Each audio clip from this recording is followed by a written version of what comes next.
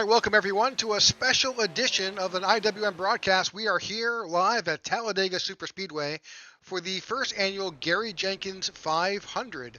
Thanks for joining us today on this Sunday afternoon. I'm Rick Souza here in the booth with John DeRudris, and also will be joined later by Noah Evans, one of our IWM broadcast commentators. So, John, this is a special event. This is first annual event honoring Gary Jenkins. Gary was a longtime iRacer, and hoping, dude, are you available to talk with us? Yeah, Four. How's it going? Right. Good. So, Dude Conrad is joining us in the booth. Dude knew Gary Jenkins, and it'd be great if you could kind of help our audience out, giving us some background. He was the king of the kings when I first joined. You know, as far as the setup racing goes, you couldn't beat him at all. And I became friends with him over a long time. You know, it took a while to win him over. He was something else, man. I'm damn sure gonna miss.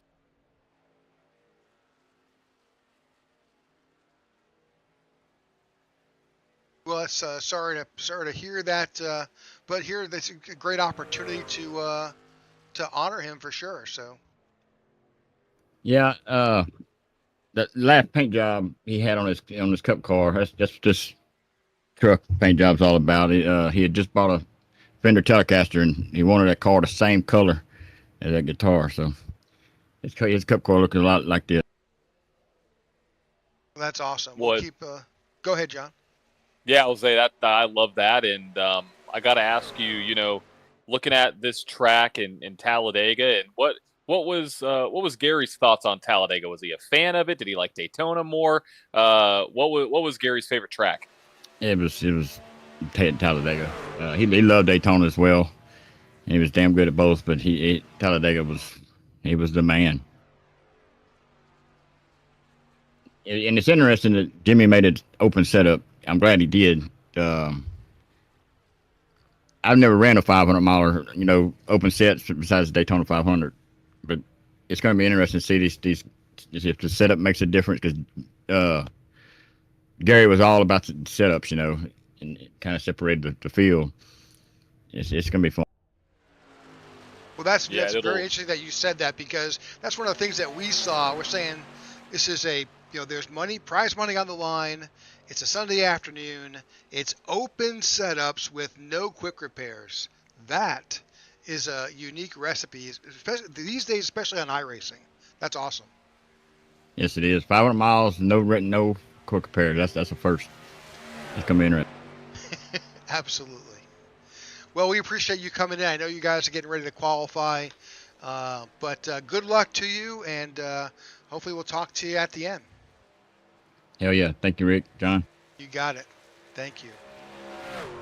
All right, folks, that's Dude Conrad. Dude's one of our entries here on the drivers in today's event here at Talladega.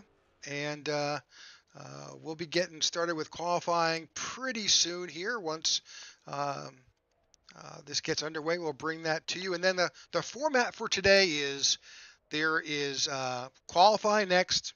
Then we've got 3 heat races. And then we go on to the feature. I think everybody makes the feature from the heat races. It's more just determining where you will line up. So we'll see how that goes. John, this is Talladega. Where do you want to start here? Knowing that it's open setup, if that's something new and to someone who may not be familiar with it from an iRacing perspective, open setup means that you get to tune pretty much everything on your car, from tire pressure to engine to gears to the way that the truck is set up and the balance. It's all on the table, and you can set it up to the point where you are running at the red line all the way around this track, and well, you know, depending on how the weather plays out, that could be a good thing or a bad thing. Yeah, it definitely throws a lot more strategy into the race because of what you can do to the car. And you have some drivers that will want to run cars that are a little bit more stable, or cars that might be a little bit more faster by adding tape to it. So it's going to be interesting to see where this race goes. When it comes to where I would want to be, I'd prefer to be up in the front. I think with an open setup race, I think you're even more at risk of losing the draft, and I want to mitigate that as much as possible. So if it were me, I want to be out front. I want to be out front all day long, setting the pace and really controlling the field.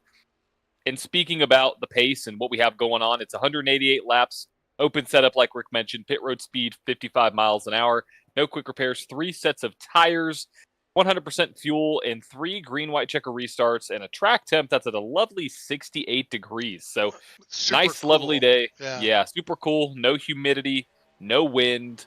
A great day for racing for a great cause, a great individual with Gary Jenkins. So proud that we were able to bring you this broadcast and bring you this event here today, with qualifying just about to take place here at Talladega. So big field.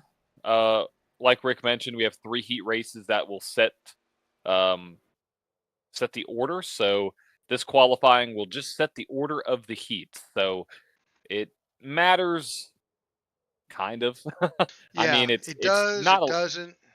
Yeah. yeah. When you have a field like this that is capped at 45 total, there's going to be less than 15 cars, or right around 15 cars for each different heat. So qualifying, it's really almost, you want to qualify in be able to be in heat 1, because that's going to be your furthest opportunity up through the field if you can win that. So it does matter. So I think qualifying here, if you got to be in the top 1 or top 5, really, I think, to make a splash. But looking right now, Dude Conrad, he was there on pit road. Mike George there in the number 33, and like Dude was saying, there are a lot of paint schemes out here that look fantastic, that are honoring Gary, and have that on the back of the car, on the front of the car, or wherever it may be. And the paint schemes are showcasing that for sure across the board. Here we're watching the initial qualifying begin. We'll jump over to other drivers also will qualify, and that's Cody Nagels. Cody Nagels in the number 6. Now again, you're qualifying here. You're going to hit speeds probably nearly 180 in these trucks, but that's nothing to what it will be like when they're in the draft. Yeah, the draft is going to be, I think, the most important part of this race, because of the fact that it's open setup. And if you lose the draft, it's almost not game over for you. But I expect us to see green flag racing here today, 3 wide, for a good portion of the race. Just what some of these drivers and what these people, what we've seen. I mean, Cody Nagels, one that we've called many times here, he's typically always at the front from Missouri. He's always going to be there looking to see if he can capture another victory in the Gary Jenkins 500. But yeah, the draft is going to be very important here today. Gabe Butler, another driver that we've called multiple times, and we start to see the board start to populate here on the left side. Yeah, we're starting to see some times come in, and again, we're showing times in the 53 range. I think once you start getting in the actual event and in the draft, whether that happens to be in the heats or in the feature event, you're going to see times that are possibly sub 50. Yes, I would agree.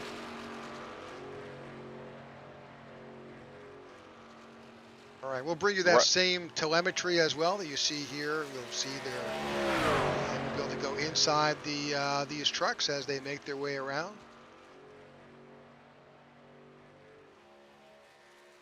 And I'm curious to see if if some of these drivers have qual sets as well as race sets, because with an open setup race, that means you could have 2. And so your tape is going to be all the way up here for some drivers. Maybe some drivers not even knowing that they can adjust tape. It's not rare that we see open sets, but when it comes to an event like this, it's not common at all. Typically, they want to get everybody a fair playing field, but they want to say, hey, open setup, because Gary loved the open sets. He was a setup king. So we'll see how that plays out as Gabe Butler goes all the way down below that WO line and rides about P7 right now.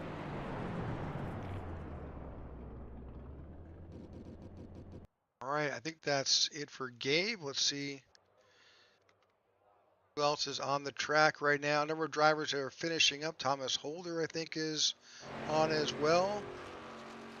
So this is so how this works here with this event, and especially at this track in particular, the first lap is always going to be your fastest lap. So very often those admins who set up these races here on iRacing know that, and to not to belabor the process, they just say, okay, get one lap to get up to speed, and then one qualifying lap. Yep. Makes it go by a little faster. It does, just a little bit. We have just about 20 seconds left of qualifying here, so see a driver potentially trying to get down pit road and practice that very important pit entry. That's going to be a huge key for tonight's race. And looks like we have just about 10 seconds left until we get heat number 1 underway. I think there's 34 entries that came in and qualified, so we'll have 34 competitors on the track. That will actually be pretty good. We'll see how it all plays out. Alrighty, here we go. Here is.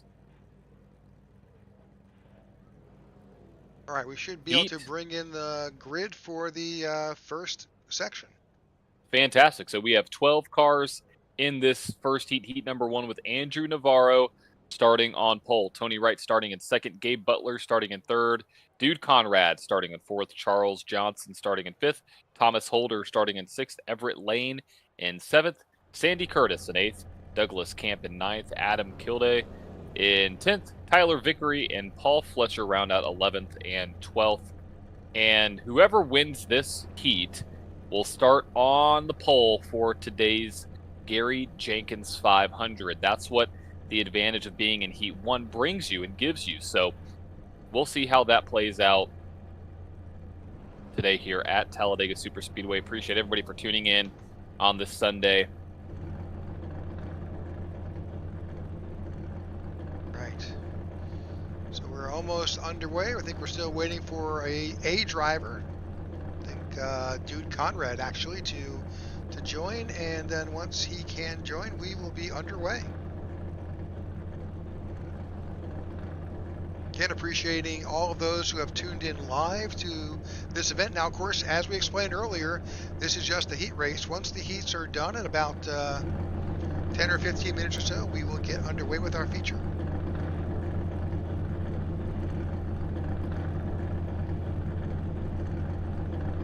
One thing I'm very curious to see is how fast and how quickly these drivers start to push, because it's going to be a long day, but here in the heats, it could really make or break your race. So I'm curious to see what they do.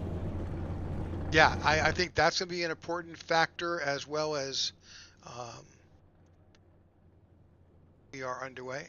And, well, I know a lot of these guys race these trucks on a Friday night in a regular series, so you just never know how it's all going to play out. Yeah, you really don't. And one thing that I'm noticing too is got a pretty strong heat number 1 here. So while this is not your typical super speedway, you know, looking at the open setups, I'm going to pay attention to see who can generate the runs, who can hold the car in the draft, who's good at pushing. I mean, this is all, you know, all of these things can come down to setup. Even on the height of some of these trucks, I've noticed that some of them are different heights. The 24 looks a little bit lower on the bottom lane. Yeah, that ride height's definitely low. Yeah, the 42 looks a little bit offset to the right. I mean, it's definitely opens up the door for some of these. You can see it right there. Look at the leader on the bottom lane, the 42 of Andrew Navarro. His car is basically tilted to the right, where the driver up in the top lane, that 21 car, his is pretty flat. So Curious to see how these open sets are going to do, but it's going to be exciting because that just adds another element of super speedway racing to this event. So with only 12 cars approximately in each of these heats, it's going to get very interesting very quickly. Yes, it will. And you know, if you lose the draft with only 12 cars, it's pretty much, you know, you're going to wind up at the tail end. But then again, you've already. My understanding though, John, is that how you finish these heats is how you'll wind up in the feature. Yes, and I'm curious if it is going to be staggered. So first place in the heat gets P1, second place in heat number 1 gets position number 4. Just because of how it staggers here, we'll have to see what it looks like. But we are green flag racing heat number 1 in the Gary Jenkins 500 from Talladega. 42 out to an early lead with 9 laps to go. That's the key here. Very short heats, and that'll last about 10 minutes. And then we'll go to heat number 2, heat number 3. We already see a move by the 88 to the outside going into turn 2. Tight racing here for sure, and these guys will use all lines. There's 3, sometimes 4 wide here in these trucks at Talladega.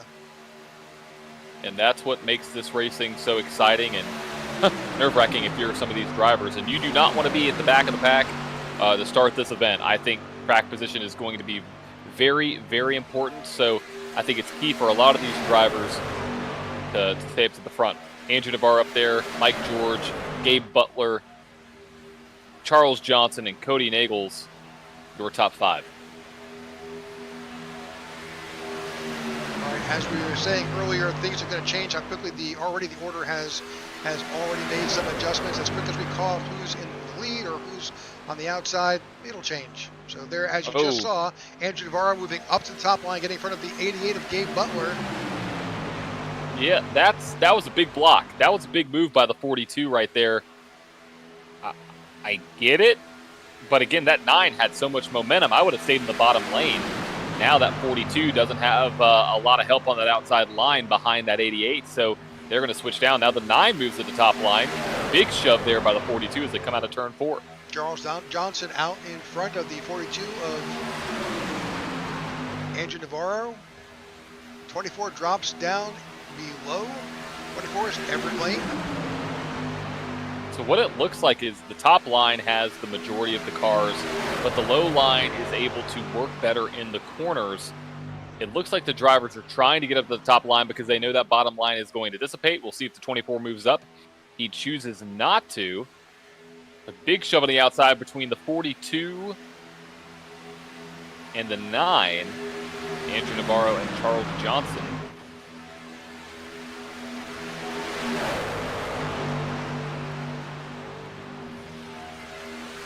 Outside line has a lot of trucks in it right now. That will help to determine that, help with that draft. And just we're seeing nearly 193 miles an hour in that draft. Yeah, it's going to be quick. It's going to be fast.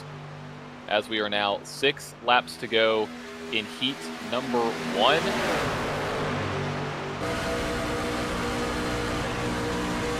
Looking on board now with the 42 of Andrew Navarro.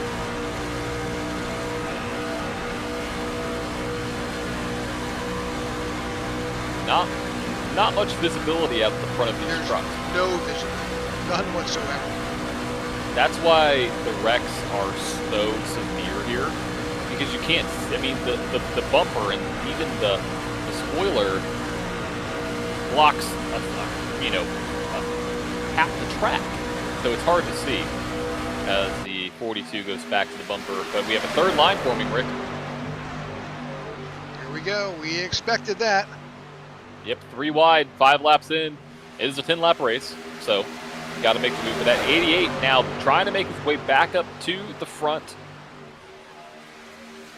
3 wide racing here at Talladega. Gabe Butler to the outside.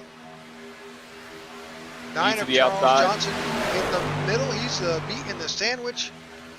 And the 24 of Everett Lane. Yeah, now we have almost even cars, bottom lane, top lane, and middle lane.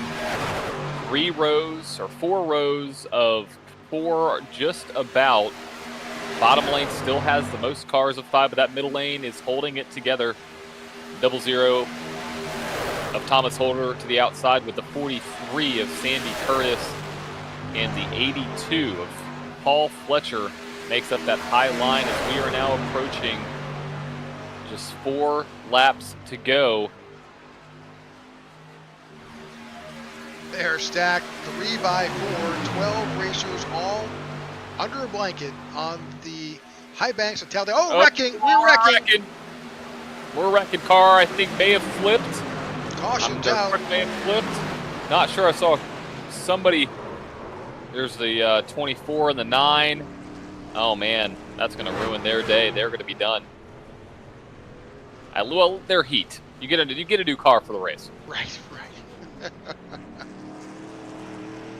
Got to remember that. If you wreck here, your day's not completely over. You're just going to be all the way in the back. I think there was a block, Rick, that happened with the car from the outside line going to the middle line, which caused this whole situation to unfold here just a few laps away from the finish. And my question is, will we get a green-white checker? Let's see if we can see it from here. Oh, it's the 00.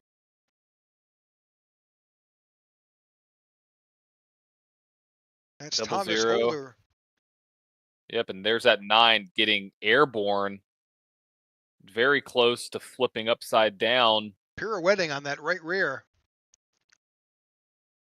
00 goes back up the track. Spinning, but he holds it together. Not terrible damage. No, I'm curious to see what the what that tow lane, or well, I don't know, I guess they technically don't have tow lanes in the trucks. Nope. What that right rear looks like. It was kind of skewed out a little bit, so we'll see. And are we going to get a green-white checker, or are we going to finish the heat? That's what I'm curious about. I don't know if heats have... I wouldn't think heats have green-white checkers, but yeah, there's so no that's official word. Don't know exactly how it all plays out, but we'll let you know. We're just kind of figuring out as we go. We do. We have 3 green-white checkers per heat. So this is going to be green-white checker number 1. There we go. There's the answer. Well, Charles Johnson, Thomas Holder, Tyler Vickery are all on pit road, just making their way out.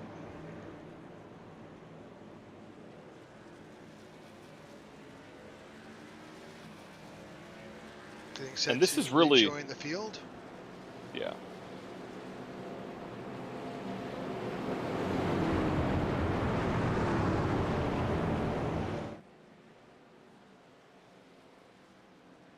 This is really going to be interesting to see how this race unfolds. I mean, we saw how quickly they got 3x3x3x3. So imagine 3 other or 2 more sets of 12 on the track. I mean, it's going to be a crazy race if that's how it starts.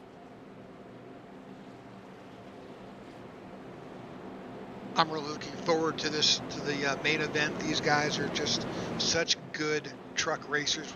We know that they go off regularly every Friday night. That's what they do. And then, of course, there's some money on the line here. There's some prize money being paid out. So, you know, good way to make a few extra bucks on a Sunday afternoon. Might as well. It's a long event, though, and you got to remember that. You can't win it on lap 1. I think they all know that. They've been doing this racing for quite a while, so my confidence is with them all. As we should be getting 1 to green this time by.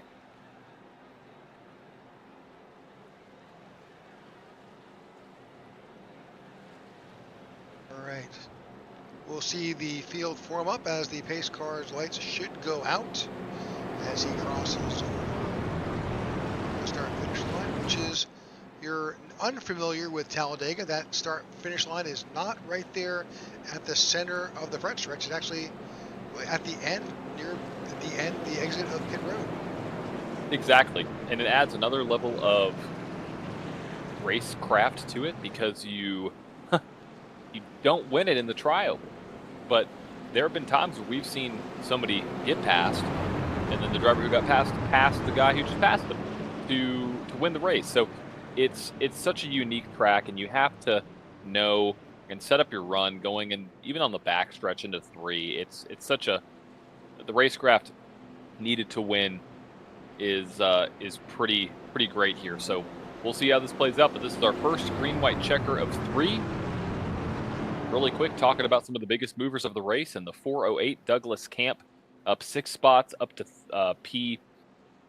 P4 technically, and then you have Paul Fletcher up 6 spots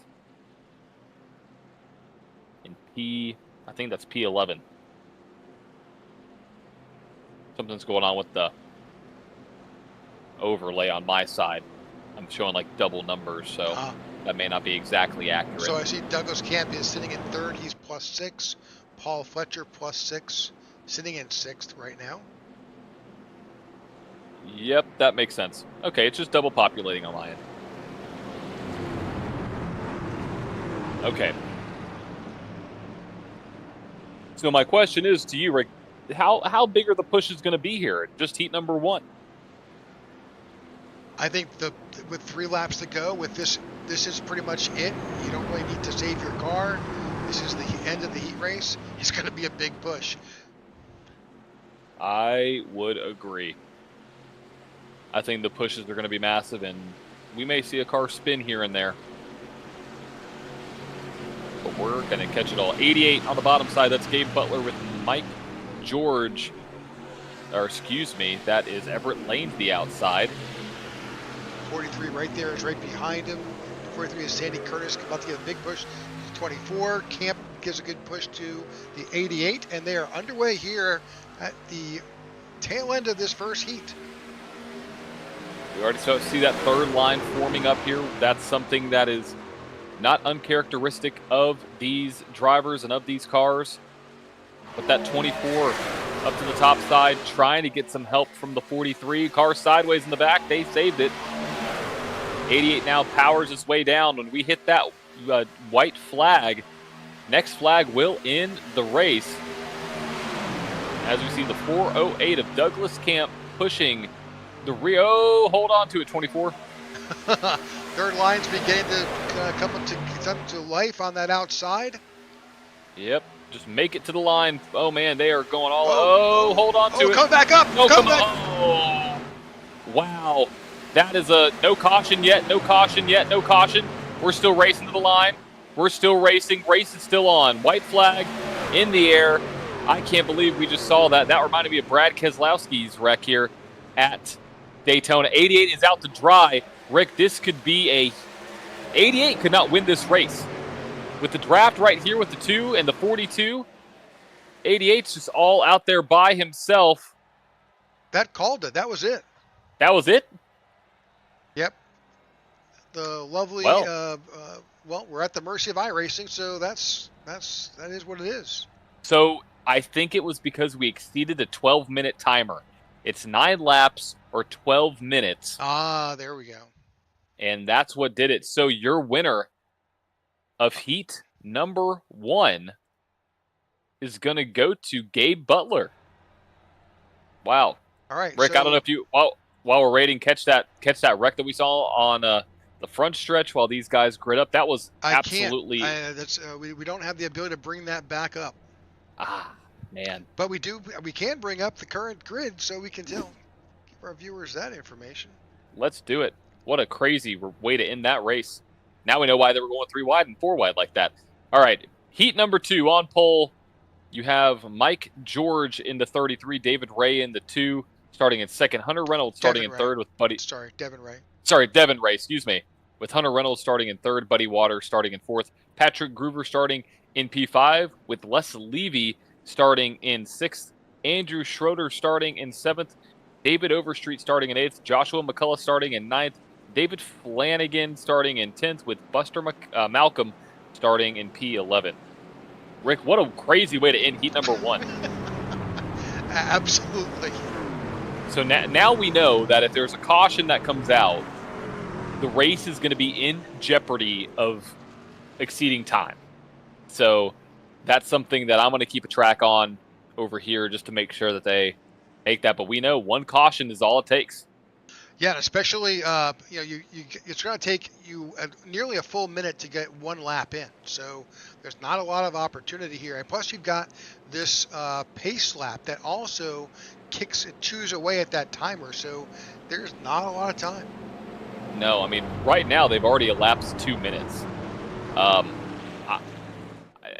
I'm kind of worried that they may not even get the heat finished because it's already at 2:22. No wrecking. No wrecking. It's the only way to make it happen. Yeah, I would agree. All right. On to heat number 2, we have a bunch of different paint schemes out there. I see Ricky Bobby. I see a Country Time Lemonade scheme. I see a bunch of Reynolds wrap scheme. That's Hunter Reynolds, probably the 26. Any relation? I don't know. That would be pretty fascinating. The Reynolds of Reynolds wrap. It's a heck of a coincidence, or you're looking at a household name in kitchens all over the country. But here we go. Heat number 2, 33 on pole, and he has the green. Green flag racing, heat number 2. It's Devin Ray goes way up to the high line. Yeah, that is going to give the 46 probably a penalty, right? Did he at that point improve his position? Did he go around before the start-finish line? I want to say yes, but I'm looking right here. I don't see anything at the moment, but that does put him at, it looked like to be a jeopardy. I know sometimes on restarts, if you pass a car, you get a black flag for passing. So I don't see anything right now, but should be good to go. All right. On the bottom line, you have the 33 of Mike George there.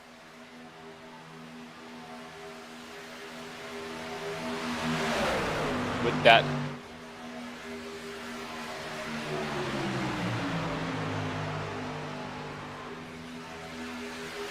green paint scheme truck on the top side, that New York Jets car.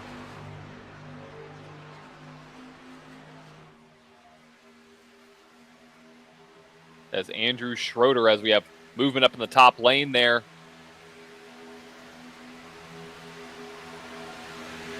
Joshua McCullough Third line also is formed up on the outside. It has. Being led by Les Levy up there. We'll see how that top line prevails. But as of right now, leaders 33 and the 48 fighting back to the line as we are now going to approach 7 laps to go. Rick, there should be just enough time on the clock. Just enough time. Without a caution. Without a caution. Yes, that is the key. You see the number 54 there on the bottom line. 62, that is 68 Patrick up Gruber. high. That's Les Yep. Levy and the 68, David Overstreet, trying to make it work on the outside there, because if you're stuck in back, you're not going to move up. And look at, there's Hunter Reynolds moving up to take the lead over, well, at least jump out close to the lead. 33 is still there. Mike George has the nose of his truck out front. If that 33 has led the way this whole time, getting pushed by Mario in that 54. Now Mario jumps to the middle line. I was debating on doing a Mario impression, but I'm going to leave it for another time there, Rick. Probably. Looking as they move down to the bottom line, there goes Reynolds to the bottom, leaving the 54 of Patrick Gruber to the middle. But that outside line is still there as we start to see the help starting to get formed up. Oh, believe that contact. is We're wrecking. We're big wrecking. wreck. Cars possibly upside down. No caution yet. No caution yet. They just threw that caution. Caution So just flew. Now we are racing against the clock, Rick. And we will not get a green-white checker. Or, no, we might actually, because they're going to cross the line with 5 to go. They probably won't get back to green until 3 or 2 to go. All right, so we'll see how this all plays out. There's 5 laps to go here. We will be under caution. Lose a few laps to that, but we're also going to be limited by the clock. So we'll see how that plays out.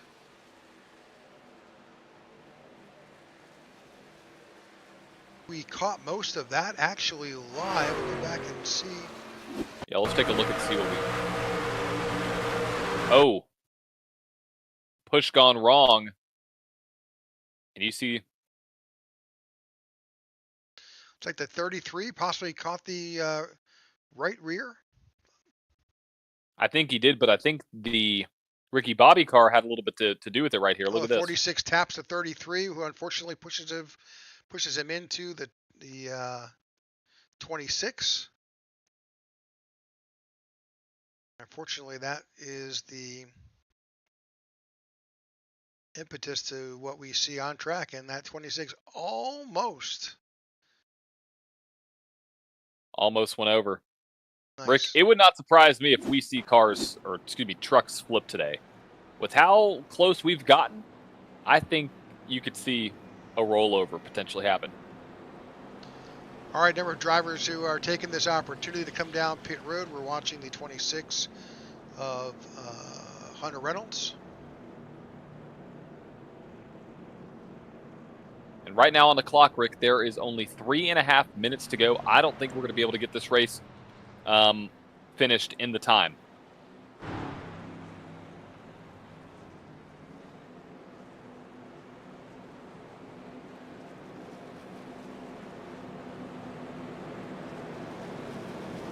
See some drivers coming down pit road to get some repairs done on their machines. But with 4 laps to go in this race, and there are 3 green-white checkers, it's impossible to finish the race under green. Now, hold on. We just got word that it is now 1 to go. All right. It is now 1 to go. Definitely help. I don't think it's going to be enough, though. They're already at 9 minutes and 20 seconds, 2 minutes and 40 seconds away. 3 laps is 2 minutes and 30 seconds. So, yeah, I see under 3 minutes. Yep, I don't think they'll be able to get it done. Well, we'll move on to heat race number 3 with the final contestants. Exactly. I mean, I think they'll be able to go green. I'm just going to be watching this clock. I'm basically going to have to do a countdown. And I know there is also an additional elapsed time, about 5 to 10 seconds after the first elapsed time goes. So we're going to have to pay attention to who's out front. I show 6 minutes, 51 seconds on the race clock. I show 10:13.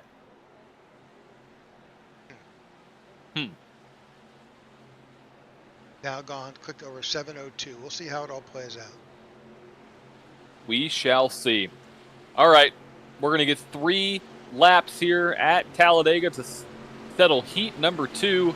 Patrick Groover, Mario Machine, is out front here. Green Flag Racing back at Talladega. Oh. That's a, I don't know if they call penalty.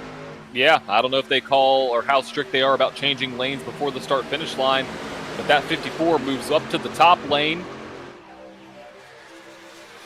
As the 48 moves to the third line, that third line has gotten formed by the 4 and the 68 machine. So 3 lanes are... 48 felt a pretty good bump. He did, and that top line is not going anywhere after that country time.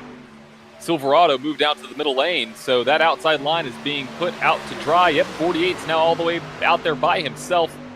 33 back out front, Mike George, as we are now at 11 minutes and 30 seconds, Rick. we will see if this actually calls the race. I'm showing 11:35 on my end.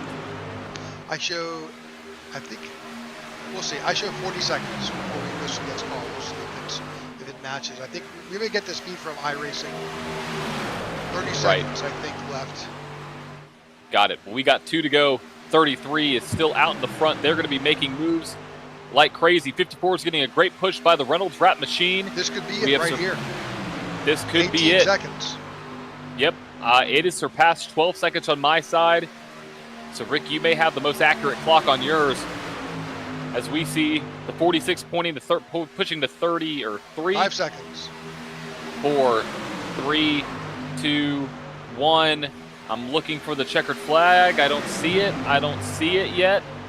I don't see it. 54 is now out front being pushed by the Reynolds wrap car of Reynolds. Nothing yet. Yeah, still says final lap. We are still here. We are still here.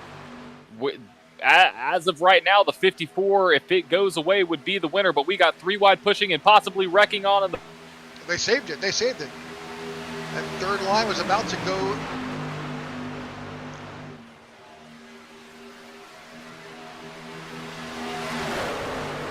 Patrick Groover still out in front. Good push by the 33. We'll see how it all holds together. Oh, big bump. There's a wreck right before the start-finish line.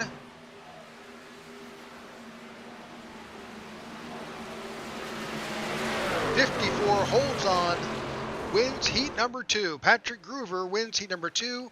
Hunter Reynolds second, Mike George third, and that's the end of our heat number 2. Just like that, welcome to heat number 3.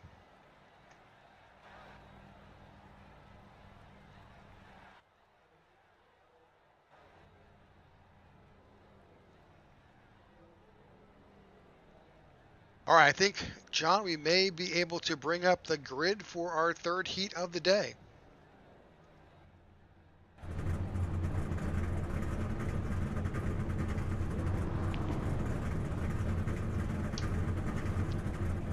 All right, let's grab that grid. All right, so Cody Nagels is out in front for heat number 3 here. Anthony English to his outside. Paul Witt is going to be in third. Tom Dixon in fourth. Dean Wilkerson is in fifth. Seth Groover, brother to Patrick, is now in sixth. Jimmy Reynolds, the father of Hunter Reynolds, is in seventh. Todd McDuffie is in eighth. Garrett Caswell is in ninth. Harold Decker in 10th. And Bob Fitzgerald sits in 11th. All right, Rick, it looks like I am back. Welcome back, John. Something happened, and did they make it back to the line? I couldn't see it. They did. They made it back to the line, and I think I forget what happened. We'll go.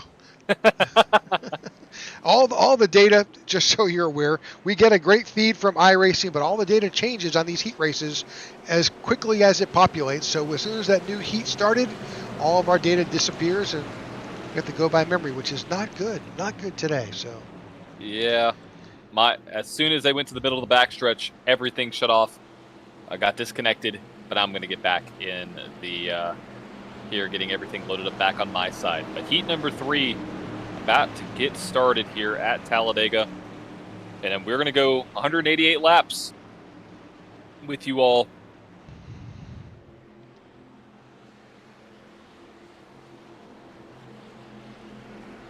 All right, this is our third and final heat of the day. Cody Nagels is out front. And he will be bringing this pack of 11 trucks to our start-finish line. Again, we thank you for tuning in to the IWM broadcast. We appreciate those of you who are tuning in live and those who may watch this later on. We ask that you could just subscribe to our channel. We do regular broadcasting on Wednesdays and Thursday nights, where we bring to you 2 leagues who run the actual same races as what you'll see on each and every Sunday in the Cup Series. So this coming weekend, Wednesdays and Thursdays, we will be in Vegas. Yeah, Vegas. I'm looking forward to a better outing than last week. So I'm excited. Excited to go to a true mile and a half and make that high line work, Rick. Give you a little piece of my strategy for this upcoming week. There you go. Alrighty. Got the 6. Cody Nagels right there. And the 44 machine of Anthony English. We'll see who will take home the win here in heat number 3. Green flag in the air. For what will be our final heat before the Gary Jenkins 500 at Talladega. Inside line has the majority of the cars in it. Big push from the 429 of Paul Witt and the 55 of Dean Wilkerson, pushing that 6 out to the front.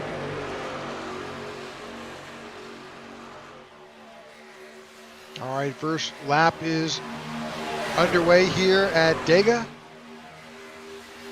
This is really where I think you need to figure out who you're going to race with. You know, you're thrust into these heats without teammates, without any knowledge. You just kind of wind up in that heat. You don't find out till really the very end where you wind up, you know, after you qualify, where you're going to populate as far as heat goes.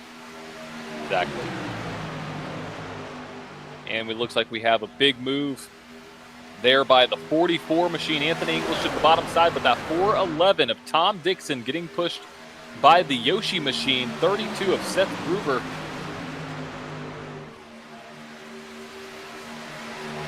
Now looks to potentially take that lead away as we are on the backstretch.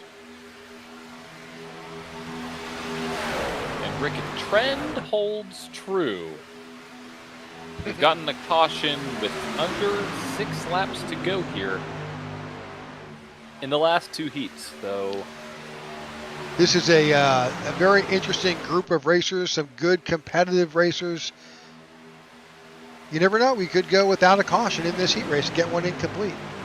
We could. I think the aggressiveness level, though, is up, pretty high here, because whoever wins this heat is going to start on the inside of row number 2. So it matters quite a bit how this race plays out. So right now, looking at this field, we have 3 lines starting to form here. Outside line of 2. Big move by the 429 of Paul Witt. 55 of Dean Wilkinson to the outside. He's leading that outside line.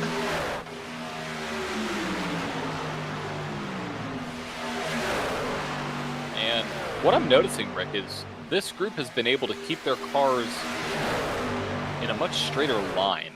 I don't know if it's just me. I'm just noticing some of the pushing that's being done. Maybe they're taking it a little bit easier. Good pushing. Maybe some familiar draft partners, not sure.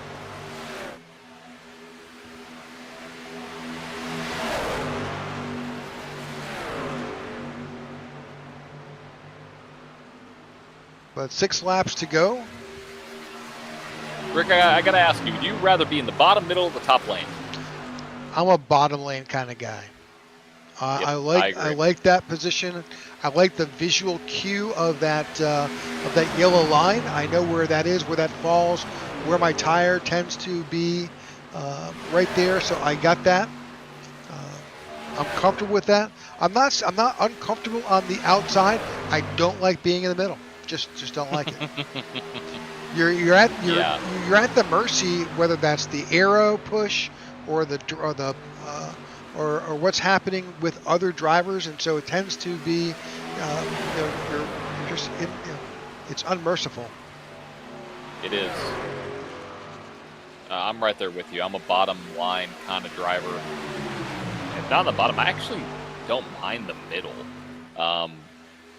The downside is that you have the least amount of control in the middle because of everything around you. So, when it's 2 lines like this, like we're seeing with the 6 and the 429, no big deal. But when you go 3 wide here at Talladega, you can feel the effect of that draft, and it's going to be an interesting one. Now approaching 4 laps to go in heat number 3, trying to figure out who's going to be and where they're going to be in this starting order for the Gary Jenkins 500.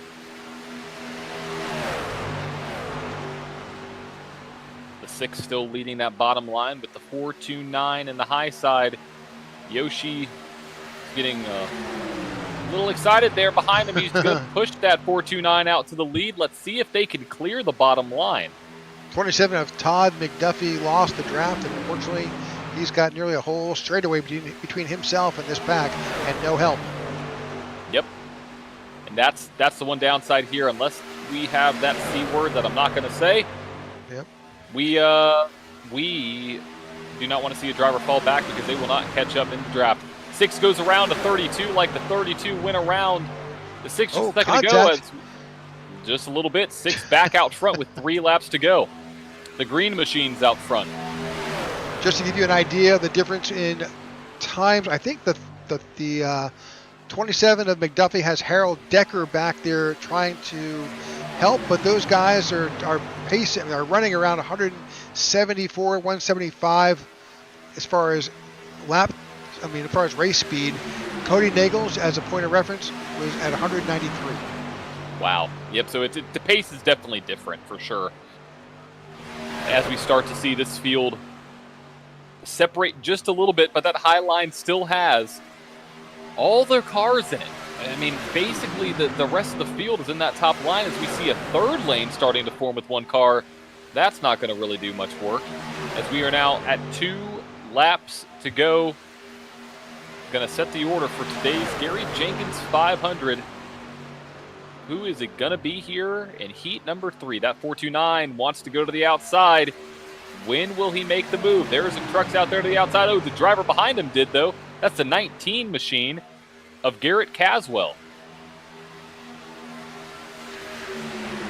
32 down low. 6 drops right in front. Cody Nagels. Rick, we've seen it time and time again. This guy is a super speedway king for a reason. As the 429 now is up in the high line. Paul Witt trying to get that run and push from the 19 there as we approach 1 lap to go here at Talladega. These guys are getting it done. Doesn't matter what happens now. No more cautions for this heat race.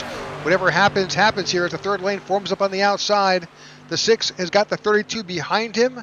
32 is almost looking for a way to get around that 6. See, personally, I think that move was a little too early for the 32, but here comes the high line. Big shove by Dean Wilkinson to the back. Lots of blocking going on, trying to make it. The only way you can stop that from happening is to shut him down. Yeah, here we go. That 429 is giving a shove to the 32. The 44 is getting a shove to the 6. Top lane gets a little out of shape. Here we go. The top lane does not have the push. It's between the 6 and the 32. The 6 is now pulling out front, and he got it done. 6 wins heat number 3. Wow.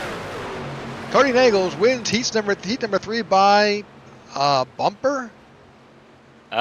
It tells me the interval is 0.00. I don't know if that's entirely accurate, but I'm going to bring up the results right here. 0.036, 0.03 of a second here in heat number 3. Looking for a better shot to see if we can. Oh. And that's the end of it. That's all right. The end. Well, that's what happens here on iRacing when.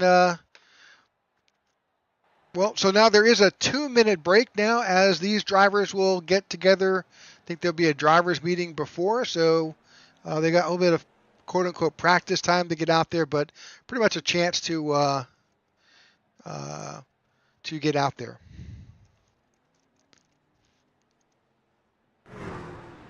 All right. Phew. We get a bit of a break, John, do we? Is there a break? I'm not sure there's a break. There's no break. There's no break. At 188 laps at Talladega, there is no break here. The action, literally, there are no breaks. Literally, figuratively, the only breaks that you're going to see, well, if you tap your brakes, then something bad's happening. That's all I got to say. Yeah, there's not something. So, got a couple minutes for these guys to cool down before we get into our 188 lap feature here at Talladega SuperSpeedway. We thank you for tuning in to today's Gary Jenkins 500, the memorial race for Gary here at Talladega SuperSpeedway. A lot of drivers representing paint schemes and a lot of drivers showcasing their the memory of Gary as we now have just 30 seconds left of warm-up. Car doing a couple pirouettes right there, just trying to get everything in and all that. So we welcome Noah Evans to the broadcast booth. Noah's another commentator here on the IWM Broadcast Network. Noah, welcome to the feature. Absolutely. Glad to be here, guys.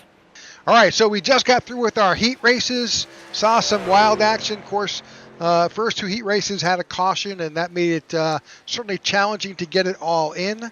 But the third heat race went off without a hitch, and so we are about to get a starting grid here as we begin the feature event in the Gary Jenkins 500. Yep, and it looks like we are just ending that warm-up, and your starting grid is now making their way to a jam-packed stadium and event here at Talladega. On pole for today's Gary Jenkins 500 is Gabe Butler in the 88 with Patrick Groover starting in second. Cody Nagels starting there in third with Tony Wright starting in fourth. Hunter Reynolds starting in P5 with Seth Groover starting in P6. Tyler Vickery in seventh. Mike George starting in eighth. Anthony English starting in ninth. And Charles Johnson starting in P10. Buddy Waters will be starting in 11th. Paul Witt in 12th, not trying to rush the race. Paul Fletcher in 13th. Devin Ray to the outside in 14th position. Jimmy Reynolds is in 15th. In the 17, Andrew Navarro in 16th position in the 42. Buster Malcolm starts in 17th with Tom Dixon in 18th. Dude Conrad is sitting in 19th with Joshua McCullough in 20th. In 21st, Garrett Caswell will be starting in the 19. In the 22nd position, the 43 of Sandy Curtis. In 23rd position, that's Andrew Schroeder Jr. In the 24th spot, that is Dean Wilkinson. 25th, Thomas Holder. 26th, David Overstreet. 27th, Everett F. Lane. 28th, Tom McDuffie. And in the 29th spot will be David Flanagan. In the 30th spot will be Les Levy, Mr. Harold Decker in the 32nd spot, and Douglas Camp in the 33rd, and Bob Fitzgerald will round out the 34th spot. I think that comes to the end of our grid. Just double check. That's the end. That is our grid for today's event. Yeah, it's in the middle of the day. Yeah, it's been a weekend, and Rick, really quick, let's bring up my keys to this event. Again, this is a very different race than typical super speedway style racing that we see because we have open sets. So key number 1, we already saw it in heat 1, heat 2 is to survive. So making sure that you survive the chaos. We've seen trucks almost flip. It would not put it past me to see another one happen. So key number 1 is survive. Key number 2 is pit strategy, and that comes with green flag pit stops. I think we're going to see that today, especially in an open set race.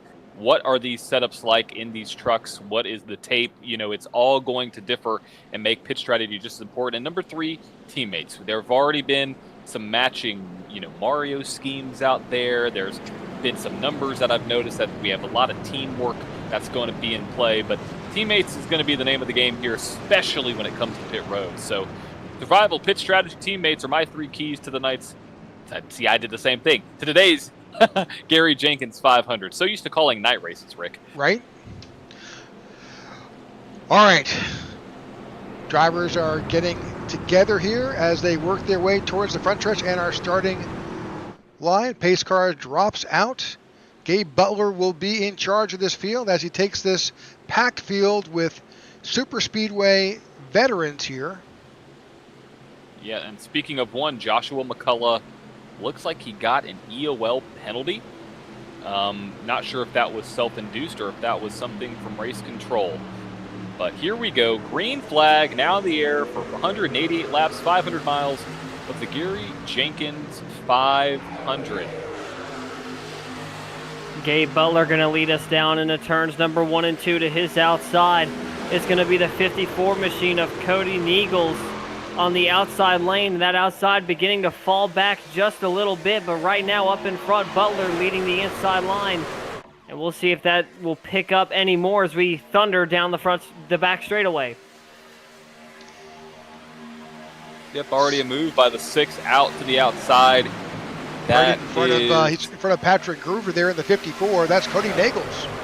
Yeah, we've seen him time and time again have this aggressiveness at the front, and we wonder why he wins so many of these races. Well, it's because he's one of the most aggressive, as we are now back onto one of the mini front stretches here as we approach lap number 1. Cody Nagels out front as the field very separated early here at Talladega, separated by a couple seconds already. That low line of Cody Nagels, Gabe Butler, and the 26 of Hunter Reynolds are hooked up on the low line. Oh, strong push by the 88, kind of upset the 6 of Nagels. And that inside line clearly wants to go. You can see how much momentum they're starting to get, while the 88 of Butler's trying to give a push there to Cody Nagels. But right now, this pack is so unbelievably tight right now. Tires still aren't worn in that much, but an excellent push there from the 88 of Gabe. And right now, Cody Nagels, what a job to get up front. And he wants to see exactly that in front of him. Just clean asphalt and no one looking ahead of him. We need to get some fuel calculations, John, to see when these guys will come in for fuel. Yep, that's what I am trying to figure out at the moment. It looks, I want to say somewhere around 40, but that might be a little off. I know we're 100% fuel. We'll have to do some research on the side as we see. That's the 88 backing out of this lead pack. Not atypical from what we see here at Super Speedway racing, guys. Yeah, but it's 80. It's 188 laps. There's no quick repairs. As your first point was, you got to survive to make it to the end. You do. And if you're fearing that there's a chance you're going to get hooked, discretion's a better part of valor. Got Patrick Groover and Tony Wright up front. These two guys going to try to duke it out up in front. As you can see, the 54 machine's going to have the 32, who I believe will be a teammate to him on the outside, just one spot back from Tony Wright. We'll see if a move will happen there where they can manage to link up. But right now, that 21 going to try to go to the middle, and almost near disaster there for that 21 team. But right now, this 54 of Cody Nagels, of Patrick Groover, going to keep us up front.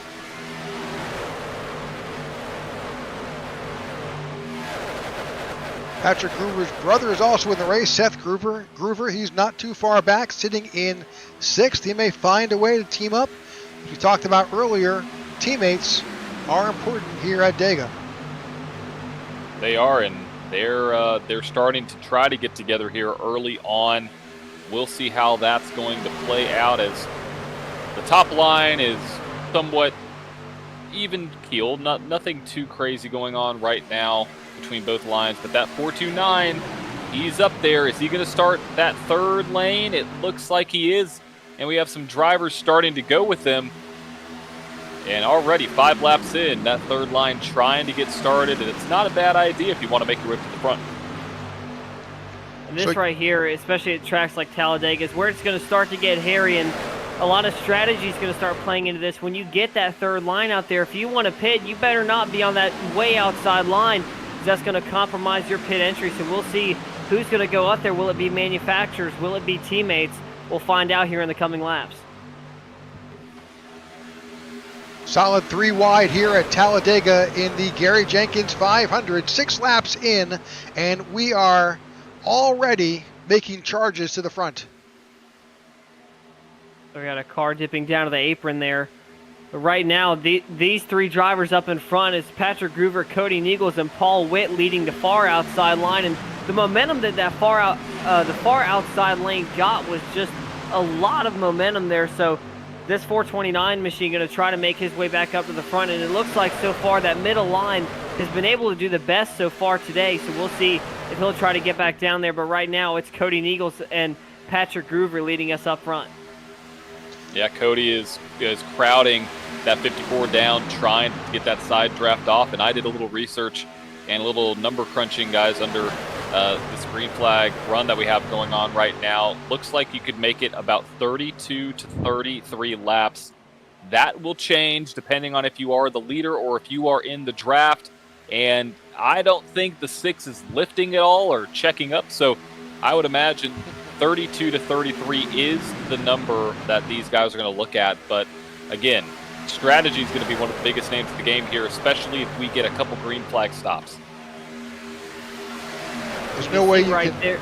Go ahead. You can see right there going to that outside line there, Seth Groover. It looks like a strategy play as he's going to try to hopefully get up with his brother Patrick Groover there. So double Groover's sandwiching that number 6 car of Cody Neagle. So we'll see if that 32 car can make his way up front. As it looks like a big push there from the 429 of Paul Witt. Solid 3x3x3x3 here as we go on the backstretch of Talladega. Big pushes all around. And that 32 is just about clear. He could drop down if he wants to. Well, on key. In front of the 6, who's going to shove him a little bit. And I wouldn't surprise me if that 32 decides to drop right in front of his brother, Mario. You got Mario and Yoshi. Would have been cool if it Mario and Luigi, but either way, it still works as the 32 now up front, getting pushed by the 6 of Cody Nagels. We approach lap number 9. Just run up in front for Seth Groover right now as Patrick Groover. Now they have been linked up, and that's exactly what we wanted to see strategy-wise. And so far, it's looking like it's worked. He's going to try to get clear of his brother Patrick here. Can't quite get there, going off of turn number 2. This field is rapidly approaching. There are 2 cars that are currently running that are one at the tail end of the field. That's Devin Ray in the number 2 Toyota. But Bob Fitzgerald, who I think started from the tail end of the field, is a lap down in the 08. These guys are about to, they're in the center of the trial. Well, they're about to run up on that lap traffic, and there's not a lot of room for error. 4 wide here at Talladega. No, it's not. And it's still early on in the race, about to be 10 laps complete. And so it's not the end of the day for some of these drivers a little bit further on back, but it's not the start that they wanted as we start to see some of these cars start to back out a little bit. Rick, let's see if we can ride on board with either one of the leaders or maybe Cody up there at the front, see what it looks like inside one of the cockpit of one of these Truck Series cars. All right, let's go on board trucks. with Seth Groover in the 32.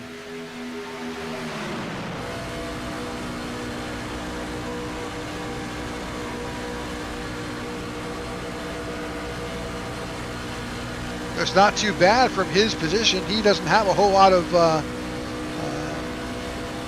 other trucks in his way. He's clear sailing. He's got his eyes on that lap down car that he's rapidly approaching. But if you're a little bit farther back, look at that from Hunter Reynolds' position. He's got a completely different view of what's happening. Let's jump out and make sure we don't miss what happens as this line of trucks rapidly approach this lap down traffic. I am shocked that the 6 of Cody made it out to that high line. Part of the wall. That's the number 2 of Devin Ray. Yep. He was he's lap down car. Actually, he was the only car on the tail end of the lead lap, but now he's lap down. Got it. Yeah, that 6 made a bold move there as he's getting a huge show. Hold on to it, Cody. That 429 is pushing like there's no tomorrow, and that number 6 looks a little bit squirrely out in the top line, so we'll see if that maybe is a setup issue or if maybe it's just the pushing going on. But right now we are 3x3x3, almost 5 rows deep. 3 wide, almost 5 lanes back. You can't get much better than this at Talladega here as the Groover boys leading the bottom and the middle line. As right now this front pack here, they're just thundering right now, almost 190, almost 200 miles an hour now as these drivers are going all out to get up front. As you can see, the 32 of Seth Groover going to hook up with his brother Patrick Groover as you see a lap car going down to the inside. I believe that's the 08 of Bob Fitzgerald. Good sportsmanship there from the 08. He's out of the racing groove, give these guys a chance to race. Did a decent job there as that outside line completely dissipated. Well, as soon as that happens, we see a car jump to the outside line right there. That's a 19. He might have done that just to fall back. But now we got the Groover brothers hooked up on the middle lane. Yoshi getting pushed by Mario here, and there's a lot of shuffling going on right now. Folks are kind of resetting the deck here. Speaking of resetting the deck, that far outside line, that third lane had its momentum nearly killed going down the back straightaway. The 42 machine, I believe that is of Andrew Navarro, is going to try to hook up with the 6 again of Cody Neagles and try to get that momentum back. And right now it looks like they're doing so. What a push by Cody Neagles. Look at that. Navarro's going to go straight to the lead going into turns number 1 and 2. Here we go. We'll see what that 42 is able to do out front. We saw him out front in the heat races. We also saw that 26 right there, the Reynolds wrap machine of Jimmy Reynolds there on the low line. And that 6 looks strong, pushing that 42. They're going to clear the 32. Oh boy, that was a close call.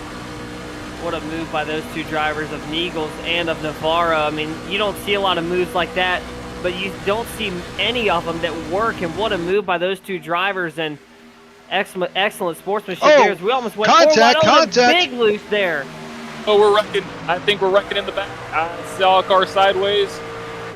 Did they save that? They saved it. I think it was the 68 of Country Time. As David Overstreet, I think he was out of shape, but he held on to it. I believe that was a 46 of Waters as well, got out of shape there. What a save by those drivers. Wow.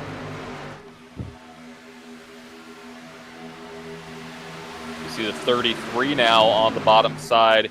That ProSetup.com Ford pushing the Reynolds wrap machine. I got to do some research and see if there's any relation. If it's not. Well, no, there's definitely a relation with Jimmy Reynolds and Hunter Reynolds. That's father and son. There you go. Exactly. So what that little bit of that bobble that happened there, I think you were correct. That was a 46. That kind of put a little bit of the fear of God, I think, in some of these racers. That whole field kind of stretched out now. Chance of these drivers kind of catch their breath. We are about halfway to what we believe to be their first pit stop. That chrome silver machine of Andrew Navarro, he is taking in all of that clean asphalt ahead of him right now. He's being pushed by the 26 of Hunter Reynolds right now. The 6 machine is going to be leading that outside line. Again, that's Neagles. He's going to try to get back up front, get down to that outside line as the Groover boys once again are heading down this front straightaway here at Talladega, and they are not giving any quarter to that 6 machine of Cody Neagles.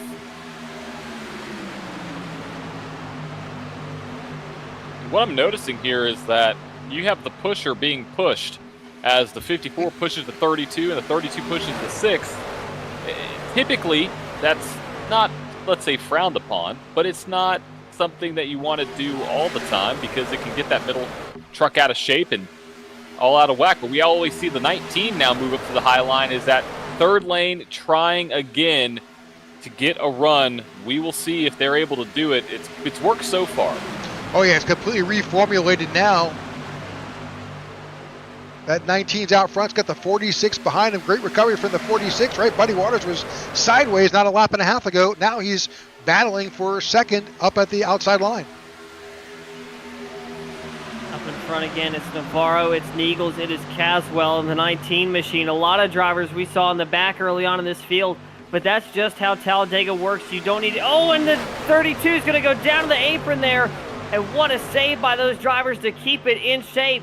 Is this 19 going to try to get to the middle line? Yes, big contact. The 32 going to go down to the apron. 4 wide, 19 in the middle. Cars shoved trucks shoved all over the place. 32's trying to rejoin. We're still 4 wide. We're still banging doors as we go into 3. 32's trying to. He's not giving up. He's trying to find a home, getting back up there. He braves that transition from that apron to the racing surface, and he pulls it off. Chaos early on at Talladega. Wow, and it's amazing that wasn't producing a caution, and we managed to stay green here as Hunter Reynolds is going to be side by side with Andrew Navarro, and this field got spread out real fast. You know, if my math is correct, we still have 90% of the race left. So a little early, guys, but hey, it's still exciting racing at Talladega. That 32 is now 6 cars back on the outside line, trying to make his way back up almost side by side now with his brother. Wow, what exciting racing so far. We appreciate everybody for tuning in to the Gary Jenkins 500. And if you're you're new to the broadcast, make sure to hit that subscribe and hit that like so you don't miss any events going on here on the IWM Broadcast Network, and share it with a friend. It's always good to share with the community, but we're about to hit lap number 20, 12 laps away from potentially green flag pit stops. Here's some interesting numbers. You're seeing the 42 of Navarro. He is up 15 spots from where he wound up qualifying for this feature, but even more impressive is the 31 of David Flanagan. He is plus 25 spots right now, riding around in fourth. So back in 12th, he's flip-flopping positions right now, but in the 408 machine, Douglas Camp up 22 spots in that number 408 machine, so keep an eye out on those guys. But this 31 machine, what a run it's been for him. He's sitting, I believe, in the 5th position now on that outside line. We'll see if he can get up front early on before these pit stops start to kick in. There's a little bit of three-wide action, but further on back in the field with the 68 and with a 46 as a pusher here to the outside, trying to get that outside line back underway. Outside of the 32 of Seth Groover. Oh, that's a big block there. Big block to the outside. I believe that is the 19 that slid in front of the 68. Yeah, I think it's more of he saw his opportunity, though, to say, hey, you know what? I'll take that spot, and you can push me to the front. We're starting to get deja vu here. That 68 machine led the last charge to get to the outside line, and we saw how that ended. So we'll see if that 19 can hold on long enough. It looks like he's been battling a loose setup most of this race, as he's going to fall back now to the inside line, and that third line of momentum just got killed. Well, that's something to talk about again, that if you're not familiar with how iRacing works, you've got two options. You can either have what's called a fixed setup, which means iRacing delivers the setup for the race, and it's basically everybody's in the same truck, and it's up to the driver. However, the more realistic approach is what's called an open setup, and that's what these guys are running today, which means you can change and adjust pretty much everything you can that you normally would on Saturday in one of these trucks or Friday, and that's what they're doing.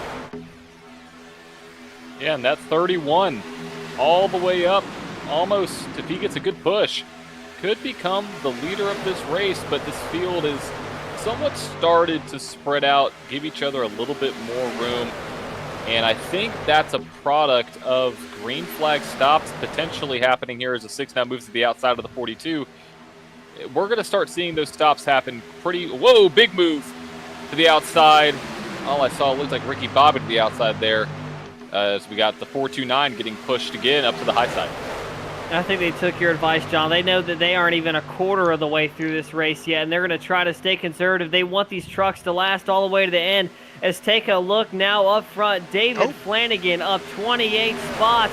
He's going to go to the lead of this race as Cody Niegels is going to be to his inside. And we're going to get a third lane going here, going into turns number 3 and 4. That's the 408 machine. We were just talking about him.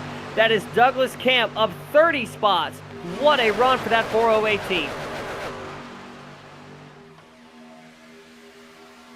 Yeah, well, the patience seems to have somewhat died because they're starting to run 3x3 again as we now approach, just about 9 laps away from pit stops, and probably because they want to get as far up in the field as they can because they know that they want to pit with teammates or pit with friends or even manufacturers. That does have a little bit of an influence here. But the 408 and the 429 are the only 2 trucks on that outside line, so it's going to be a little bit more difficult for them to make their way. But yes, that 408 up 31 spots. David Flanagan up now 26, 27 positions. Doesn't matter where you start at Talladega, it's matter where you finish, and those guys running up front. Solid 3 lines of racing with 24 laps in the books. Start seeing the desperation there from the inside line to try to find places to go. Their momentum starting to die out. As you can see, Navarro knew when it was time to fold him there as he's going to go down to that inside lane. And right now, Navarro is going to be our leader, but the 408 of Douglas Camp up 31 spots. Now he's going to try to look for the lead. Looking right now. Hold on to her. Hold on to it. It's all good. Keep it straight. Oh. They held it. It's the pushes are getting a little aggressive. You're going to see that when you see some of these guys from the back of the field come up to the front of the field. they may not be used to the pushes this early on, and so it's a little bit treacherous. But the field, majority of the field is now either in that middle lane or mostly on the bottom lane as pit stops are somewhat approaching. We've still got some cars trying to go 3 wide as we hit lap number 26. Oh, wrecking the back. 68 is upside down. Crash. Caution's out. Well, we saw that country time bright yellow truck of the 68 machine go completely airborne, almost flipped over the nose. Couldn't tell what car was under him, but caught air and stayed within the track. And don't know how damaged he's going to be, but once we catch a replay, we might be able to see exactly what caused it and how bad that truck is damaged. First caution of the night, of the day. Again. Let's see. Oh, a little bit of tap by McDuffie.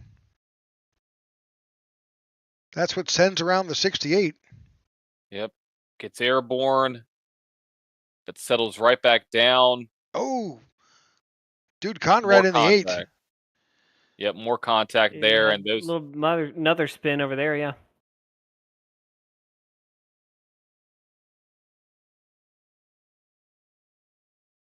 He's got a lockdown, trying to slow that truck down. Hard hit right there. Ooh.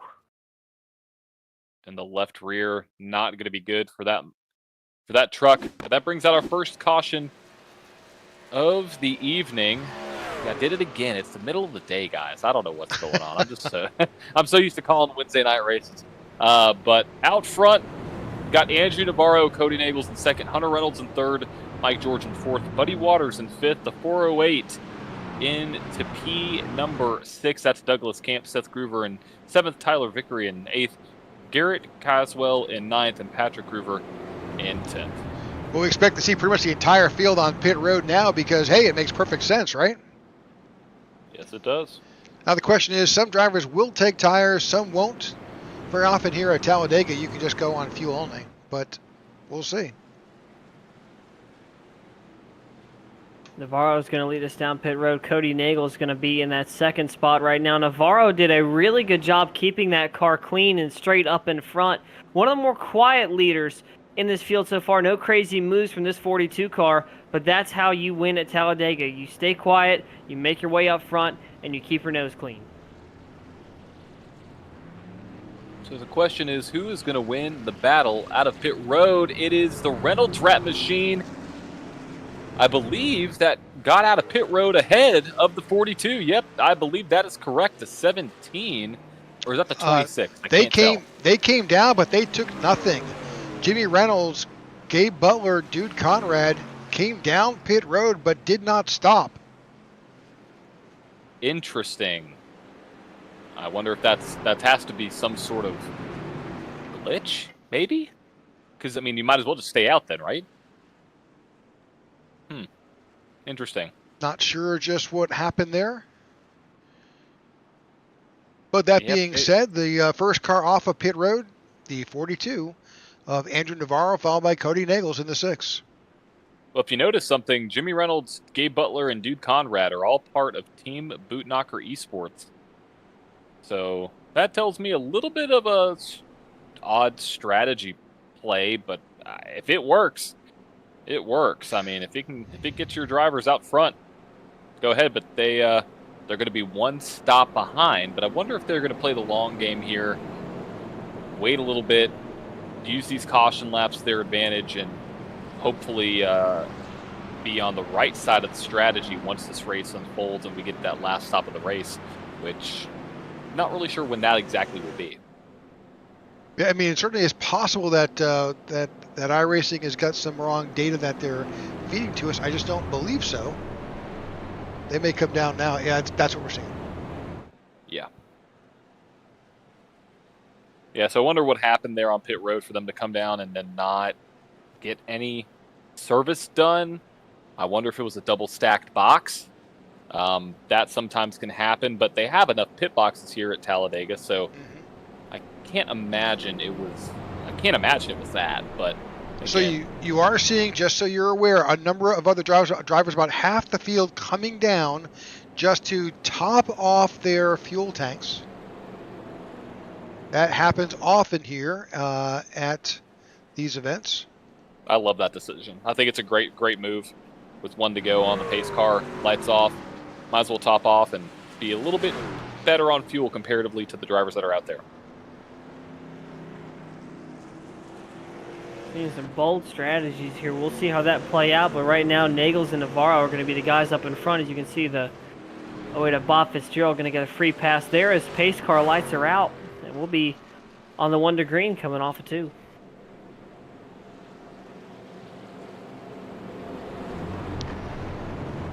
All right, we thank you for tuning in to today's presentation of the Gary Jenkins 500.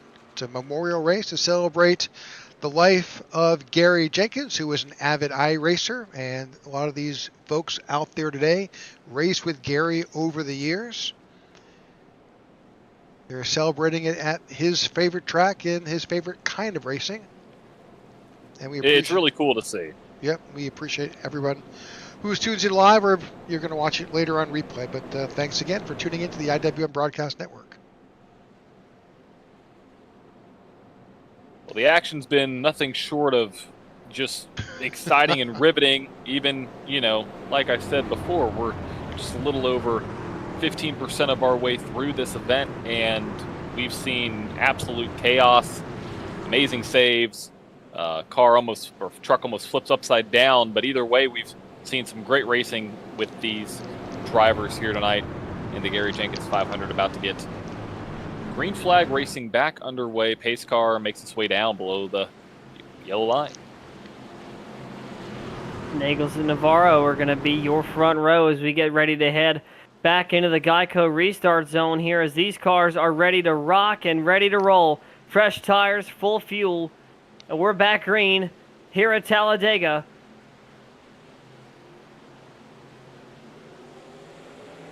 And a good jump from Navarro there as the 6 machine going to try to get an even better one. He's going to have just a nose over the 42, but the 26 got to the rear bumper of Navarro much faster, and that inside line starting to prevail once again as Navarro going to go up high to hook up with Nagels.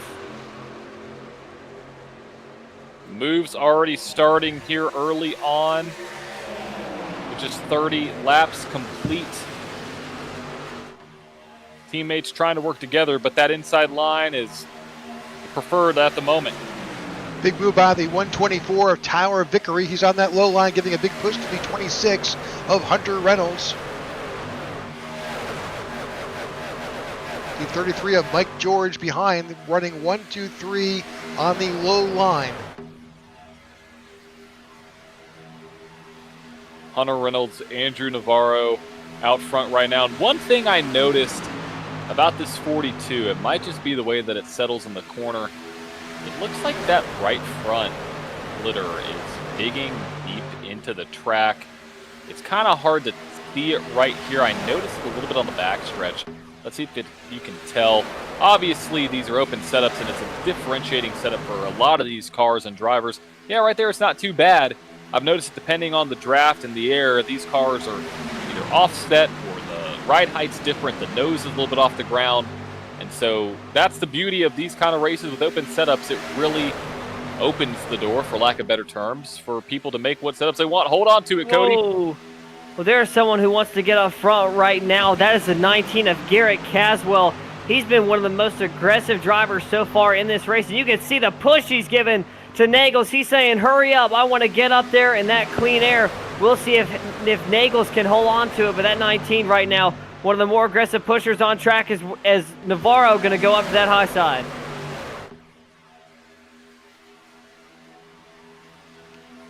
Oh. Trying to see third line. Yeah, I'm trying to figure out exactly who that is. I'm thinking it's the 46 of Buddy Waters, I believe. You are correct. We've seen Buddy all day.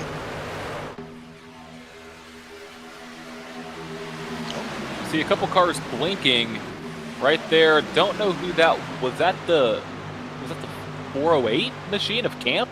Whoa. Might be, as Navarro blocks the high line. Navarro now is being a little bit more aggressive. Yeah, I'm not blocking sure. the middle, I'm blocking not the sure six. just how wide that 42 is, but he's able to block all lanes. He's got that He figured has out. been. Yep. So there's a graphics issue on that car that's in the back. I can't tell. He's blinking. I'm not sure who he is, but there's definitely a connection issue there. He appears and disappears, which can be a bit of disconcerting if you're the truck behind him. Well, that 19 car, what a battle it's been for him. Looks like he's going to get his wish. He's going to get up front in that middle lane now as the 408 machine contact. is going to be pushing him. And that, man, these guys are just so unbelievably aggressive right now this early on. And if they're aggressive like this right now, imagine how it's going to be with 10 laps to go. It's going to be wild. And what I've noticed is you made a good point early in the broadcast, Noah. That 19 looks unstable. Whether he's being pushed or whether he's pushing, that might very well just be down to the setup and how he has this truck set up. But every time it looks like he gets a push as the 42 blocks the middle line, just looks a little unsettled. But we'll see if that's just a matter of the setup or just the circumstances here as 42 out to the high line.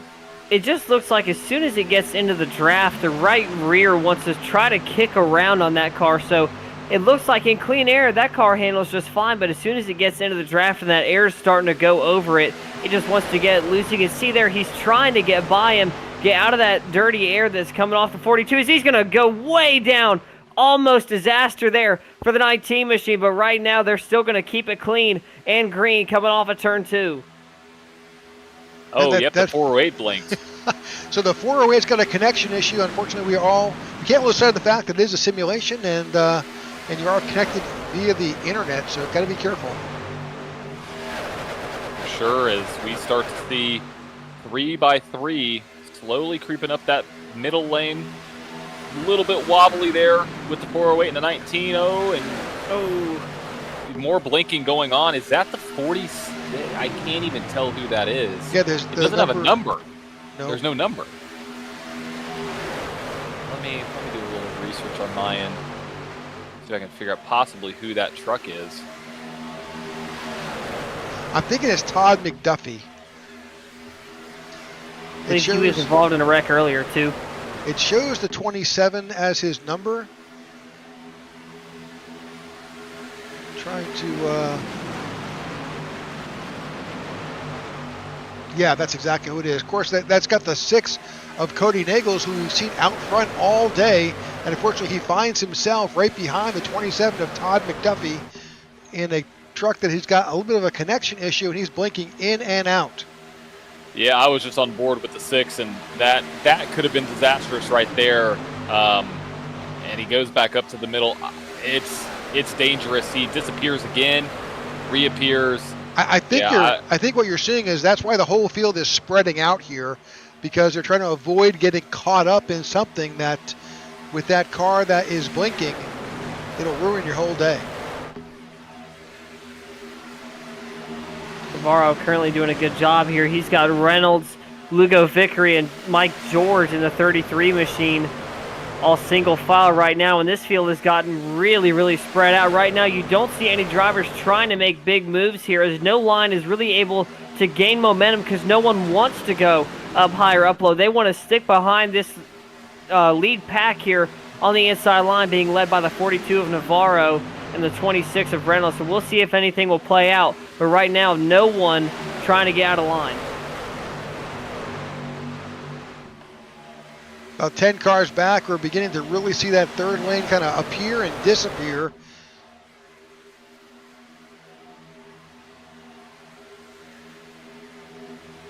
And that machine is still blinking, and I think, like you said, I agree, Rick. I think that's causing the field to just be a little bit more patient, because you don't want to end your race like that. It's no fault of the drivers at all when it comes to blinking, and so it's frustrating all around for the drivers around you. For you as a driver, you just don't want to be the one that causes that incident, but it's almost it's so random. But 42 now back up to the top side as we approach lap number 39, and I just got word that it looks like Todd McDuffie has been removed from the race because of the blinking issue, guys. So that is what I'm seeing on my side. So again, when you get this many trucks out here, it's going to happen. It's tough to avoid at times.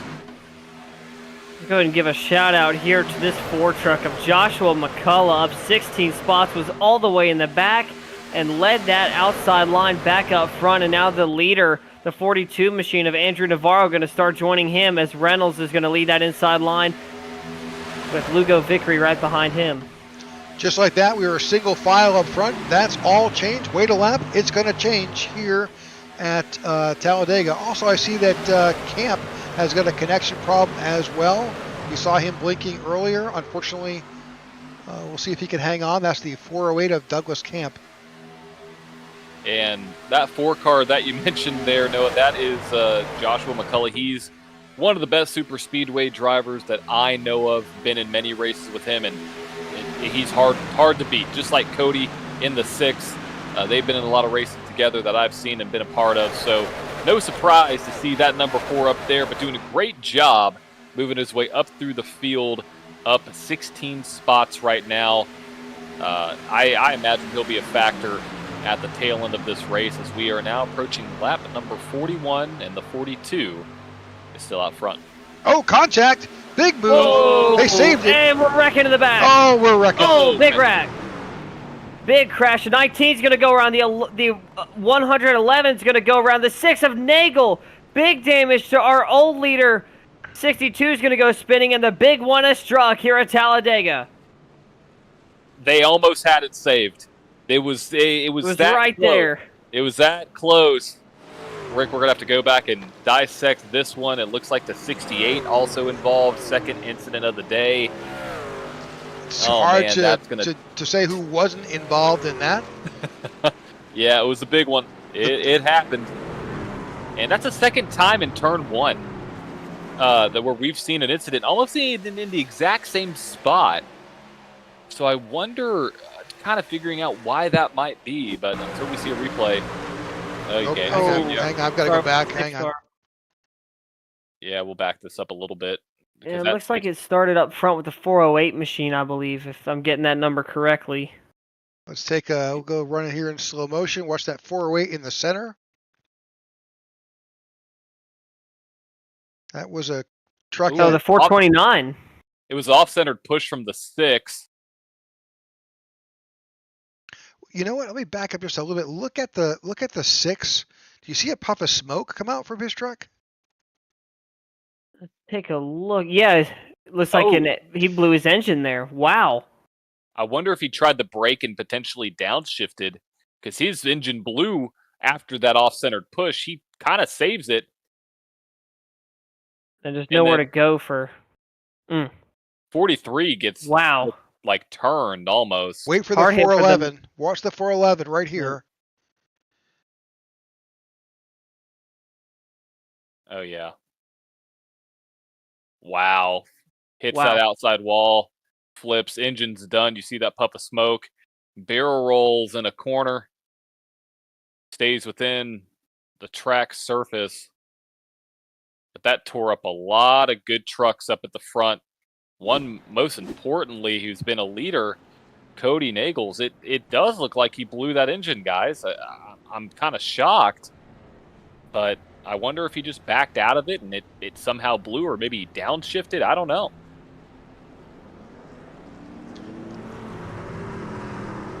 Well, there's a number of trucks that are on pit road trying to get repairs made. Cody Nagels being one. See if he can. Tom Dixon also on pit road. Extended period of time. We'll see how this all plays out as these trucks come off. So, chance for a break, guys. Take a breath here. 43 laps in after a big wreck here at Talladega. We'll see how this field kind of gets reorganized here. Hunter Reynolds finds himself back up at the front.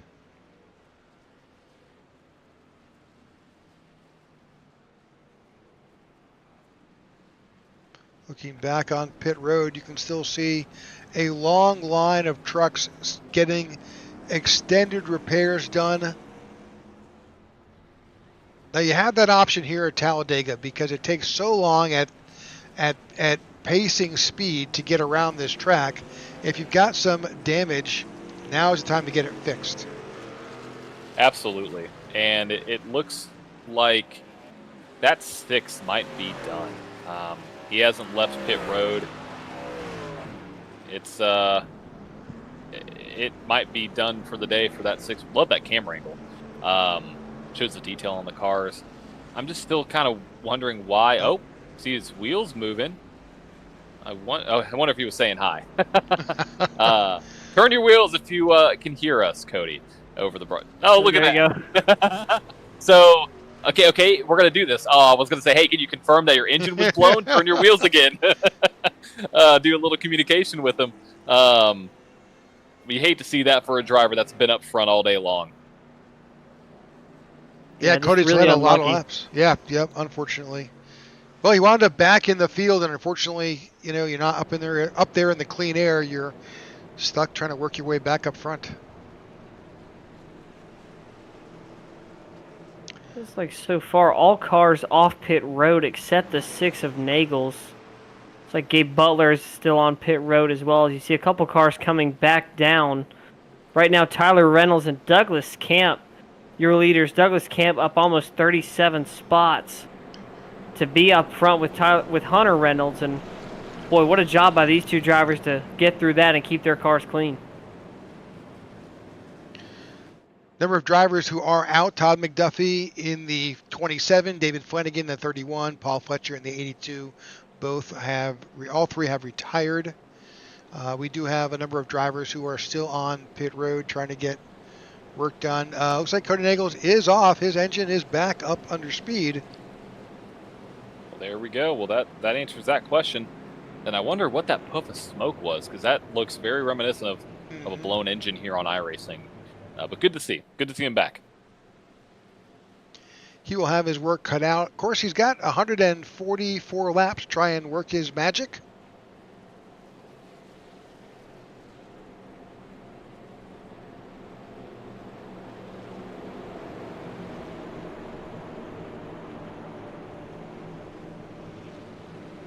And your current top 10 as it sits is Hunter Reynolds in first, Douglas Camp in second, Tyler Vickery, Paul Witt. I believe that's Mike George there, with Andrew Navarro, Harold Decker, Dean Wilkinson, Everett Lane, and Garrett Caswell, your top 10. And the racing, I think, is going to just further intensify as the race goes on. I mean, again, we're not even a third of the way through yet, so it's I think it's going to pick up here, boys. Absolutely. We still have 144 laps remaining. We come back to the line. Now these trucks are going to roll through the Geico restart zone. Hunter Reynolds, Douglas Camp are going to be your leaders off of the tri-oval into the restart zone, and we're going back green. Reynolds going to try to get a good jump there. Here comes Douglas Camp on the outside, courtesy of a push from the 429 machine of Paul Witt. And we'll see if that outside line can get a good run here and leave that inside line for dead. Yeah, interesting restart. Lots of accordioning effect happening with that restart.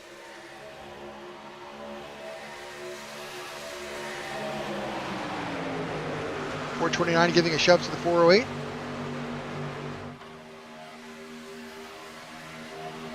As they work their way down into turn 3, 26 leading the low line, the 408 leading the top line. Field is somewhat spread out here at Talladega. You see almost 2 different packs formed. And that's something that's going to happen if we start to see trucks with damage. What can they do in the pack? Can they draft as well? Can they even keep up with the draft due to RPM issues? It's going to be a long day for some of those drivers who may have some engine or nose damage when some of them at the front don't. So curious to see what's going to happen here as we start to see possibly a third line being formed out of 2. Number of drivers looking to get their lap back here. You've got the 68 of David Overstreet currently in the lucky dog position. We were just talking about him earlier on pit road. Take a look who's back on track. That's the 6 of Cody Nagels back in this race. got that truck fixed in time. He's going to be in the middle line in the back of the pack, currently in 30th position, and we'll see if that 6 machine can get back up front. But nonetheless, excellent job to get that truck back rolling from Cody Nagels. It's going to need a little help from a caution to kind of get over that fact that he is unfortunately currently two laps down based on the scoring tower. Yeah, well, if they keep on racing as aggressive as they have been, I wouldn't rule out a potential caution as we see the 408 get pushed up to the middle line, getting pushed now by the 429 of Paul Witt, as we are 3 by 3 again here at Talladega, going into turn number 3, going into turn number 4 now. Got Everett Lane on that outside in the 24. He's got the number 4 truck of Josh McCullough behind him, of course, and the 68 right there. That leads that outside line. You see a lot of guys from the back up in front right now. We're seeing spots like 11, 25, 32, 19. A lot of cars have come from the back to the front now. It's Douglas Camp coming from 33 spots. The 24 of Everett Lane up 24. Dean Wilkinson. They wreck again. The 429 goes around. A lot of good trucks involved in this one. Around goes the 4 machine of Joshua McCullough. Caution flag flies again. Not sure if the 6 made it through that. He was also dealing with David Overstreet, who unfortunately was the first car who was the Lucky Dog candidate, but he was involved in that incident. That may put Cody Nagels back in the Lucky Dog position to get a lap back. We'll see. Yep, six made it through here. He's on the trial. We'll just pass the start-finish line. So Nagels made it through unscathed. And it looks like he should. No, it looks like Bob Fitzgerald might get the Lucky Dog. We'll see how it plays out. But Rick, we got to catch a look at the incident here. What a violent wreck on the backstretch at Talladega. Try to see exactly where it starts. It's that second car, middle row. 55 of Dean Wilkinson. Yeah, I back it up just a little bit. You see there, tries to go up high. Yeah, there was he made a move, or the car got unsettled, or something happened for him to get up into the 24. You got the 19 of Caswell just behind him, the 24 down below. Well, that's the 124 down below of Tyler Vickery. Could that be net code with the 19? No, he just drifts up. 55 drifts up. Ooh. And contacts the left rear of the 24. He goes around. 24 comes up into the 4. Let's pause that and let's grab a different angle here. Here we go. That's Josh McCullough. We talked about him earlier in the broadcast. 68 right there. Oh. Oh, 21 right there. Unfortunately, no place to go. 46, the I Want to Go Fast, Ricky Bobby Waters theme. Makes it through. The 9 makes it through.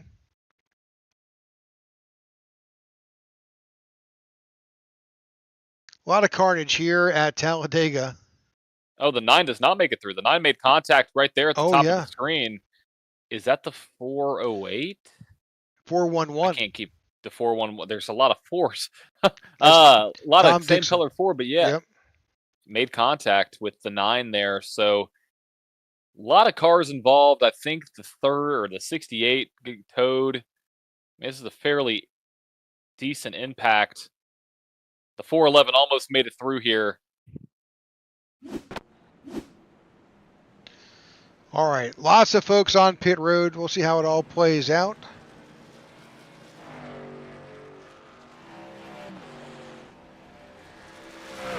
Looking for some angles here, but well, with that, and our third caution happens here at lap 50. Number of drivers made their way down pit road. Who did not go in was the 85 of Adam Kilday. And I think he finds himself at the front.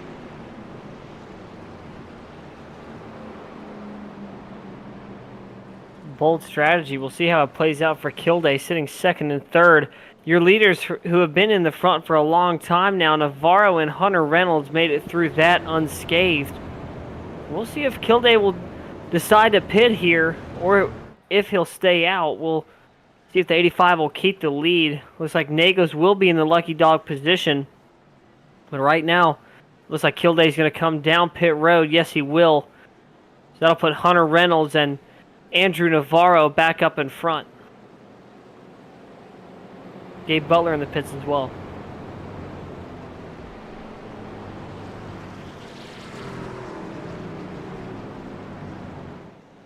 We'll watch the 85 in his pit stop. My guess is just a splash of fuel.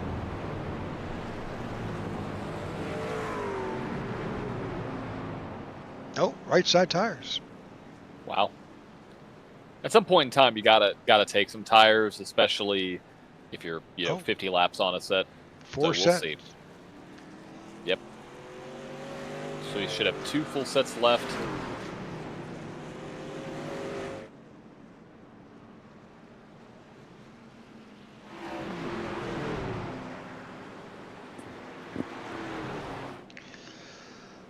Okay.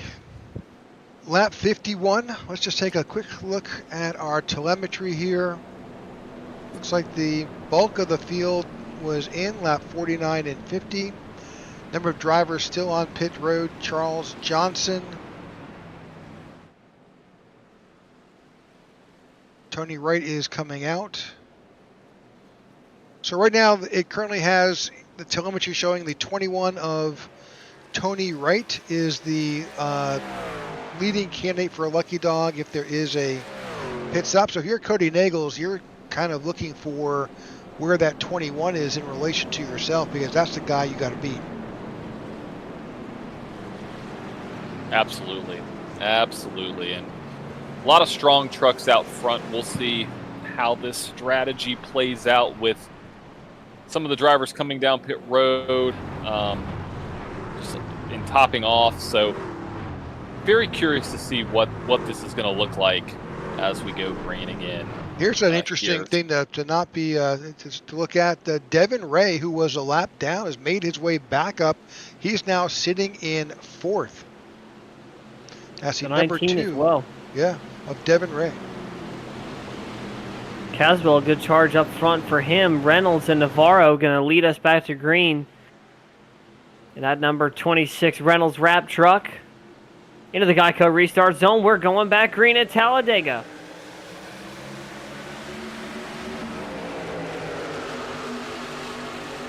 What a jump from the 42 of Navarro to get up front. Yeah, exactly. I mean, he's been great on the restarts all day. Getting a great shove by Devin Ray. Now we're rhyming up here, oh goodness. Looks like we got the majority of the cars now on the bottom line, just a few on the top side. They're going to side draft them down into the backstretch and see if they can get some momentum, and it looks like they're going to, but another car peels to the bottom of the track. Not what you want to see if you're those 3 cars on the top lane.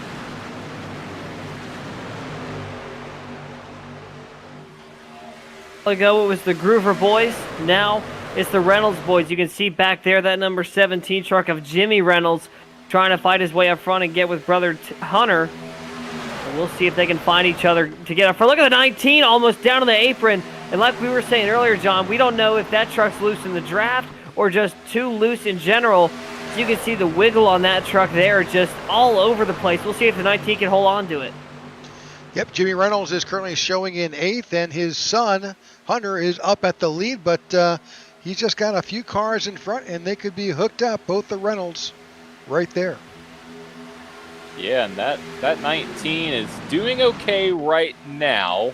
And right now, I mean the backstretch. It didn't look like it was too unsettled, but looks like we have about a 6-car breakaway at the front of this field. The rest of the pack, about 4 or 5 car lengths on back. As the 26 and the 42 lead it around to lap number 54, almost a third of the way done here at Talladega. Yeah, that pack behind is going to have to get a bit more organized if they want to stay right there. They're close. Oh, Whoa. A strong push by the 19, almost upset that 26. Here comes that backpack to the outside. That's the 429 machine of Paul Witt getting pushed all the way up there. Now going to battle for the lead. Number 2 of Devin Ray giving a big push to the 42 of Andrew Navarro. And back out front, looks like Gabe Butler is pushing that high line. What a move by the 42 now to the bottom side. That leaves the 2 of Devin Ray with Camp behind, trying to make that work. Whoa. They get a little help from the 46, who drops in Whoa, behind there them. goes the 88. Wrecking, we're wrecking again. Big crash. The 408's going to go around. The Groover's going to go around. They're going to keep it clean, actually. The 21 going to almost lose it. What a save, but caution flag going to fly again. Our 4th one of the day here at Talladega. Not nearly as bad as we thought it was, but a good amount of trucks involved in that one. As it looks like the 42 of Navarro will be scored as your leader. Wow. Gabe Butler, Evan Lane, as well as Douglas Camp involved in that. Tony Wright as well. Excuse me, Paul Witt will be scored as your leader in the 429.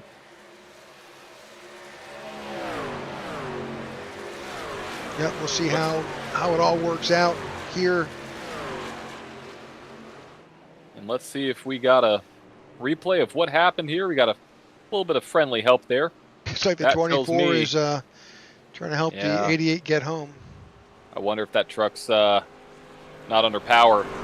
We'll see, though. Rick, you think you can get a replay up, or Yep. is it okay? Cool, fantastic. Because I want to see again. We're in turn. Was this 1? Yeah, it was 1, wasn't it? Turn 1 just seems to not like this this race today. Trying to get a better angle here.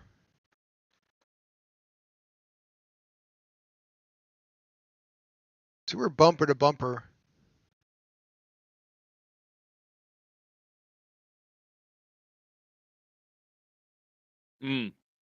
That is the 408 got into the side of the 88. Yep, that's Camp into Butler.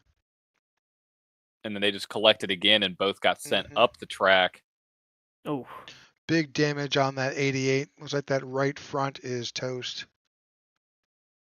Second time we've seen a car get airborne like that.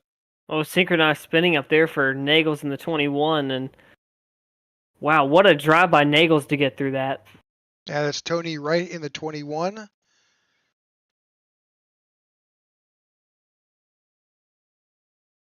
There's Butler on the inside. Lots of damage to his right front. I think that 6 winds up getting his lap back, and he will be the lucky dog. Okay, lap 57. A little bit of action here. Our 4th caution of the night. And again, as we indicated at the beginning of our race, there's no quick repairs. There's no fast repair. Whatever you got, you got. And that adds a little, well, naturally it should add a little level of patience. And I think, with what we've seen, it's been kind of misaligned pushes, or it's been a car drifting here or there. Nothing that's been the cautions have not been because of aggressiveness per se. So we'll see how this race plays out. But as it stands, though, Andrew Navarro, Paul Witt, Mike George, Hunter Reynolds, Devin Ray, your current top 5 potentially, depending on how this is going to be scored. So, number of drivers on pit road. Anthony English is coming off. Adam Kilday also coming off of pit road. Still on pit road with repairs. Josh McCullough in the 4. Tom Dixon and Douglas Camp all on pit road. The only other attrition we've seen is the 68 of David Overstreet is out. Yeah, you said a word right there, attrition. That's what these super speedway style races are. It's all about getting to the end, and you got to stay focused, and one little lapse of focus when you're going 180, 190 miles an hour in a big pack, you can lose it very, very quickly. So we'll see what happens now, as we should get the 1 to go sign from the flag stand. Light should go off on the pace car, and we should be able to get this race back underway. Yep, the lights are out, so we're going to go green next time by. Like you were saying, you risk not only spinning yourself out, but also possibly taking teammates and the entire field out. So these drivers so far have been very aggressive early on in this race, and it's only going to ramp up as these laps are going to start winding down. Number of drivers made their way down to pit road and topped off for fuel. Your leaders, Navarro, Witt, and George, up there 1, 2, 3, did not come down onto pit road.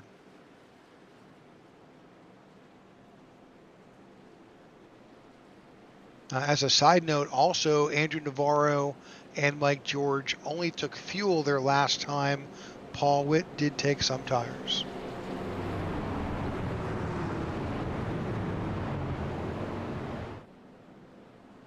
All right, great race so far, guys. Lots of great action here and some great side-by-side racing. It really has been. And right now I'm doing some math to see what kind of fuel calculations we're looking at. This last stop where you saw the majority of the field come down 56 to 57, they will literally run out. If they come down on lap 56, they'll pit again on lap 89, pit again on lap 122, pit again on 155.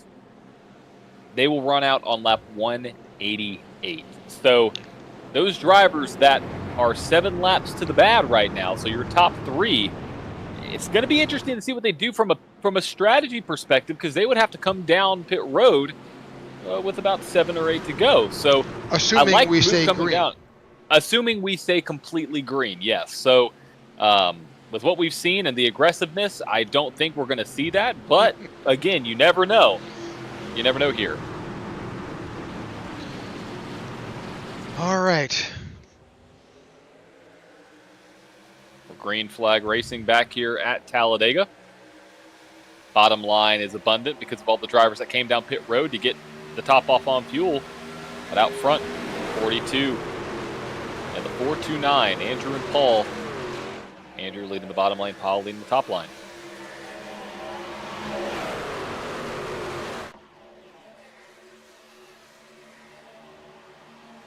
Oh.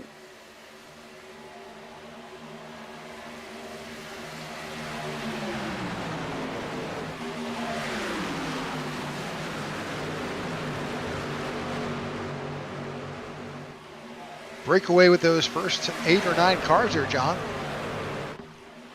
Yeah, just about. And it looks like we have the 42 up front now being pushed by the 33, and the 429 up on the top side pushed by the Reynolds wrap machine. So we'll see how this race plays out with this basically 10-car pack, 8-car pack. Moving up, Brick, there's nobody behind them. Look at that. Look at the gap. Yeah, they need to get their act together. And that, unfortunately, that 26, I think, is back there. I'm sorry, that's the 17 of Jimmy Reynolds. He's got to get caught up or he's going to lose that draft. Yeah, and that's the risky play here at Talladega, losing the draft. But that back pack, I'm curious, are they in fuel save mode already? I mean, these front guys, I don't know if they can make it to the end, but the back pack might already be in fuel conservation mode. Look at her. I mean, they've fallen back almost 3.5 seconds to the leader, Rick. I mean, I don't know. There's 120 laps to go, 127 laps to go. They can't make it with one more stop. They'll need at least 2 more stops. Yeah, they need, I think, 3 technically. Yeah. But my math said that they would come down pit road on lap 155, which with 33 laps would get you to the end.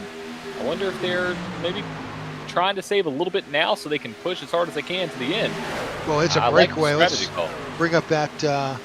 And I want to give a shout out to Noah Evans, who joined us here in the booth for a little bit at the beginning of our broadcast. We Noah's one of our newest broadcasters who actually does this in real life here in North Carolina. We give a shout out to Noah for helping out tonight, and hope to hear him back in the booth. Absolutely. Love having him in here. Love the commentary. Love the tonality. It's awesome to have a third in the booth, and excited to have him back in the future.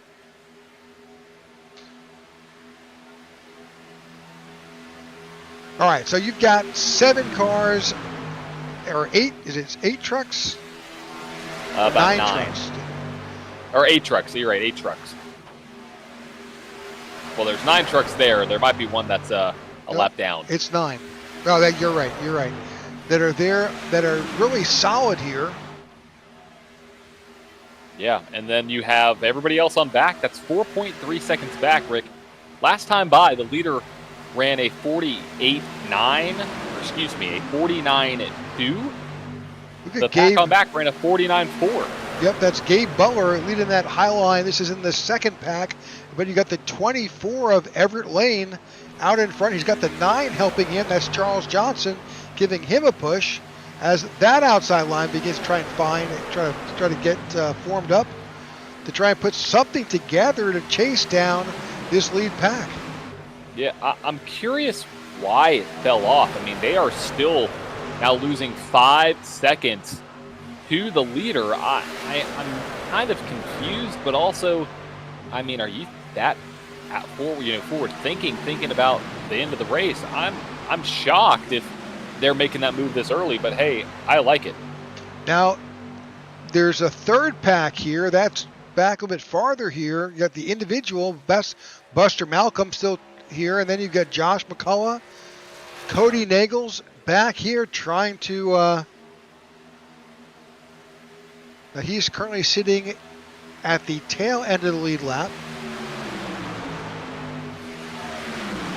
and he's up in that lead pack.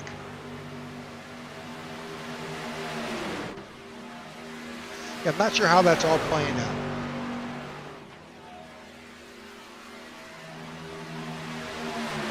So I show scoring. Okay, I show him a lap down. So he went a lap down, but he's up there running with the lead pack along with Andrew Navarro.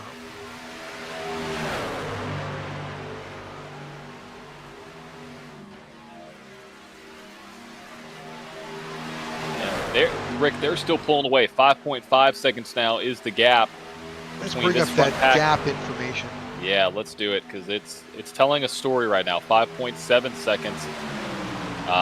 It's surprising to see, but again, they could be playing some strategy as the 429 jumps way out of line there on the top side and is going to potentially might fall out of the draft here if he cannot keep on to the back bumper of the 46 or the 2.4 or the 1.24, excuse me, of Tyler Vickery.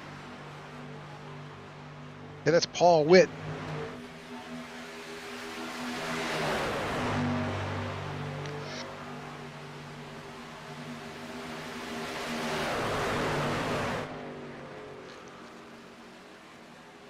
Well, we're still tracking Hunter Reynolds now showing out in front.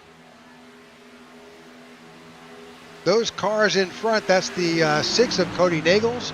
That is a lap down car. Well, I take that back. He is currently shown on the tail end of the lead lap, right in front of the leaders. Yes, he is. I mean, doing what he can do to get that lap back. The caution flies now. He doesn't have to worry about passing the pace car or, not going down pit road. I mean, he's doing the best he can, and that car or that truck looks good to go. Yeah, the 21 of Tony Wright is currently showing as the lucky dog candidate if a caution were to fly.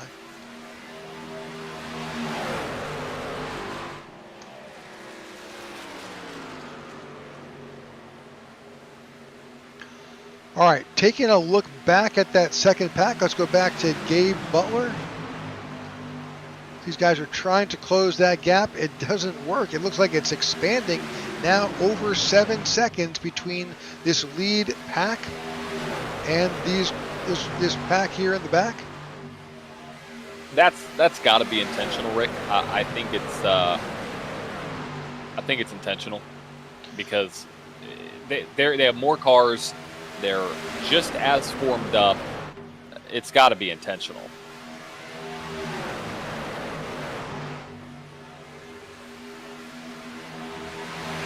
All right, 68 laps in the books. Just about half, or just not quite halfway yet. Just past a third of the way through the race.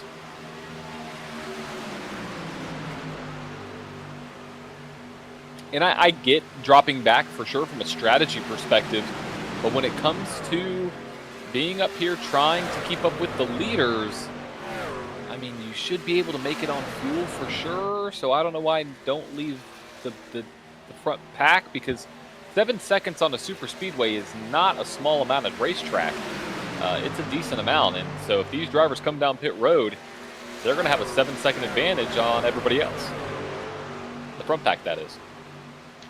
Lead pack making their way around some of these lap down cars. They just go by the 411 of Tom Dixon. Coming up to the 4 of Joshua McCullough.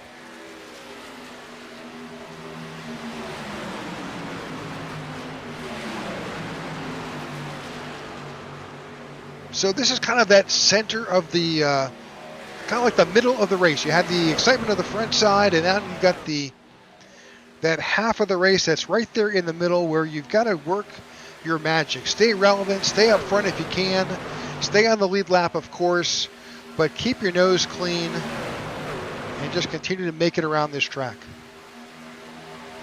Yep, you made a big point right there. Make it around the track. That is something that I think everybody is now adopting. You know, the front 10 are now a front, I guess 8, 9 trucks. Single file. The back of the field, mostly single file. So it's that time of the race where it's just kind of sit and ride and enjoy this Sunday afternoon here at Talladega. Take a sip of water. And just... I mean, you're a regular attendee of the events here at Talladega, are you, John? I've gone quite a few times. That is correct, yes. Yeah, and it's at this point in the race, it's just literally just sit back and relax and watch. If you're in the car or if you're in the stands, because this is when everybody just rides around, and I pay attention to maybe specific drivers and specifically, you know, what their car looks like from a stability perspective. So, yeah, it's at this point of the race, it's all about just learning a little bit, and keeping going in the right direction, so when you can, you know, survive and make it to the end. We're keeping an eye on where these folks got their last pit stop. See Hunter Reynolds out front. He pitted last on lap 56. So he's looking somewhere on lap 88, potentially, I think, John, based on our initial calculation, 32 laps or so. Yep, that would make sense. So, but a number of drivers pitted last on lap 49. So. And that's going to throw a little bit of a wrinkle into that. 49 would put you at lap 81. So pit stops here in the next 9 laps for some of these leaders up here in the front, just because of fuel. For those of you who are tuning in now, we certainly appreciate you joining us here on the IWM Broadcast Network as we bring to you the Gary Jenkins 500. This is a memorial race for Gary, but at the same time also a great opportunity for those who love super speedway racing and possibly knew Gary and race with him to get out there, honor his memory, and enjoy what Gary did best, which was here at Talladega in open setups. And we thank Jimmy Crow for putting this event together, getting us involved here at the IWM Broadcast Network, and bringing it to you, our viewers here on our channel. And it's fantastic. They put on a heck of a show for Gary tonight, and make sure if you know anybody who knew Gary to send them this race. If it's not live, you can always watch it back on a replay, and that's the beauty of this kind of coverage, is even if you don't catch, you know, the first half of the race, you can always catch it at another time or another date. So to do that, you make sure to subscribe so you don't miss any event that we put on, whether it's a great memorial event like this or whether it is our Wednesday and Thursday night leagues we have going on. Always something exciting here on the IWM Broadcast Network, and always honored to put on these events, like Rick said. And looking at the front of this field, Hunter Reynolds is technically the leader. That 6 car is the first car 1 lap down, but now he is literally the last car in the lead lap because he's leading the front pack. So you have Hunter Reynolds there in that Reynolds wrap machine in first, Andrew Navarro in second, Mike George in third, Garrett Caswell, Tyler Vickery, Paul Witt, Buddy Waters, and Devin Ray rounds out your top 8. Now, Rick, that gap is closing in 5.8 seconds. They've started to close it. They absolutely have cut that by over a second. So we'll see how fast they are able to make that up as these pit stops start to approach here for some of these drivers in just about 6 laps.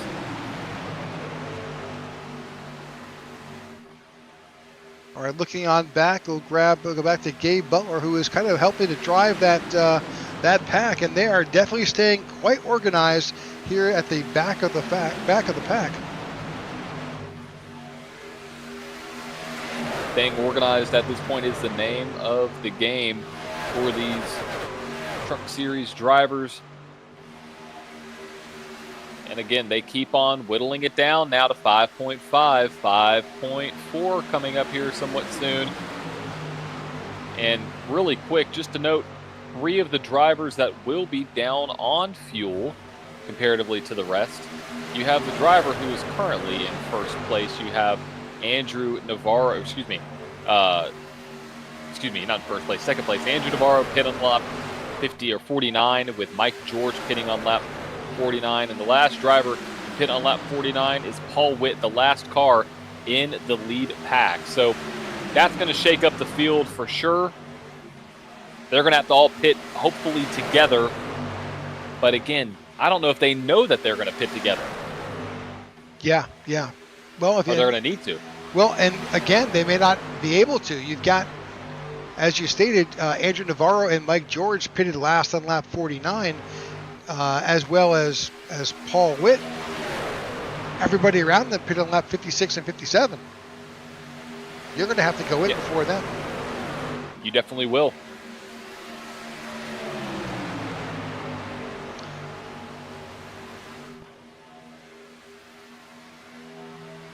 Looks like the 46 didn't want to be behind this pack anymore. He's getting a shove from the 2 of Devin Ray. That's Buddy Waters. No, it's not Ricky Bobby, but it might as well be. Buddy Ricky Bobby Waters now up front in the high line, trying to get around the 6, who again is not battling for position. He is battling for the lead lap. So 46 will lead this time by. Big push by Devin Ray, who continues to be back there, pushing the 46 to the lead. They've got help with the 124 of Tyler Vickery back there as well. The 46 goes high. Looks like he decides to maybe just get behind the 124 and let Tyler take over the push of the 2.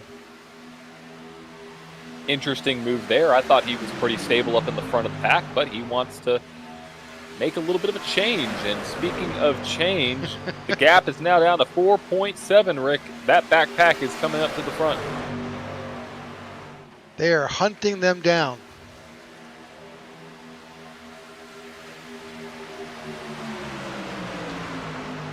Just keeping an eye on our YouTube chat room. Seems that Devin Ray and Tyler Vickery have been definitely encouraged by those viewers to get together and make it happen. Well, they're doing it here. That's a lap down car. That's the 411 of Tom Dixon. You saw him in that earlier incident go for a wild ride.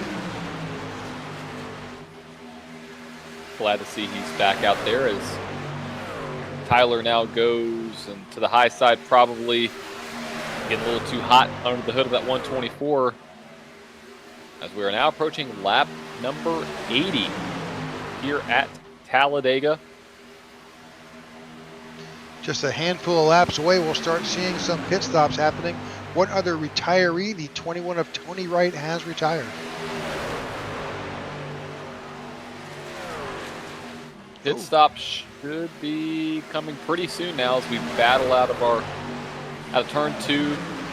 The 6 still trying to keep that position up there in the front because he knows if a caution flies, he basically gets to come down pit road with everybody else, and he doesn't have to get a wave around and be in the back of the pack. So he's trying to do everything he can to keep up in the front of this field. The 4 car that is at the tail end of this pack is actually Josh McCullough.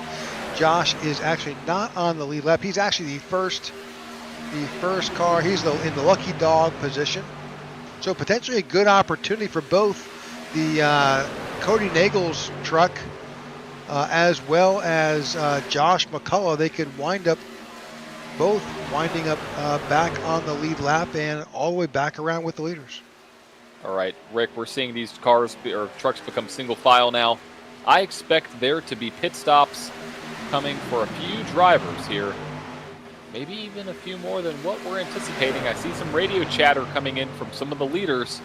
We'll see if they make their way down pit road this time by. Nobody yet. Nobody yet. Nope. Not this time. Well, it's got to happen sooner or later.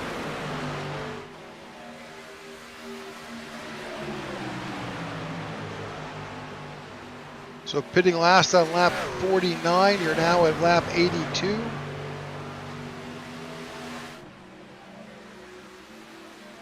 That tank has to be bone dry.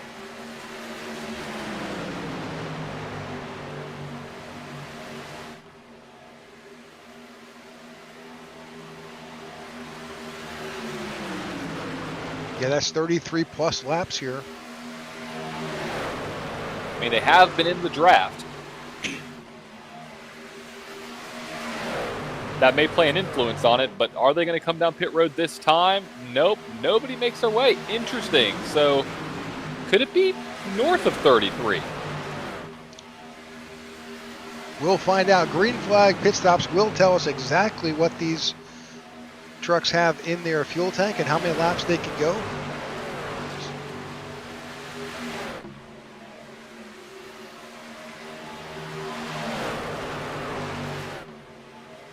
Hunter Reynolds and Andrew Navarro have led the bulk of the laps here at Talladega, here in the Gary Jenkins 500. Collectively, they have led 51 of the 83 laps. And the other guy who's led quite a few is that 6 truck. Might as well be leading all of them right now, basically. He's out front, trying to keep that lap under his belt so he doesn't go a lap down. And Rick, thinking about this, let's say they're running 90% fuel, the whole way around on average. That means that they could go an extra 3 laps based off of that number. Fair. Yep. So it could be a little bit more here.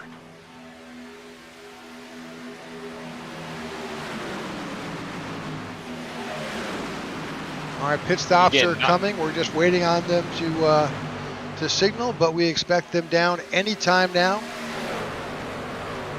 Looking back to that, here we go. Not everybody came down. Again, the 56, the 26 of Hunter Reynolds, he stayed out. He pitted last on lap 57. That's not good for that 26 truck. That's going to be dangerous for that 26.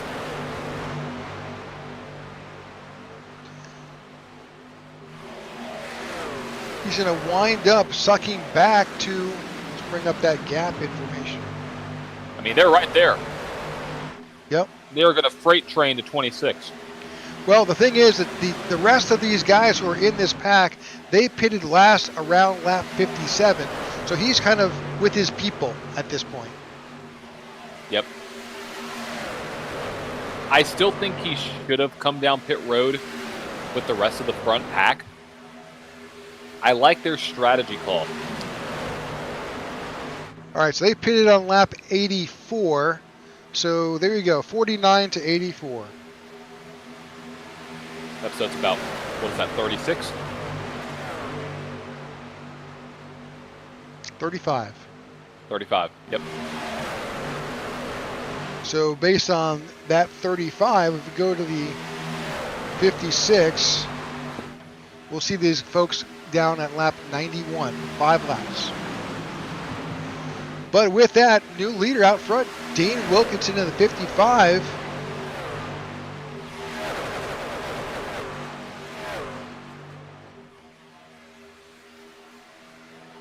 There are some lap down cars in that mix. That Gabe Butler, the 408, is up front there in that low line, but that's Douglas Camp. He's actually sitting back in 27th position. He's laps down.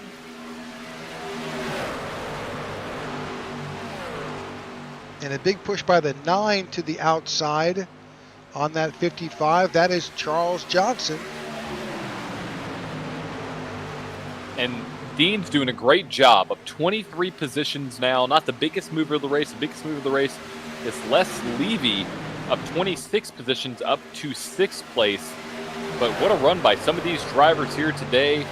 Going from the back of the front now to the making their way up to the front. Speaking of the front, here comes a couple more drivers down pit road. It is the Groover brothers. Hard on the brakes to try and slow those trucks down as they enter onto pit road.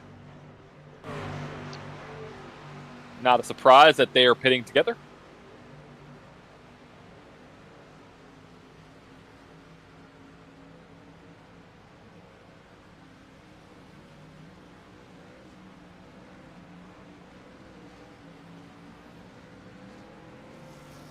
Opportunity if they can join in with Tom Dixon here. Maybe that works. Yeah, definitely should. They're both off of pit road here. Let's see if they can. Oh, it's going to be tight to beat that pack out. I think they should be able to do it. You just got to get a good release now. Oh, boy. And here they come. Nope, they're too fast. Way too fast there on the high side.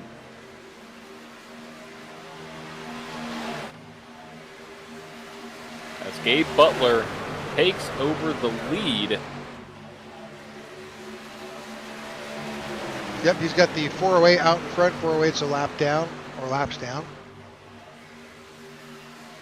And good for those drivers that are a lap down to get back out front to showcase their name and their truck here in this great event, the Gary Jenkins 500.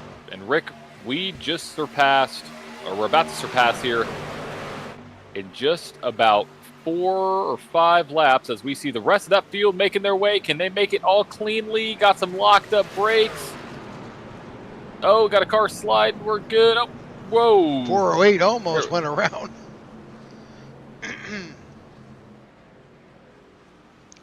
All right, these guys, any penalties at all you see? Nothing? I'm looking. I don't see any at the top of my board. Nothing. No, I think we are all good on penalties. The next group of drivers. Nope, I think that's pretty much it. Everybody else pitted on lap, 84, 87. So this is the last group to come off, and it looks like Gabe Butler gets the win off of pit road. Yeah, but look, here comes the leaders right there. They're gonna just blow past this pack. Again, they're going to be down probably about 5 seconds.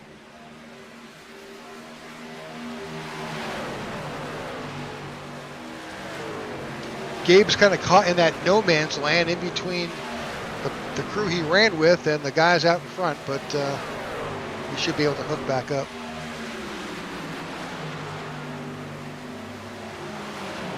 There's the Groover brothers. That's a good group to gang up with right there. So. Yeah, they're 4.3 seconds back.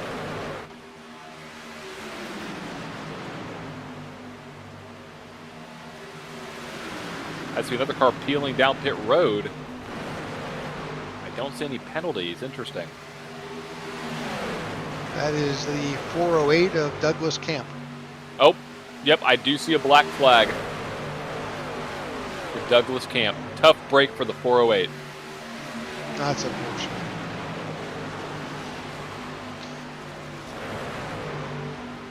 Well, back up to the front now. Andrew Navarro, Tyler Vickery, Garrett Caswell, Mike George, and Devin Ray, your current top 5.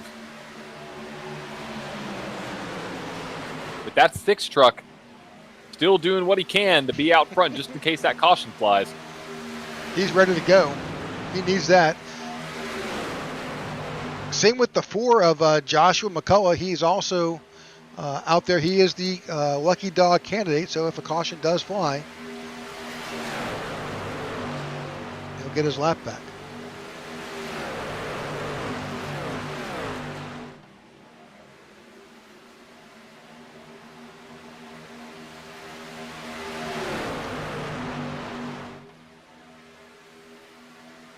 Single Almost file there. now. I think we're 4 laps away from halfway. Yep, just about 2.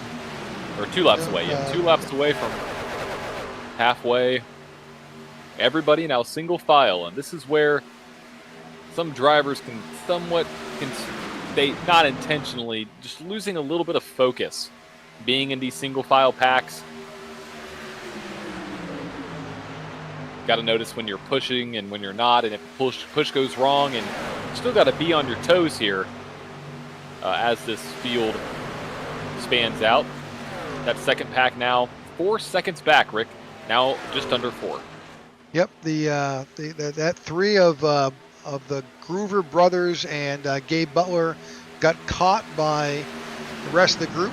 Charles Johnson, Hunter Reynolds, Andrew Schroeder, Anthony English, all good. They needed that help to try and really go after that lead group.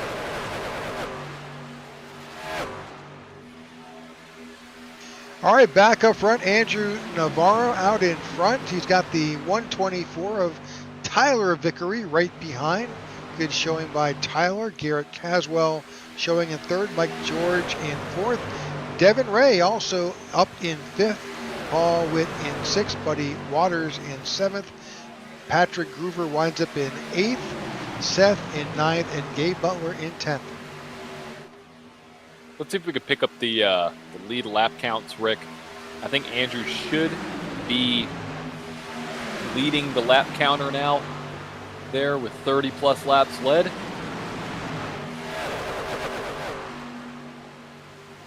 Yep, 32. Right there, 32. We don't have the rest of the leaders. I can see if we can bring up some more lap information.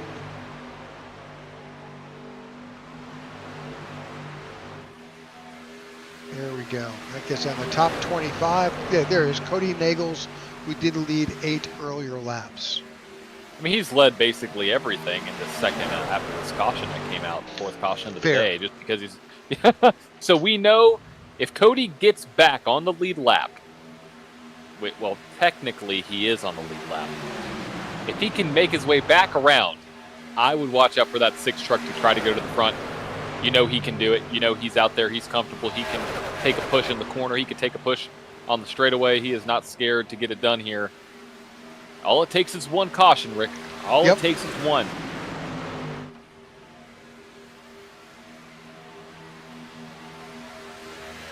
All right, this field is basically broken down. Let's look back at the track map. Basically 2 packs and some stragglers. Who will, unfortunately, there will be a number of folks who will be in the sights. We'll jump on board with Andrew Navarro and see what he sees out his windshield. Oh, we have to go out to Cody Nagel's windshield, who sees nothing but clean air in front of him. It's a Sunday drive. It's got about a half a front stretch before he sees that lap down car. Doing a great job. The best he can do in this current situation, so that lap car is very slow though. I mean, that is a very slow lap car approaching them.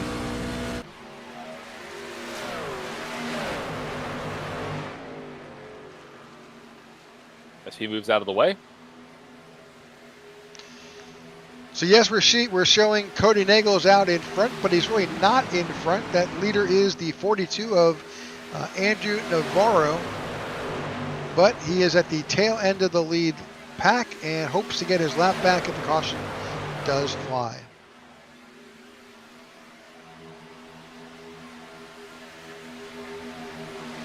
Like another retiree, Dean Wilkinson, the 55. I show off the pace or now I show he's disconnected. Disconnected. Another thing I'm noticing is that gap is starting to increase now, almost up to 5 seconds, Rick. So it's getting a little treacherous, I think, for that back pack. They've stabilized at 4 to 5 seconds. So can they actually make up the time is the question.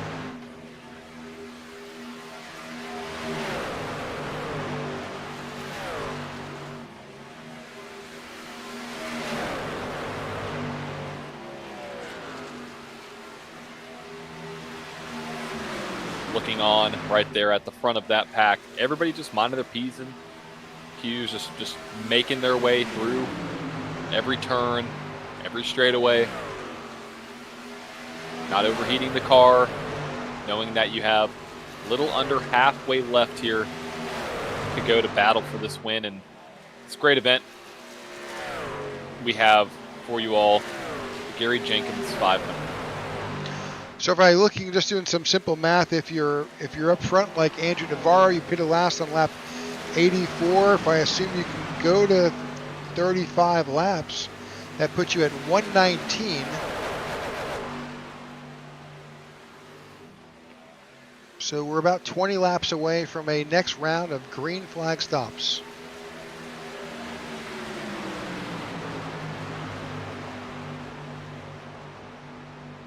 I think the rest of the field can make it on 2 stops, Rick, if my math is right.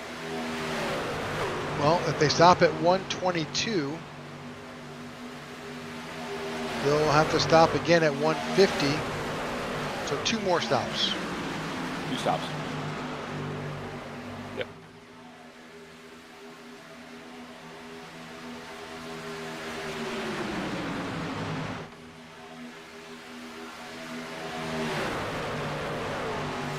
Currently 22 cars, 22 trucks that is, on the lead lap.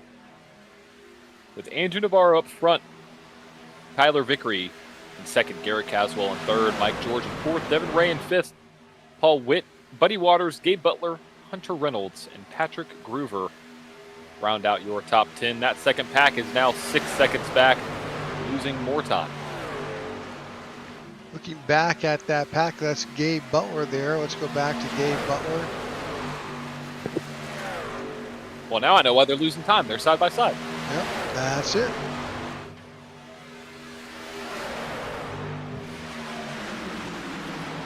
Which at this point, I'm not sure if I understand the side by side move, but yeah, I'm not hating it, but that, where they break apart, that does not help them.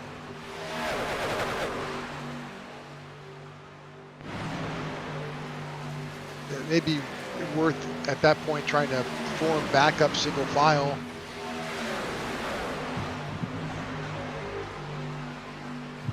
Single file something just to, at least mitigate the loss, because that front pack is nose to tail.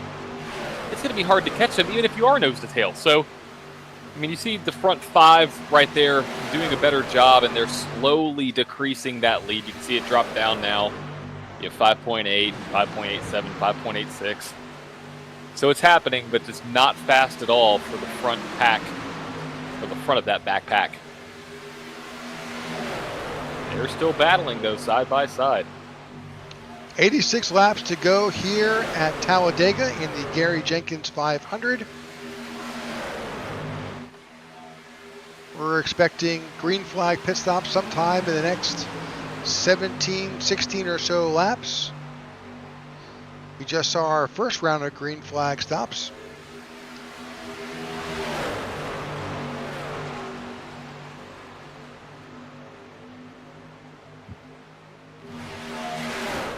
Again up front, Andrew Navarro, you're seeing that 6 of Cody Nagels. He is the last car on the lead lap, but they've kept him there. He led about 8 laps up front until an incident forced him to the back of the pack.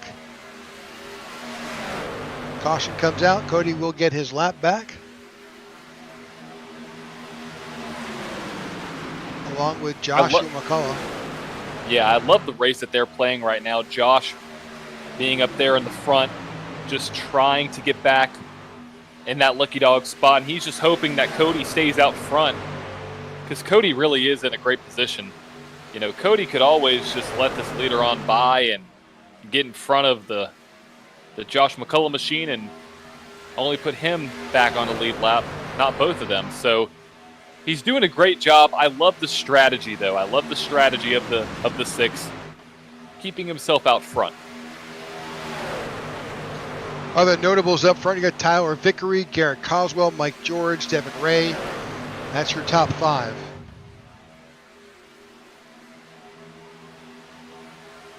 It's a great racing here. Really impressed. Yeah. It's been fantastic so far after that 4th caution. I got to say, Rick, would you rather be in the front pack or the back pack?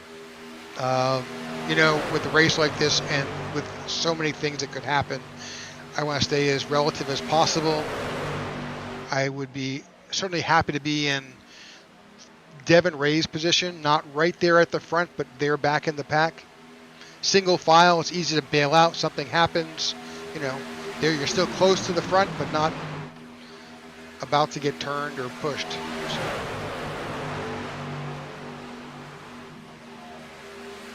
I'm not sure what the backpack is doing. They are. I mean, they were disorganized. You know, they're 5.5 seconds back. Of course, that could all change with the caution. They'll be right there again.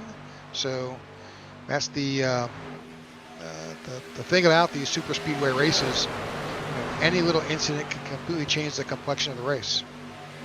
And that's the worry that I have being in the back of that pack. Like this front pack, they're keeping it all nice and, you know, their bow ties all straightened up, their suit jackets all nice and buttoned up too. But that backpack just seemed to be all disorderly. So I'd rather be in the front. I'm right there with you. I think it's the best place to be if you want to be out in the front, you know? Yep. If you want to win, you want to be there at the end, or at least to contend for a championship, because when it's all said and done, coming out of turn 3 and 4 towards the checkered flag, it's all hands on deck. It's anybody's race, because you're not going to be, you know, holding back to push. You want the win. Exactly. So being 3rd, 4th back, that's not a bad place to be, because they're going to go 4 wide to that finish line. Exactly.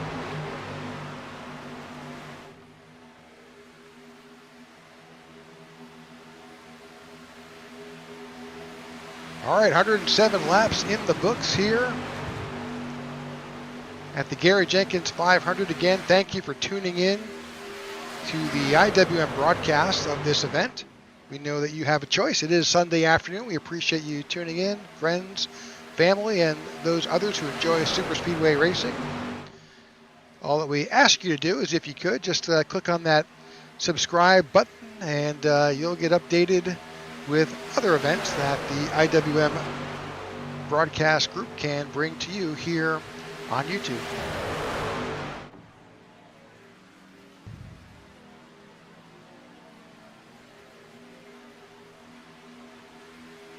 And that gap is now teetered back down to 5.91 seconds. So it's going back and forth.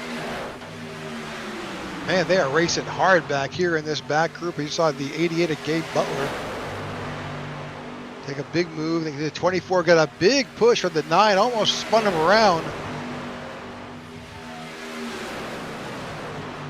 So this group back here is trying to get organized. Just trying.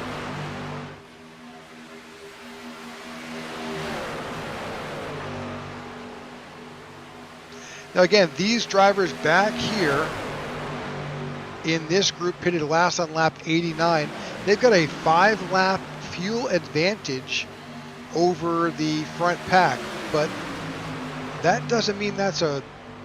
I mean, that may play out. Just trying to do some math here. So if we assume lap 89, that puts him at 124. Even if they stop, they'll still need to stop again at lap 160 to make it all the way. So everybody has to stop twice. Yep, that I think is the name of the game, is a two-stopper. Now, the drivers that pit on lap 84, Rick, like you said, doing that math, 84 plus, let's just say 35, let's just say 34 to be considerate, of the fuel strategy. That's 118 plus another 34. That's lap 152. The next run is 36 laps. I'm kind of worried about this front pack. Yeah. Because they're 5 laps to the bad. Now, even if they did pit twice, 35 lap stints, you're still needing 6 or 4 laps. So, I'm worried about the strategy call. I love those drivers that came down pit road after that first caution and topped off and changed their strategy play a little bit. So it's going to be close. I mean, 84. If you can make it to lap 119. That's asking a little bit of these guys for sure. Well, they pitted last on lap 84. Plus, the previous group came down after 35 laps. That's lap 119. Let's see.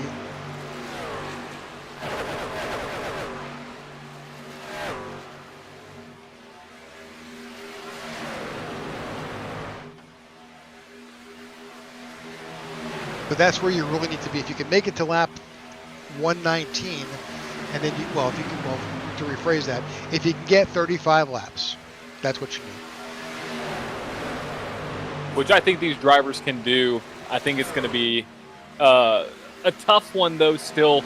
35, then another 35. I just don't think you have enough left in the tank, Rick. I think it's going to be tough to get it to the end. I think these drivers are still going to be short on fuel. But, hey, you know what can change that? A caution. If a caution comes out, that changes everybody's strategy. I don't think you're going to have any drivers not want to come down pit road. But it might affect some of that. Looking at Tyler Vickery and saying, let's just go through the field. Let's go through the field right now and showcase who's in this event right now, starting with the top 10. Obviously, Andrew Navarro up at the front doing a phenomenal job. At Tyler Vickery there in P number 2. Let's see if we can get a better shot. Yeah, showcase some of the cars, showcase the driver.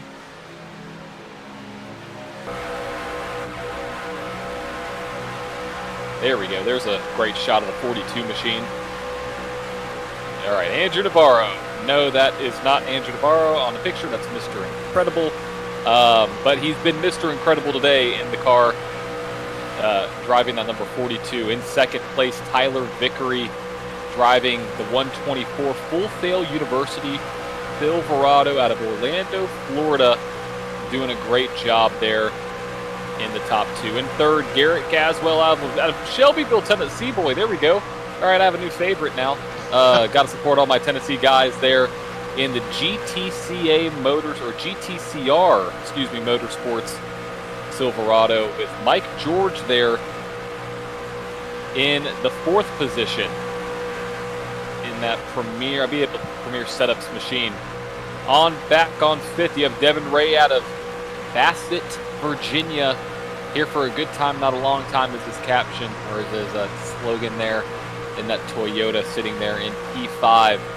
P6, you have the 429 machine of Paul Witt out of Fraser, Michigan. Love that car, love that scheme.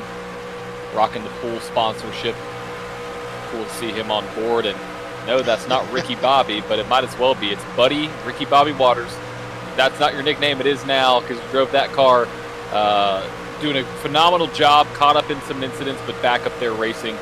Currently sitting inside the top 10. You got Everett Lane in the 24, reminiscent of Jeff Gordon's 24 machine, sitting there in P8. And on back in P9 in out of Canada is Sandy Curtis in that 43 machine, reminiscent of a Kyle Petty throwback scheme, it looks like, with the mellow yellow style colors there. And in 10th, Charles M. Johnson in that Hydro Flask number 9, who's now making his way down pit road. Here comes the leaders on lap 115. Oh, way earlier than we thought. Yeah, Rick, that's not good, because if you add 35 to this, no, they couldn't do it. They came down 150. Yeah, but if they came down 84. 84 to 115 is 31, right?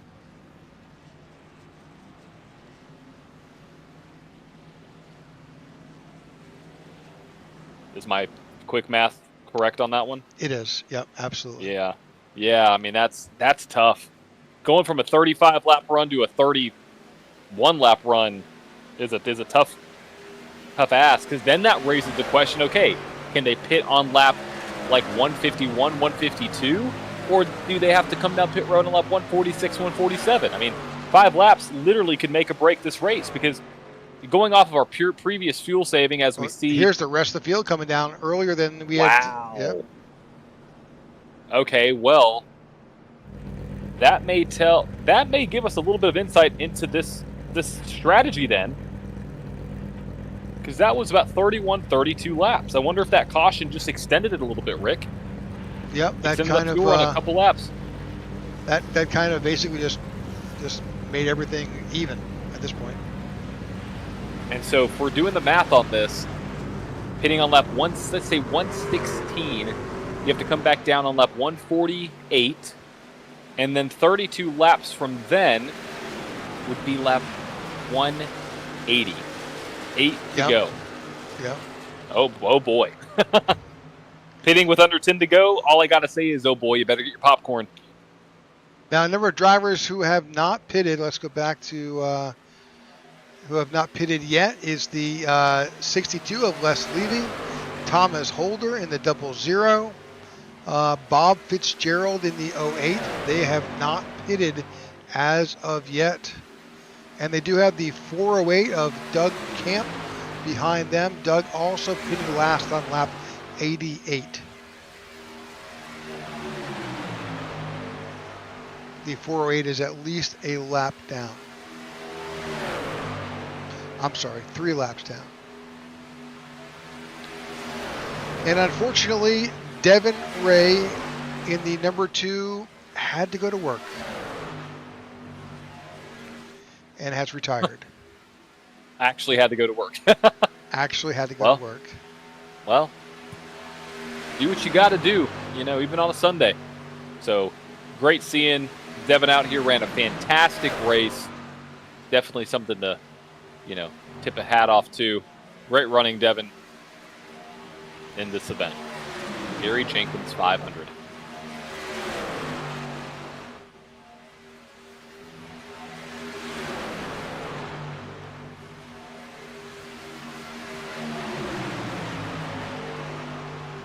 So a comment on that 124. We appreciate the info from our YouTube group that Full Sail is a sports broadcast school under Dan Patrick. Wow. Pretty cool. That's pretty cool. Love having some of those sponsors out here and bringing them out here for a great event like this. So up front, you do show Les Levy, Thomas Holder, Bob Fitzgerald out in front, but they have yet to pit. They pitted last on lap 89. Doing a lot of math here, John. You should expect to see them. We're pretty much next lap by.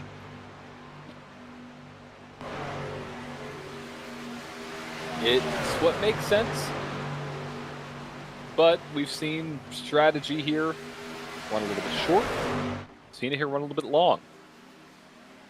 The window seems to be 31 to 33. Minus anything for a caution. So with 68 to go, strategy is completely open. Doors up, just wide open there.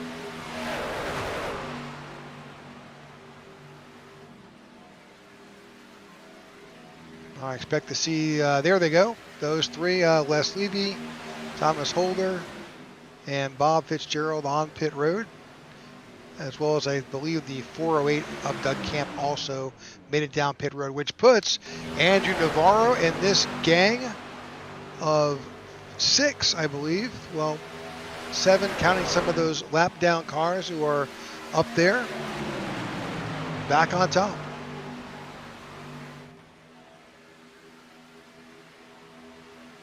They've got a 6.2 second lead over Hunter Reynolds in that second group. And still same situation. Cody Nagels is out front. However, he needs a caution to help pull him around to the backside of the lead lap. And Josh McCullough, also back there, is the lucky dog candidate, also hoping for a caution at some point. The guy who's not hoping for a caution is the 42 of Andrew Navarro.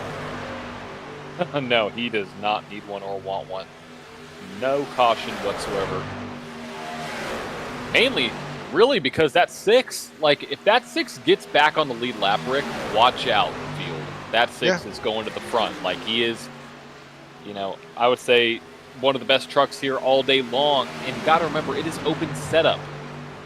It's working everywhere. So he'll that just 6 need some. gets his lap back. He'll just need some help. Uh huh.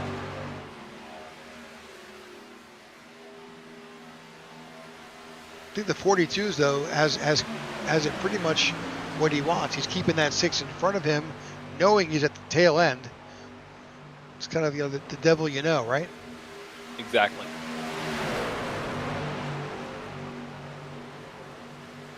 Something Did was 6 just blink? Yeah, I think the 6 just blinked. Not what you want to see if you're the leader. No, because they'll bail on you. That literally could be the only thing in the way of the 6 getting a lap down. I mean, or getting his lap back minus the caution not happening is if he blinks like that. 42's like, hey, 6 is blinking. 6 is blinking. And then now that's up to race control. What do you do at that point? Yep. So that's the only time I've seen the 6 blink this entire race. I'm not too worried about it, though. But right now, Andrew Navarro still up front with Tyler Vickery in second, Paul Witt in third, Garrett Caswell in fourth, Mike George in fifth, Buddy Waters in sixth, Hunter Reynolds in seventh, Sandy Curtis in eighth, Gabe Butler in ninth, and Andrew Schroeder is your top 10. Let's see if we can kind of make our way through the field again. Let's start with Gabe Butler. We haven't seen his name yet. I think we've seen Hunter Reynolds. Maybe we haven't talked to Hunter Reynolds yet about him in this race. Yeah, he's sitting back in seventh, leading this group. That is 6.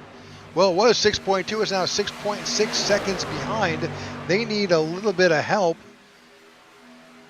to get back up there. They're fairly organized. Yeah, but they're side by side though. That's the issue. Yeah. Yep. So they got to do some blending, some Yes, zippering. It is a zipper move. Get exactly, them all back together. For sure. I wish there could be like a light in like where all cars have like this light or some kind of LED telemetry box where all drivers can say, you know, zipper or go to the high side or go to the low side, so that you can kind of make some strategic calls, because that's what they need to do. They're not going to make their any way up near the front by running like this. You know, maybe that's just a technology for the future, but who knows what's going to happen. Well, if you could teach that to North Carolina drivers, that would be awesome, because we can't zipper to save our lives.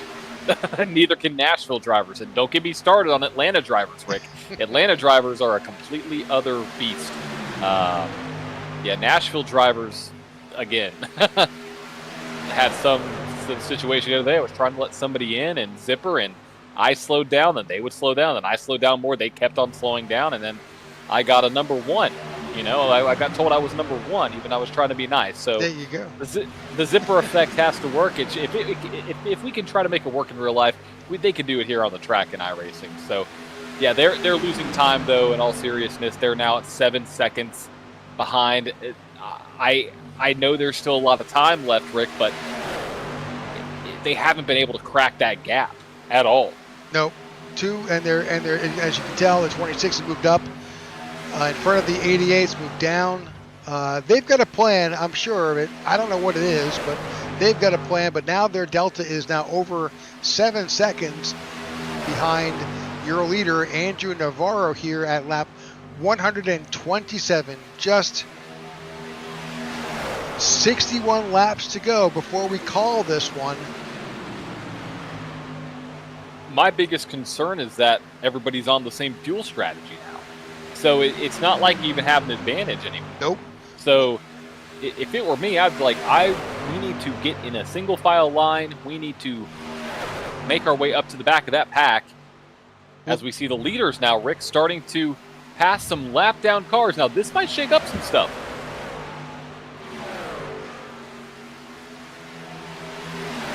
Yep, it's going to definitely slow them down. There's going to be a little bit of that aero interference there with the 62, and that blinking car is right there as well. That's the 408. And all the lead lap cars and the 6 are now on the high side. Oh, 42 went low. The 6 blocked, I think, just a tad. As we see a driver start to bail out, question mark? Yeah, I'm not sure. This is definitely not helping this lead pack. In fact, what is helping is those guys in back, but unfortunately they're now 8.2 seconds back. Yeah, they're just running side by side like there's no tomorrow in that second pack. So yeah, but this now mixes together your leaders as well as a number of lap down cars who may not be as strong, may have some damage to those cars. Yeah, you have a lap down car in front here and a lap down car behind. If I was a 42, I'd be like, get me out of this sandwich. That the 62 of Les Levy is mixed in there as well. Now Les is one lap down. He is the lead car. Well, he is now the lucky dog, because he came up and passed the 4. He's now in front of the 4 of Josh McCullough. Yeah, you have 5 cars now battling for that lucky dog. 62 of Les Levy, Thomas Holder in the 60. The 4 of Josh McCullough, Bob Fitzgerald in the 08, and Jimmy Reynolds in the 17.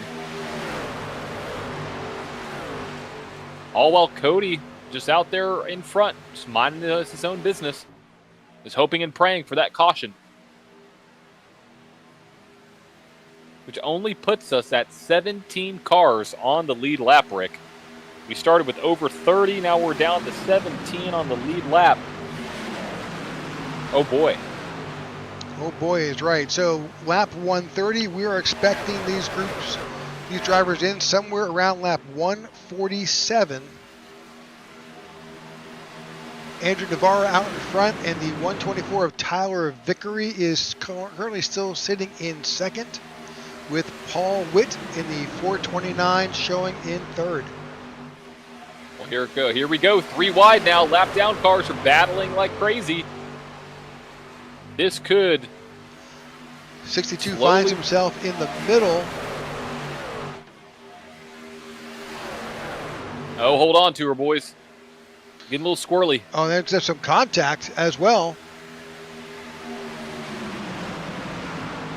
Oh, there it is. Double zero goes around. That should be a caution. There it is. And Cody Nagels is going to be out front. Oh, big wreck for the double zero. That's Thomas Holder. He goes around and around. Yeah, he did not hold the brakes at all, I don't think. The brakes might have been gone in that truck, but that is the caution Cody Nagels wanted. I don't know what that was. Like, that was a I mean, looked like a little bit of net code there, but a car coming from the top line to the bottom line like that. He just came down. I mean, yeah, there's a little bit of net code, but unfortunately, bad news for the 102. That's Buster Malcolm. And the double zero of Thomas Holder.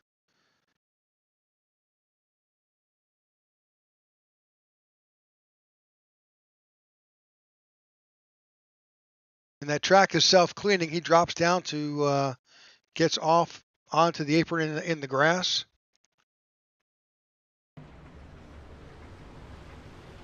You see the 00 as well, which is just in time because the rest of the field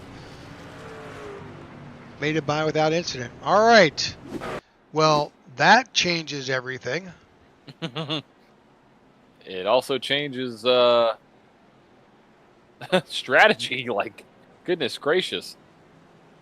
As we see all of the leaders now on pit road down for their second to last stop of the race. You can't make it to the end right here on lap 132.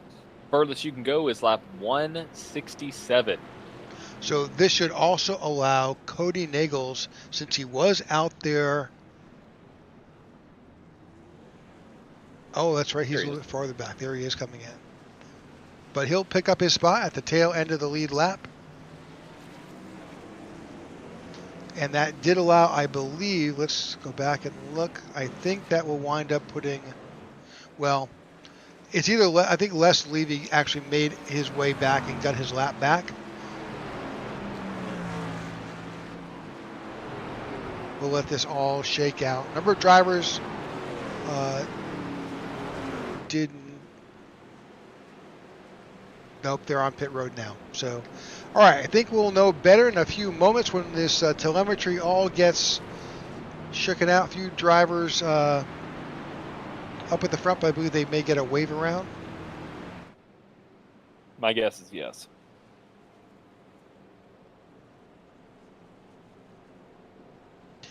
Now, you do see a number of drivers who will just stay. And you're saying, wait, why is the 42 not up there in front? Well, he's trying to save fuel. Anything you can do to save fuel is important.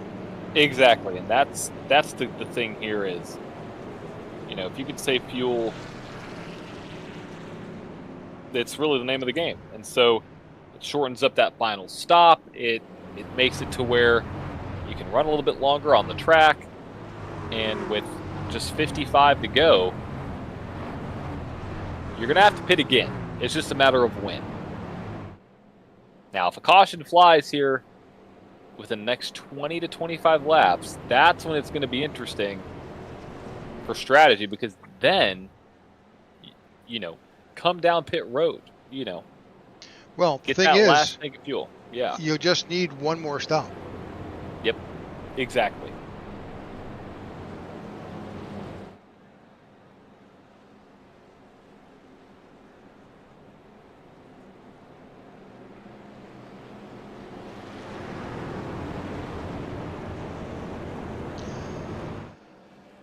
All right. Lights are off on the pace car. A couple of drivers getting their wave arounds. That's the 4 of Josh McCullough. You think he will wind up back on the lead lap. And he will race around to make his way back to the lead pack. Cody Nagels is still in the pits. Of course, probably wise to do this. He's going to be at the tail end of the lead lap. Go in, get a little bit of fuel, and head back out. Yep, I don't see any black flags. I am curious if he's just going to top off on fuel. That's all it was. Yep. It's dangerous. The 6 now back in the back of the pack, you know, even if he is all the way back there, is a driver that I know will be battling for this win at the end of this thing. Cody's up there. You got to figure out the lead lap cars are just entering turn 3. So he's got a little bit of time to work his way back. He's now, I think, coming on the backstretch.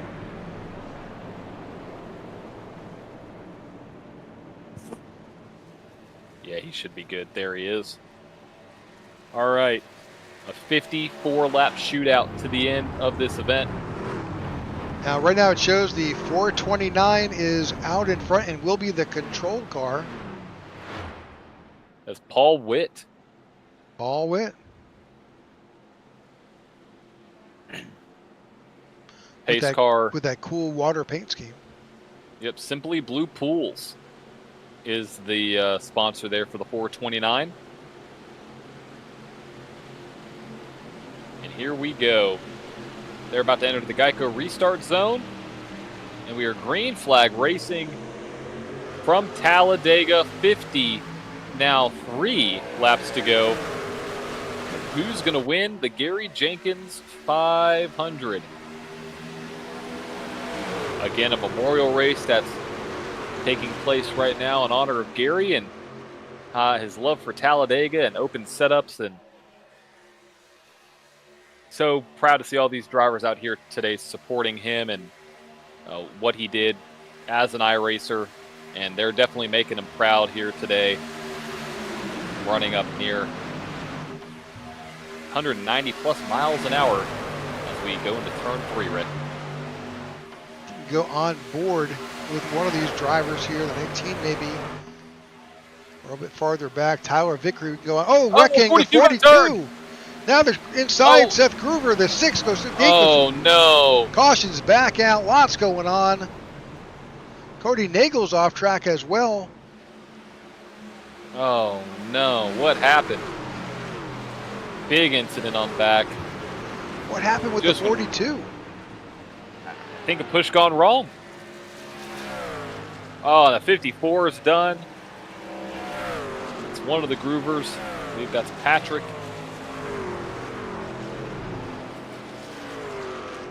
All right, let's.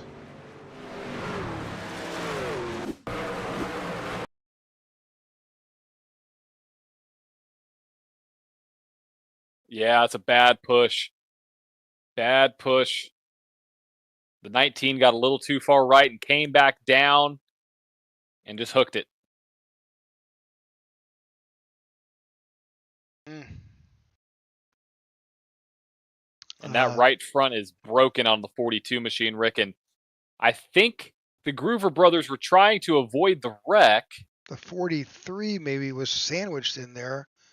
Yeah, he was. That's Sandy Curtis. Yeah, I think the Yoshi machine was 32. trying to avoid. Yep. And there's the 8 of Dude Conrad. They collect. 43 stays up. The 32 comes back. Collects his brother, who then gets a little bit of help from the 17. Goes around. And there's just all kinds of carnage. Yeah, 54 rolling back down the track. Double Is he gonna 0. hit? Oh, the 9. Yep. And the Man. 62 gets collected. The 4 is involved. All right. Lots of damaged trucks. Pretty much the entire field is on pit road. Still not going to be able to make it on fuel. No. Our 6th caution of the night.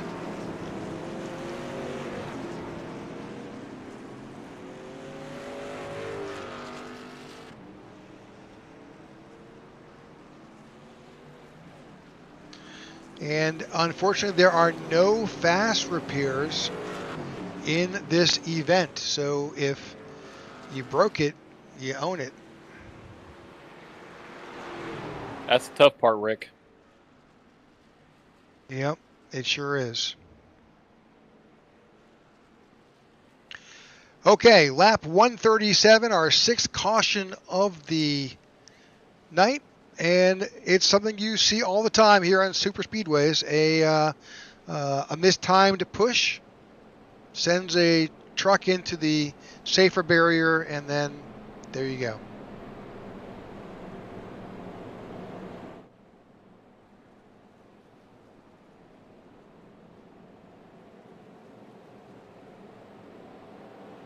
Well, Rick, we have just about 50 laps left in this one. I'm asking you the same question I asked earlier. Where do you want to be in this field? Do you want to be in the front? You want to be in the back? Because we just saw the leader get turned. Yeah, I think, there no place is safe. Yeah, it's Yeah, mistakes happen, and clearly we saw that with the 19. Oh yeah, for sure. Nothing intentional there. Yep, Garrett Caswell made a slight error in how that push went down, and unfortunately that sent the 42 into the safer barrier and collected a number of trucks in the field.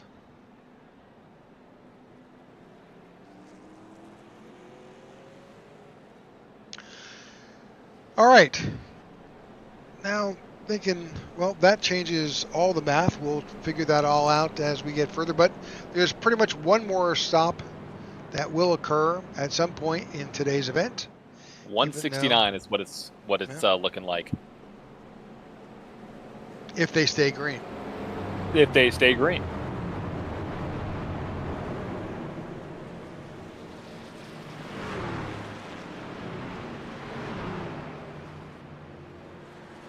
We appreciate everybody for tuning in to the night's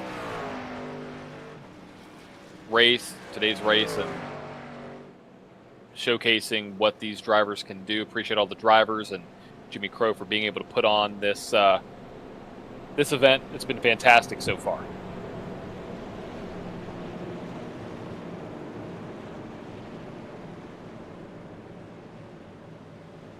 A couple of drivers have posted in the chat that they possibly do have a fast repair. We'll see. I'm not sure that's the case, but well, it may have been. If you could, John, if you could just check the info on the race, if it says 10-4. Yep, looking as we speak. The hosted session. That's right.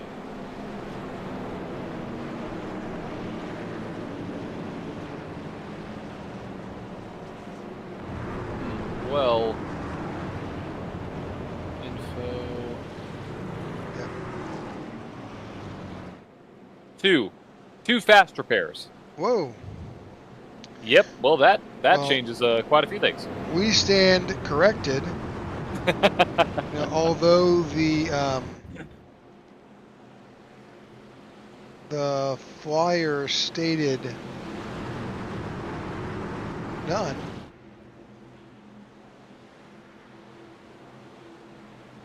The event details show 2.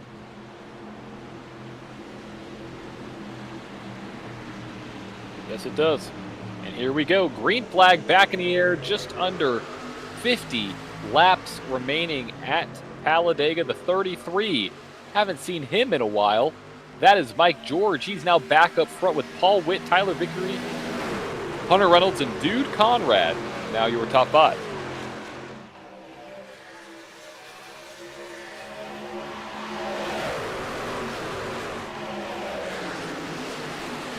They power their way down the backstretch as pushing starts to intensify, the speeds start to grow, and patience starts to thin. There's a 429 now making its way to the bottom side, blocking that line. 26 pounds his way back up to the front. He's on the leading the outside line. Third lines, looks like it's that outside lines begin to start to get formed up. That's got the 6 of Nagels in there.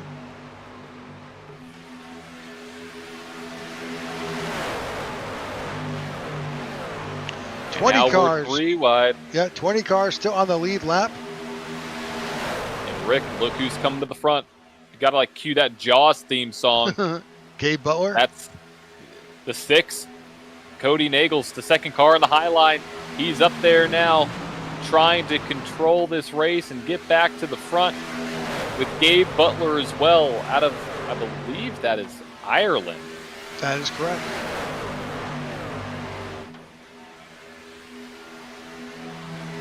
Got a semi-international field here today.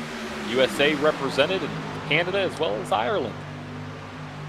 As the pushing is starting to intensify, the 26 and the 24 in the middle lane, that is Hunter Reynolds getting pushed by Everett Lane. The 429 getting pushed by the 33. Yep, I saw that too. The outside line getting kind of squirrely. Oh, big push, tapped by the 6 on the 88. Got him a little unsettled, wound up in the door of the 26. And we are 3 by 3 by 3 for 4 or 5 rows deep, Rick. The race is on. The race is definitely on with just 47 laps to go. 47 laps. 1 pit stop and 1 winner. Who is going to take home the victory today here at Talladega? That time by Hunter Reynolds.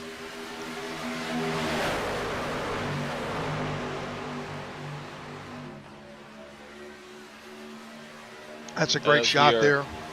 That's a fantastic shot. 3 abreast, 5 rows, 4 rows deep now here at Talladega SuperSpeedway. And we can see a block by the 88, which is going to move the 6 up to the front of that top line. The 6 who was leading that front pack for a while got lost due to some incidents, then came back and led it again, just, 1 lap down. Now he's leading that top line, fighting back to lead the entire race. Cody Nagels, what a return. And look to it, who's right behind him? Joshua McCullough, the driver who got the lucky dog. Big move by both these drivers to get back up to the front. Oh, the 24 got into the 6 there. Thought it was going to be a big one.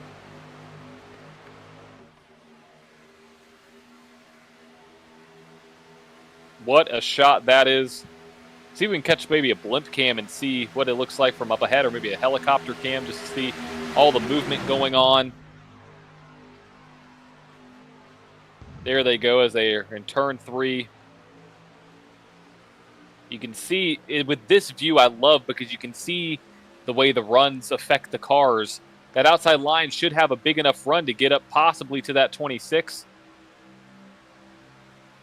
But now you see the side draft is playing a factor. Huge. 85 kind of side drafted up and forced that outside line back. Yeah, but I think you're going to see whoever's behind that 24 car, that's the 85 there, go to the high side as Cody Nagels now goes to the middle. And the pusher being pushed here, that's not good. Hold on, boys. Ober's checking up in the back. We got a car around. Car around to the back. Not sure who that was. No caution. Somebody went spinning on back. He's down on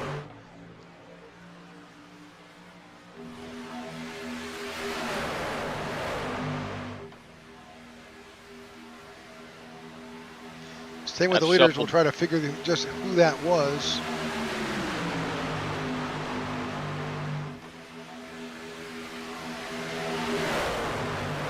Nope. Lost in my telemetry. Can't see who that was. I'm looking on my side right now. I got a replay on my end. A vicious hit for the car in the inside. I mean, completely went sailing towards the wall.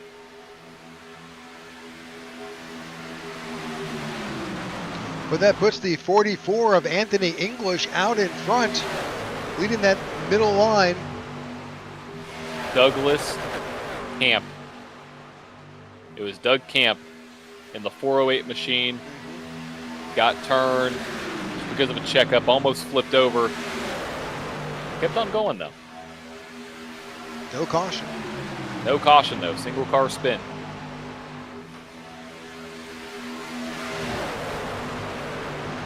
Lots of shakeups at the front here. For the 44 of Anthony English out in front, leading the 429 of Paul Witt. 88 of Gabe Butler is in that middle line with the 26 of Hunter Reynolds. And the outside line has kind of collapsed a bit.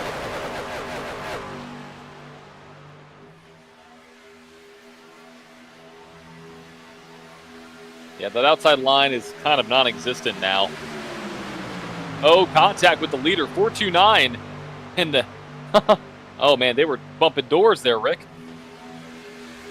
That's the last thing you need to see here right now. Oh, we got a block. 44 came down. Anthony English is your leader.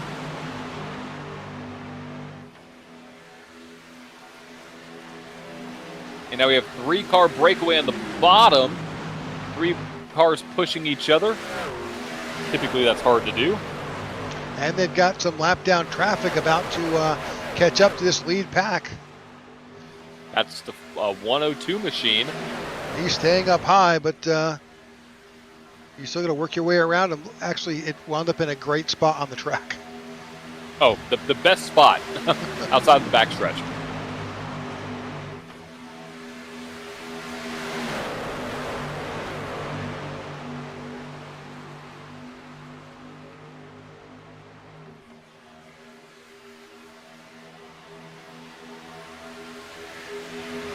All right, that's lap 148. We're down to 40 laps to see who will be crowned champion of the Gary Jenkins 500. Oh, that was very aggressive. That was a block that honestly should have gone wrong. Got really lucky. Those cars stayed in the right direction there.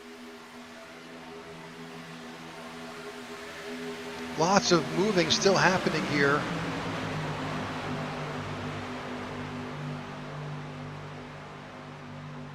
And if my calculations are right, they're going to have to come back down pit road at 168 or 169.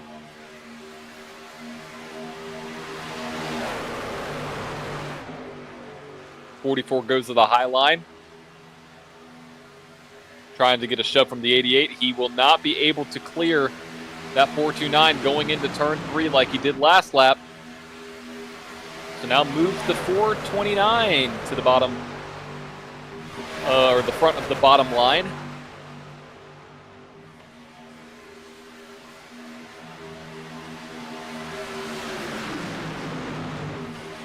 .408 is in the pits.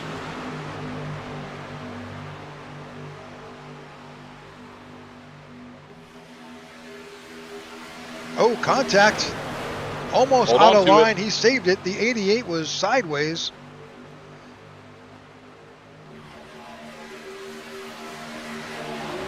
What that tells me is that some of these guys definitely have not taken tires yet, because he got out of shape pretty quick. Oh, the 429 moves it to the top. Interesting move. Gets a push from the 44, leaves the 33 out to dry on the bottom lane. And don't look too far back, but the Groover brothers are now on that outside line, and you got the 88 moving up to lead the 54 with the 32 right behind. What a move by the 54 and the 88 now. The 3 trucks in the high line as we are going 3 by 3 by 3 once again here at Talladega, as they thunder out of turn number 2. Middle line prevails, but watch out for that 88. He's getting a huge shove by the 54. Oh, hold on to her. Hold on to it. Oh, we're leaning on each other, boys. Hey, Rick, do we want to tell them there's still like 40 laps left? You'd hope they know, but they clearly, the way they're driving, it's like the last lap. Hey, it's exciting. That's all I know. 88 is now out front, and here comes the 24 up the middle. Excuse me, the 124. 88 blocks the middle. 124 is into the 54. Doors. And they've got lap traffic that they're about to run up on. And they're 3 wide. Yeah, that outside line dissipated a little bit. Those are the Groover brothers. The lap down traffic.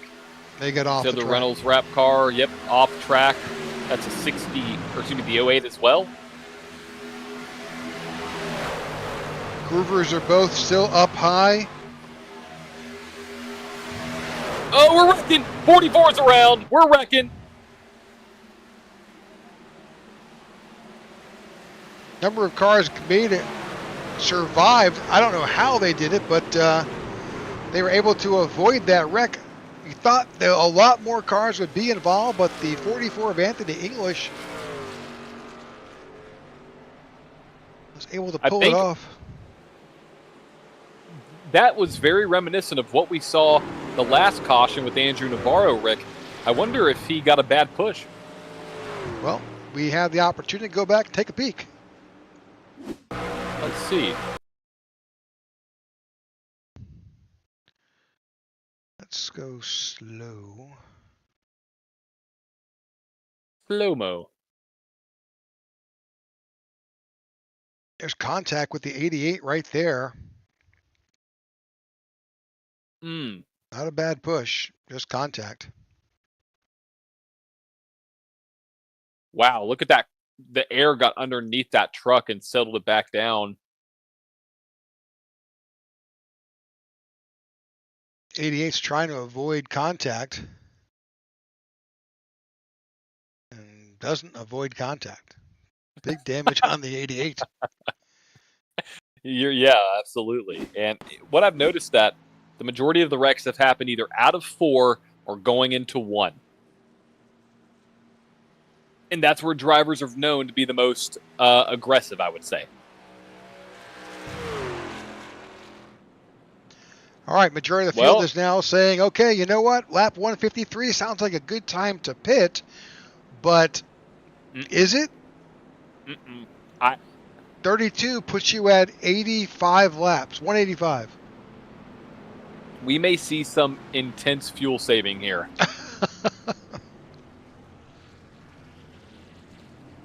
Oh, Gabe. 88 blew through his box into 54.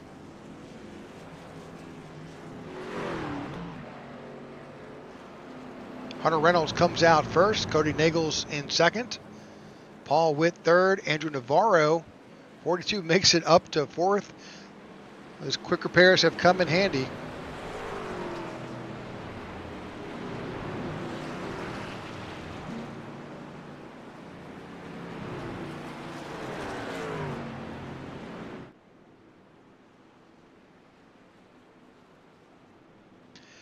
All right. Well, as the broadcast team takes a breath, as we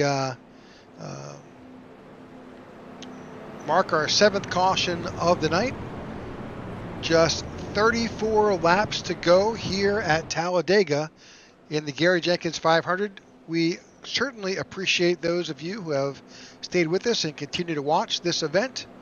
We ask that you could like and subscribe to our channel, and we'll bring you other events coming up on Wednesdays and Thursday nights. If you're not doing anything, you've got nothing better to do, it's 9 o'clock Eastern Time, tune in and you'll see some great action. We have full fields, fully sponsored, typically between 35 and 40 cars each night. Really, we have more than the spots available, so cars come, teams come, and so they don't qualify high enough, they have to go home. So we have a full field both Wednesdays and Thursday nights, and whatever is happening on the NASCAR schedule is what we do. So this Thursday we will be for both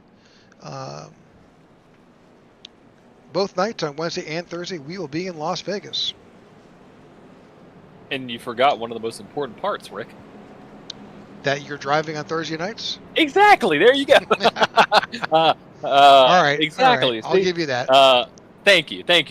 No, it's. I highly recommend tuning into both. I mean, we've covered the INRS for a long time, and we've covered every season of what is now the Tech for Troop Cup Series, and both series have some very skilled drivers. The driving and the racing has gotten better every single season, and this is going to be the first time that we've seen both of those series on a mile and a half, a true mile and a half this season, because we started off with Daytona, Atlanta Superspeedway, then moved to Dakota, Phoenix, and now we're at Las Vegas. So make sure to tune in and catch Rick and I up in the booth on Wednesday night, and not sure who's going to be in the booth with you on Thursday, but it'll be myself and Sal Nicosia.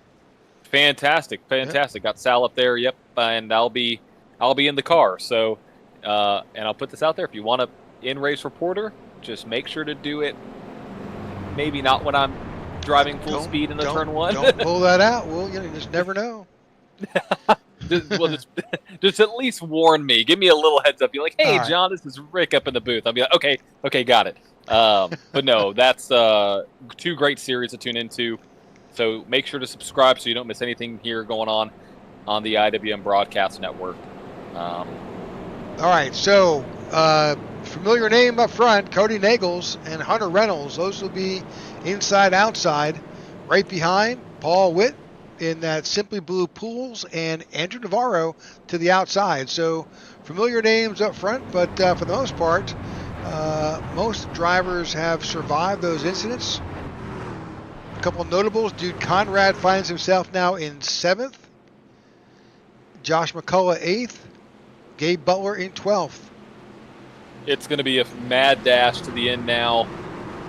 The 6 out front. Just to throw this in, Tyler Vickery had an issue with his wheel, was able to get that repaired during his pit stop, and he's staying in 9th. Wow. That is some serious technical issues that can derail anybody's race. But either way, he's back out there, and we're back to green flag racing here at Talladega. 33, now 32 laps to go at the line. Cody Nagels out front, leading that bottom lane with the outside of Hunter Reynolds. If you ever watched Speedway racing here, Super Speedway racing with the Super Speedway Kings and other groups, these are familiar names. These are guys who really make this an art of driving these trucks at these speeds on these tracks. All right, this race is winding down here.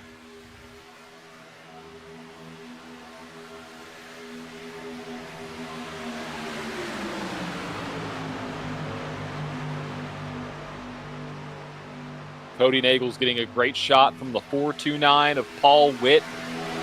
Back in the pack, somewhat a little discombobulated, but they are still making their way. Cody to Nagels 6 moves blocks. up. Wow, what a block. And now getting a big push by the 26.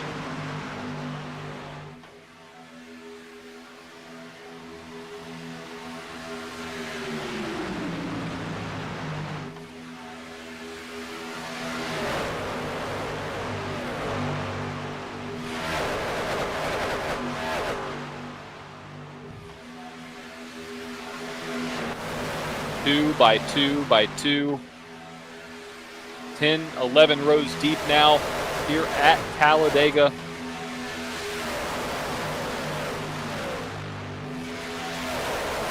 Cody abandons that high line to go to the bottom.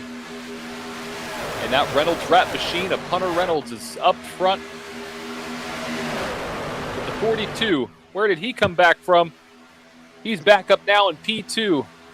Giving a big push to the 26. What a fantastic comeback for the 42 machine.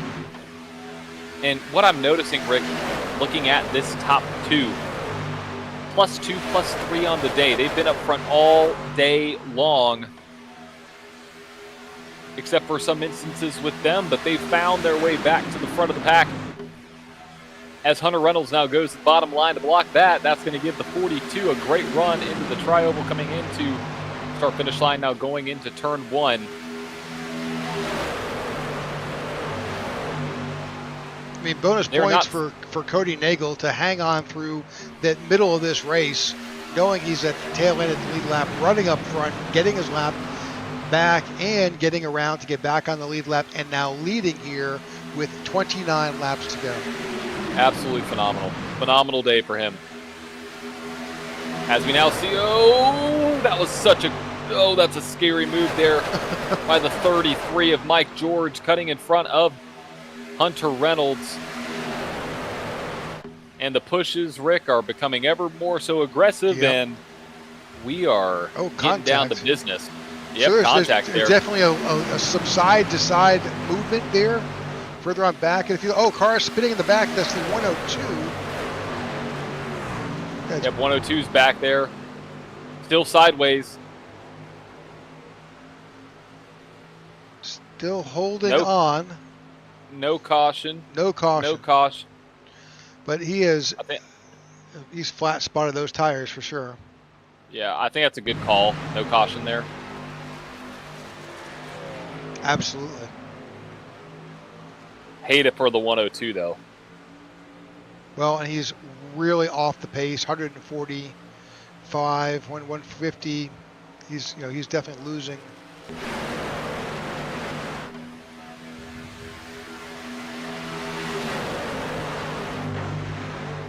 And Rick, as it stands,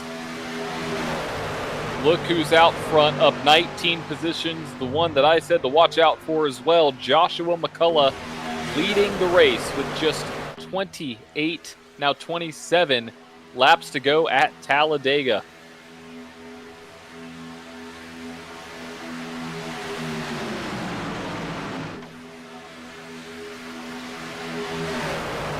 He's doing a fantastic job in that four truck, getting pushed by the 42 of Andrew Navarro and the 33 there of Mike George, all on the inside lane. The outside line leading with that New York Jets car. That is, I believe, the 48 of Andrew Schroeder. That is correct. And looks like the Reynolds wrap machines are now side by side, Rick. Yep, Jimmy is right there as well. Now, Jimmy, I don't think is on the lead lap. No, he is not. He is, I think he'll wind up in the lucky dog position because Bob Fitzgerald is in the pits. Well, he's given a heck of a shove to the 48 of Andrew Schroeder. The Jets up at the front. Jets car up at the front, that is. Of Andrew Schroeder. Oh, too much. Bad push. We're checking up. We're checking up. We may get a big one here. Oh, we're good. 3 wide. But that was an off-centered push that could have wrecked the entire front of the field.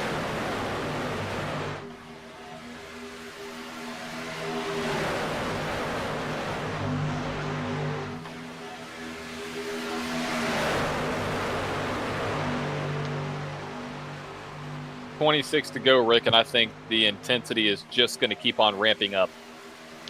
Can it go up anymore? I mean, holy cow. Yeah, I mean, they can go 3 wide. They're not 3 wide. Yeah, we've seen this race. Oh. Uh-oh. Where'd he go? Uh-oh. Josh He's McCullough. gone. He's gone. Oh, man, that's a bad sign.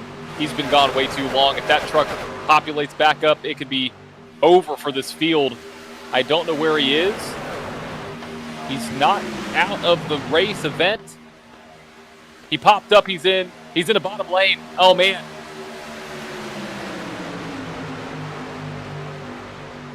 Yeah, he's on the bottom side of the track, Rick. Wow. That was lucky. That was lucky that did not cause more chaos. Because we've seen that happen before, and I've been in both shoes where my internet's blinked, and I've been in the inside of somebody's car and I've completely trashed their day and another way around. So lucky that 4 car stayed off the bottom off the bottom lane and was able to keep her going. So, the 42 tries to block. He's going to be left in the middle, but the middle lane's going to develop now. Big shove from the 124. 24. 24, excuse me.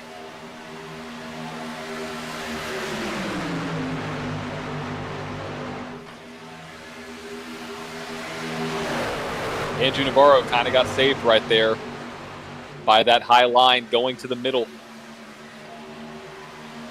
24 to go, Rick. 24 laps till we settle this. Thanks for all of you who have stayed with us, and as we wind down here at Talladega, just 24 laps to go.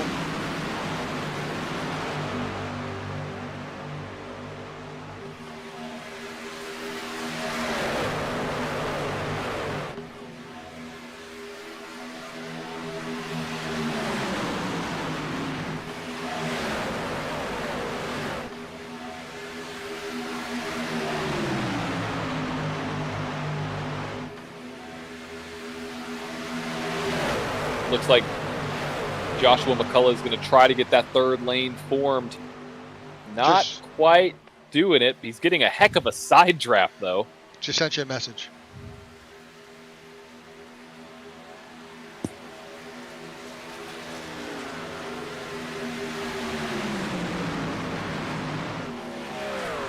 Four. Yep, Joshua McCullough is now blinking again.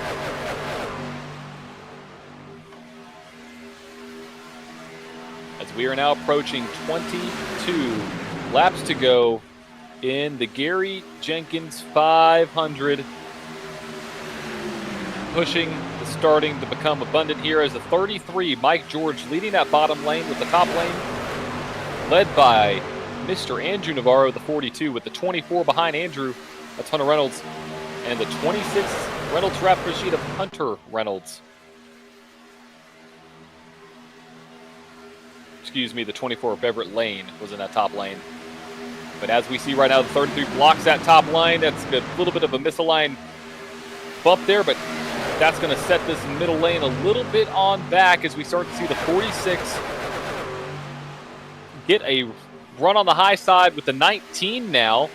That bright black and neon yellow car up there in the top line. That forms our third lane as we approach 21 to go.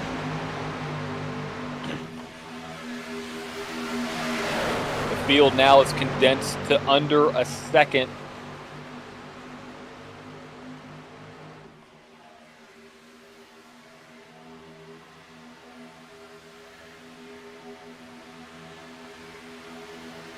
The distance between first and 20th, 1.5 seconds.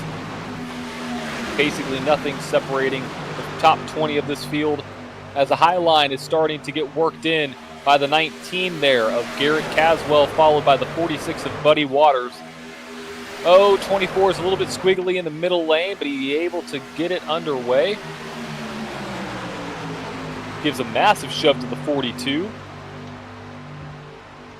As we are now 20 laps to go here at Talladega. The high line still not being able to generate enough energy to make it around side that 00 and up through the field.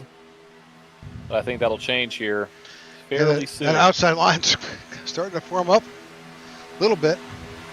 Yeah, they've been trying, Rick, and it's been kind of lonely out there for the 19 and the 46 of Garrett Caswell, or excuse me, the 46 of Buddy Waters and Garrett So the Caswell. 26 is trying to do something to hold back that middle lane.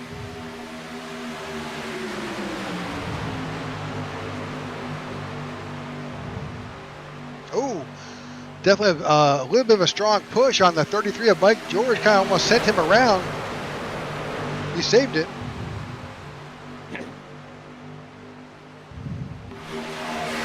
We are getting to that time where the pushes are going to be bigger than ever. The runs are going to be bigger than ever. Who's going to survive here at Talladega? 3x3 now. Top lane starting to work. Led by the 19 of Garrett Caswell. The 46 follows suit. As he gives an off-centered bump, kind of gets a little bit squirrely, but he's able to shove him down out of turn 3, going on to this front stretch / tri-oval. They should be able to make it. It's going to be close, though. My calculator says they could make it to 185 or 186. 185. Yeah, they got to start saving fuel. I mean, they haven't been running. They've been running about a second off pace, though. So their best times are 48.7s. The last time by, they ran 48.9. So they're not running at completely full speed. Even looking right now, they're running at about 192. So I know they've slowed down just a little bit. So they could, Rick, make it to the end. Theoretically could, if they've saved enough. That's the key. I don't recall seeing anybody saving much. Well, let me see what their last lap times were. Last lap time by 49.6. Still a full second off their fastest laps of the race. So maybe a little. Yeah, it's there. Oh, the 46 is a little too far left on the 19. Oh, they were able to get that one squared away. That 19 and the 46 are just going to do it all by themselves on the top line if nobody wants to go with them. I'm surprised they're able to stay up there, just 2 cars. Yeah, the side draft is so relevant in today's world, especially in iRacing. And look at that. The 19 is pulled up to the 42, but the push wasn't there. The 46 laid off out of turn 3. That's going to make them fall way back.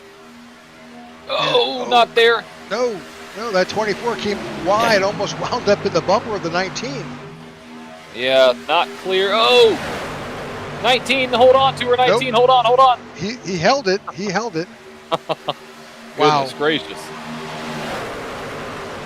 Oh, now they're going around. That 48's gone around, wrecking in the back. Oh, nope. But no caution. Now we threw it. Caution's out.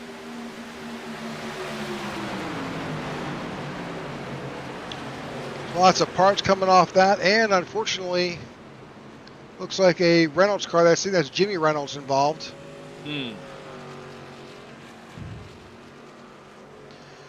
All right, our 8th caution has flown with 16 laps to go. Lots of damage on that 17 Reynolds Wrap truck driven by Jimmy Reynolds.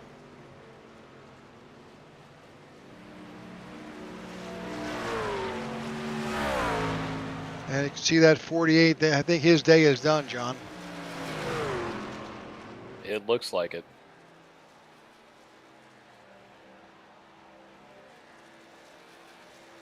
All right, 15 laps to go as these leaders come to the start-finish line on the back. Well, I guess right now on the backstretch, but they'll end up picking up the pace car, and which by the time we go back to green should put us with 13, 12 laps to go. Just about. Sounds about right. Oh boy, that's the time where things can get crazy. It'll be just like another heat race. It literally, it'll be a heat race. We saw what happened in the heat races. Absolutely.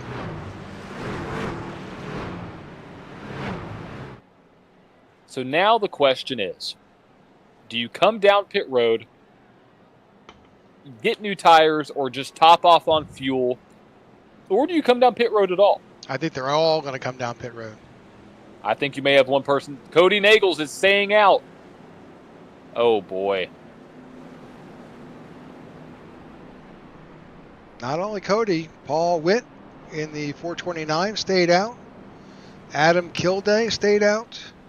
Josh McCullough stayed out. Pat Groover.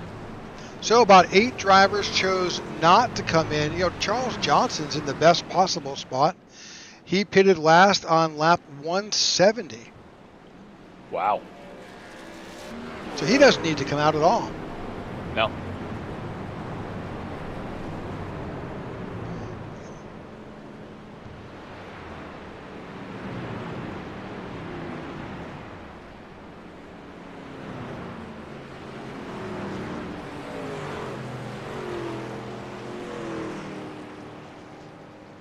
He had just come in at lap 170. So, all right, that certainly adds a wrinkle.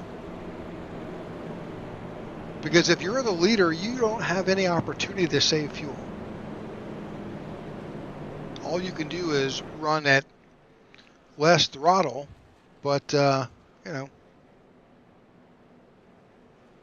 that's all you can do.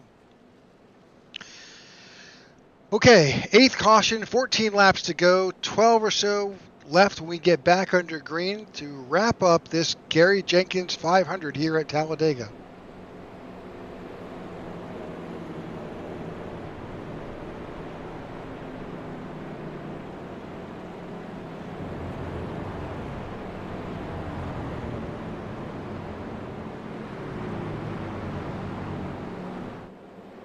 Make sure to tap that subscribe like you saw if you enjoyed what you've seen today, and if you enjoy iRacing and sim racing and want to get more of a racing fix, tune in on Wednesdays and Thursday nights here as we broadcast the Tech for Troop Cup Series. They're 4 or 5 races in now.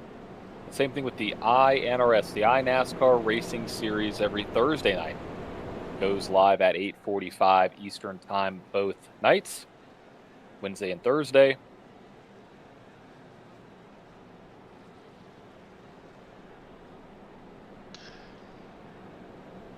We should be getting 1 to go. You are correct. So back to green flag with just 12 laps remaining. This has been an exciting race to call, John. These guys have really just been absolutely amazing today. Oh, they've been phenomenal. I mean, they've put on a heck of a show, the talent's there, and to celebrate Gary and what he's done, and have them put on something like this. It's been phenomenal to watch, phenomenal to cover, and excited to see the last 13 laps here.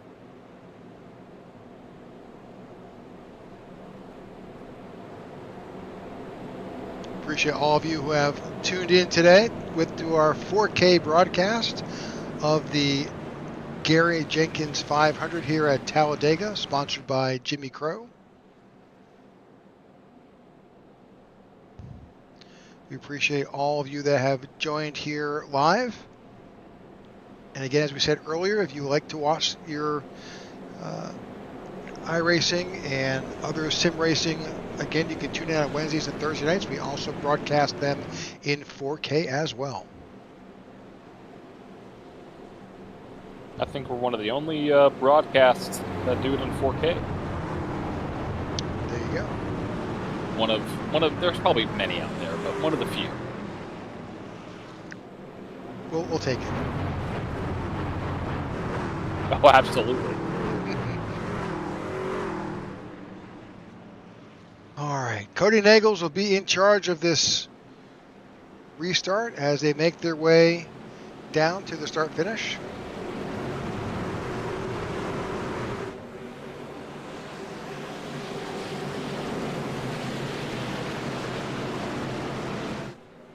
Alrighty, here we go.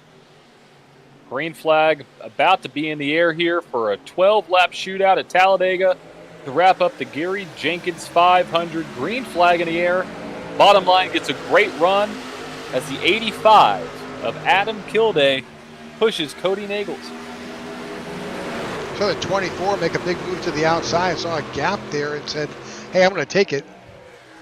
And that's what you need to do at the end of these races, to be able to be out there at the front. Here they come out of turn 4, or turn 2 rather. 429's getting pushed by the 4 of Joshua McCullough in that second lane. You got the 85 of Adam Kilday pushing the 6, but he's also got the 54 of Pat Groover back there as well.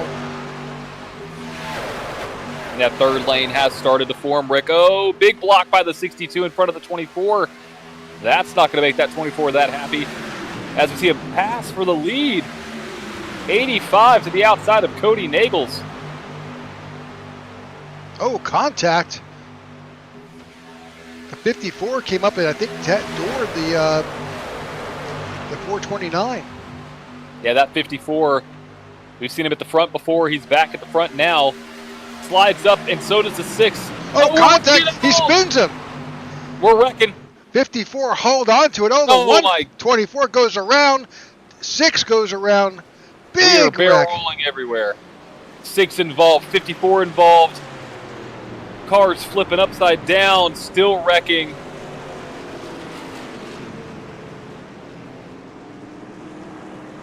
Wow.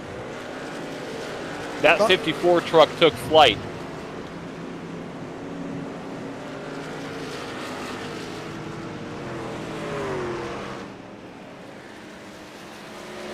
All these guys are hoping that they left a quick repair in the tank, because they're going to need it. Yes, they will. Well, with 10 laps to go, big wreck here at Talladega.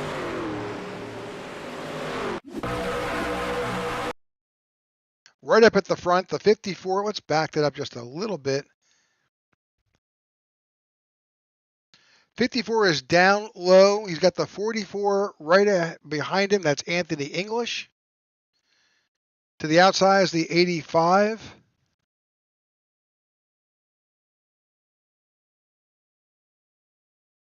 Moves up, I guess, to stall the block, but ends up hooking the 6, I think. Well, he gets hit behind. He gets hit from behind by the 85. And look at the 6 try to fight the wheel. He's trying to keep that truck going the right direction. And the 54 just nowhere to go. But this 54, Rick, I've never seen a truck flip like this. Watch this.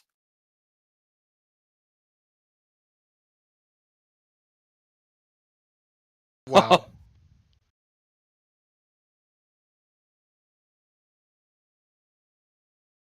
And he wasn't the only truck that flipped. The 428 up there flipped.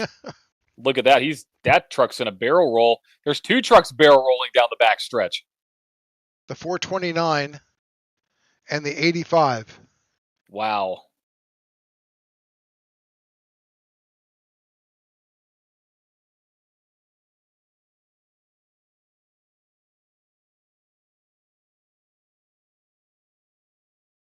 That was a heck of a wreck. Mm-hmm. And do these drivers have quick repairs? That's the question.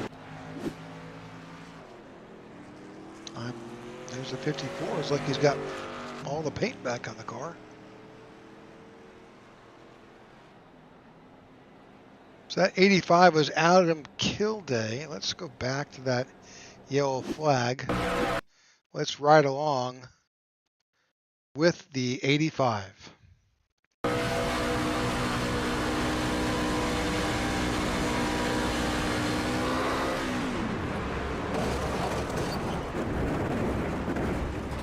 Wow. Nothing you can do. Nothing you can do. Out of Monterey, California. But he was able to drive away.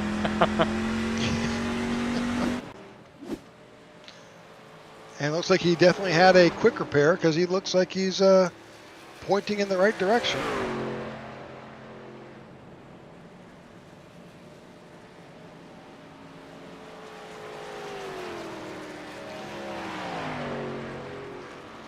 All right.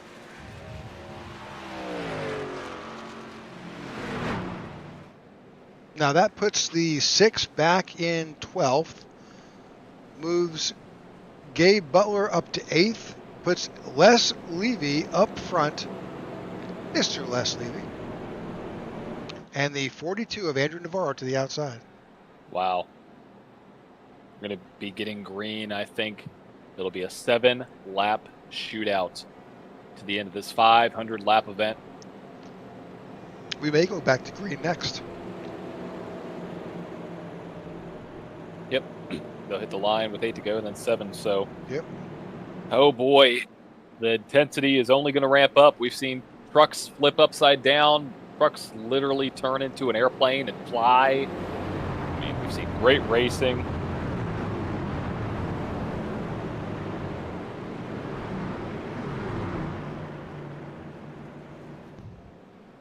Absolutely phenomenal event so far. 18 trucks still on the lead lap.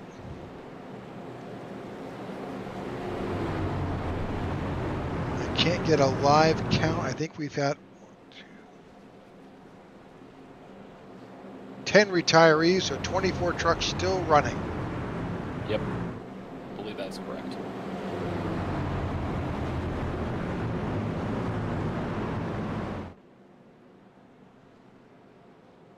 $18 cars on the lead lap as well.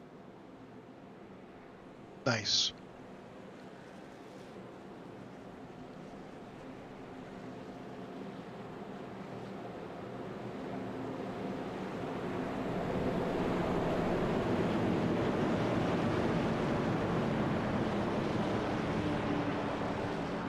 All right, Rick. 7 laps or 8 laps at the line, rather. We got a crazy ending potentially here at Talladega. We've got a brand new front. Well, Andrew's not new to the front, but still a brand new front row, basically, with Les Levy up there in the 62. What can he do? It's got 8 laps to show us, 7 laps to show it to us. He does. Let's see what this 62 can do. They're in the Geico restart zone. Green flag back out in the air here at Talladega. The pushes are going to get bigger.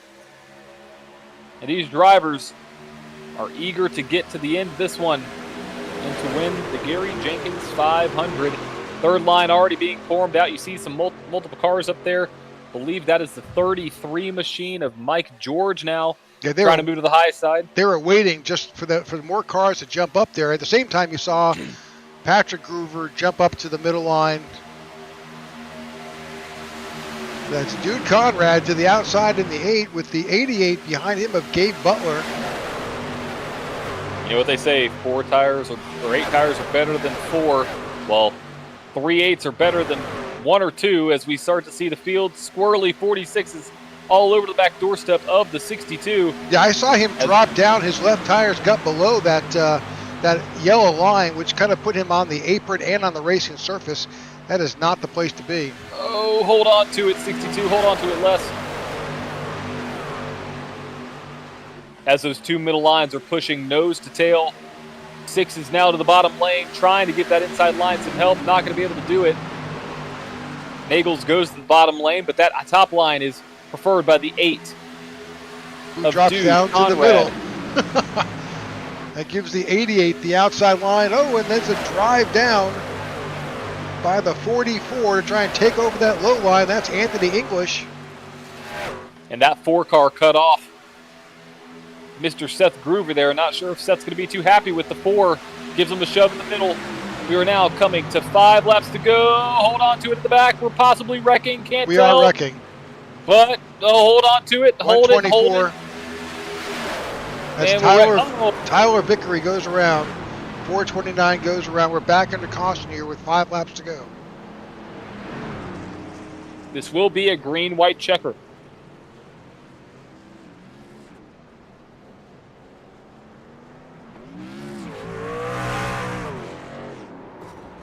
Looks like you may have some steering damage. Possibly. Or he's just pissed off. That too. All right, as these drivers race back to the start finish to then pick up the pace car, just a handful of laps left here. Dude Conrad is your current leader. We spoke to Dude at the beginning of this race. He was friends with Gary Jenkins, talked a little bit about Gary, and we appreciated his comments. And here he is. Let's go back and see if we can see just what happened to Tyler on that yellow flag.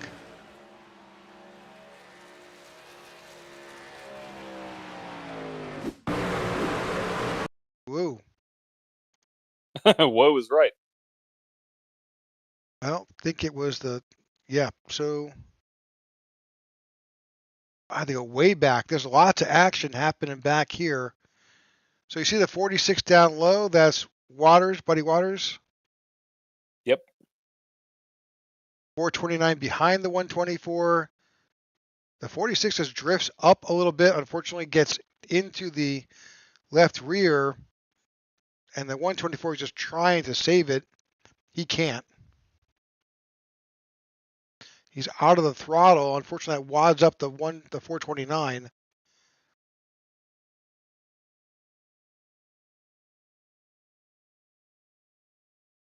Yeah, it comes back down and clips him in the corner again.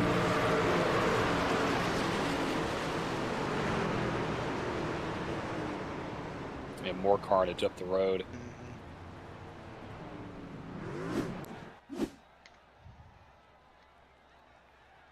I think the 124 is still trying to make it back to pit road. It's got too much damage. Well, he's kind of under power. It seems to be speeding up and slowing down. Oh, no. Never mind. Never mind. Well, maybe he can get a push from whoever's coming out pit road. That tells me he may have a quicker pair left. He needs a push. All right. Lights are not out yet on the pace car, but we are going to have a green-white checker situation, which means we will get a 2-lap shootout. We will get the green flag. That's lap 1. Get the white flag, and that's the last lap. And then the checkered flag.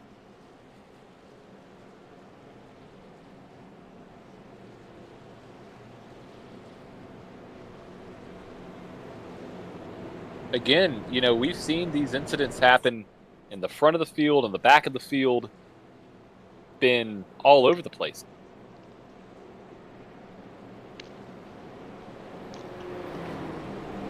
So Tyler posted that I don't know how these guys do this. He says he got 6.2 of optional, but he's saving his last fast repair. I think I would have taken the last repair. Yes, I would have taken it too. Especially since you're going to wind up at the tail end of the lead pack. Absolutely. Yeah, no, I would take it there unless you're just banking on another wreck and you're just going to play it conservative, and that kind of tells me what his strategy might be. Because if you're aggressive, I mean, I guess it could actually work the other way. He's just going to be uber aggressive. If he gets caught up in a wreck, he'll have a quick repair to use. But again, if he's already damaged and he gets more damage, you're more susceptible of blowing an engine because you already have existing damage. So I mean, it's interesting strategy, but we'll see how it plays out. And he is zooming up to the back of the truck looks in pretty good shape, but he's got 18, 9 rows back, 18 trucks to go through. Oh geez, the 6 and the 62 just hit each other under pace laps. Well, that's not good. Not good at all. Yeah, just caught out of the corner of my eye. But all right. A little friendly bump. There's going to be a lot of bumps at the end of this one. As we go into the backstretch, possibly for the third and final time here tonight at Talladega. The sun's starting to set.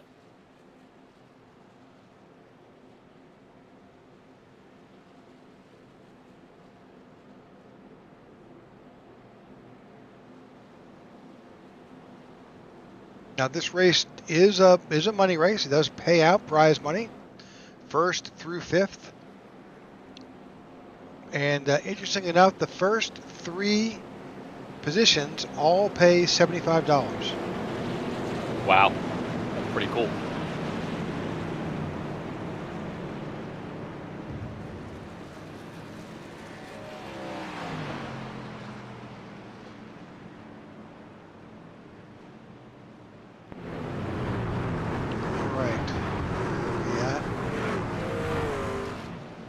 So Dude Conrad is in charge of this restart.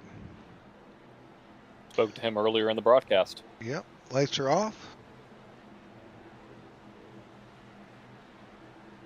Let's see what this field can do with 3 laps to go. Who is going to bring home? Oh, someone's blinking. That's Cody Nichols. I think it is. Oh no. Oh no. Green flag back in the air here at Talladega.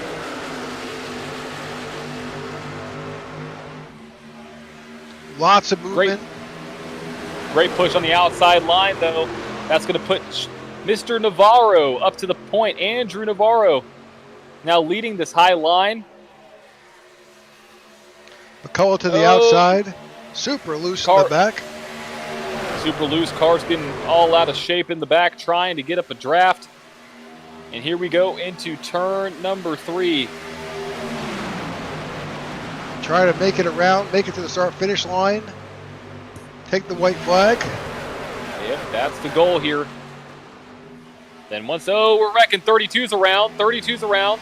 That's it, though. It's a single car spin. Single car spin still. He keeps on going the right direction.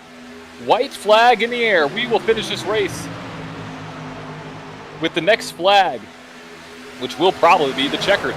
Outside line, Josh McCullough. Inside line, Andrew Navarro getting shoves from the 8 and the 33.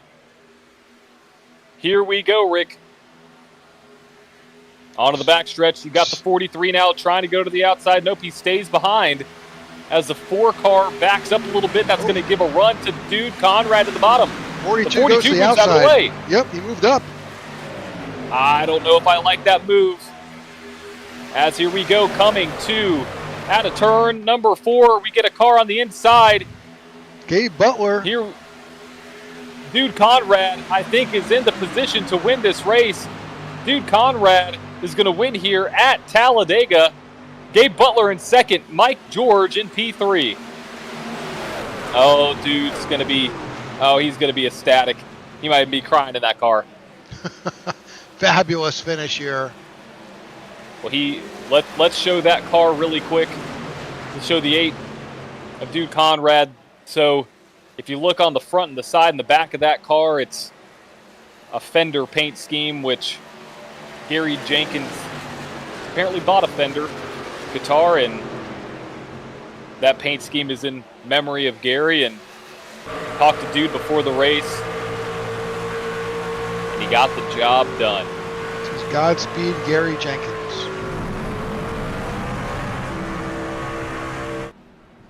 And do a burnout through. Please save the car. Please save the car. Please save the. Oh, Mostly saved it. mostly saves it. But Dude Conrad wins the Gary Jenkins 500. Unbelievable race. Unbelievable finish. Lots of celebrating here amongst these drivers. Now, those 2 drivers, Gabe Butler, Dude Conrad, both members of Team Bootnaka. We got the 33 of Mike George in third.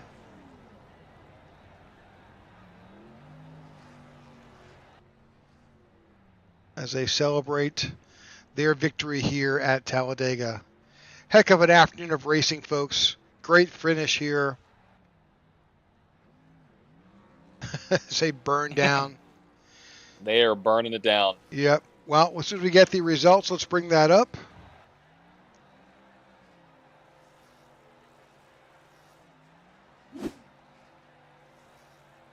All right. There we go. The Gary Jenkins 500 presented by Jimmy Crow, brought to you by us here at the IWM Broadcast Network.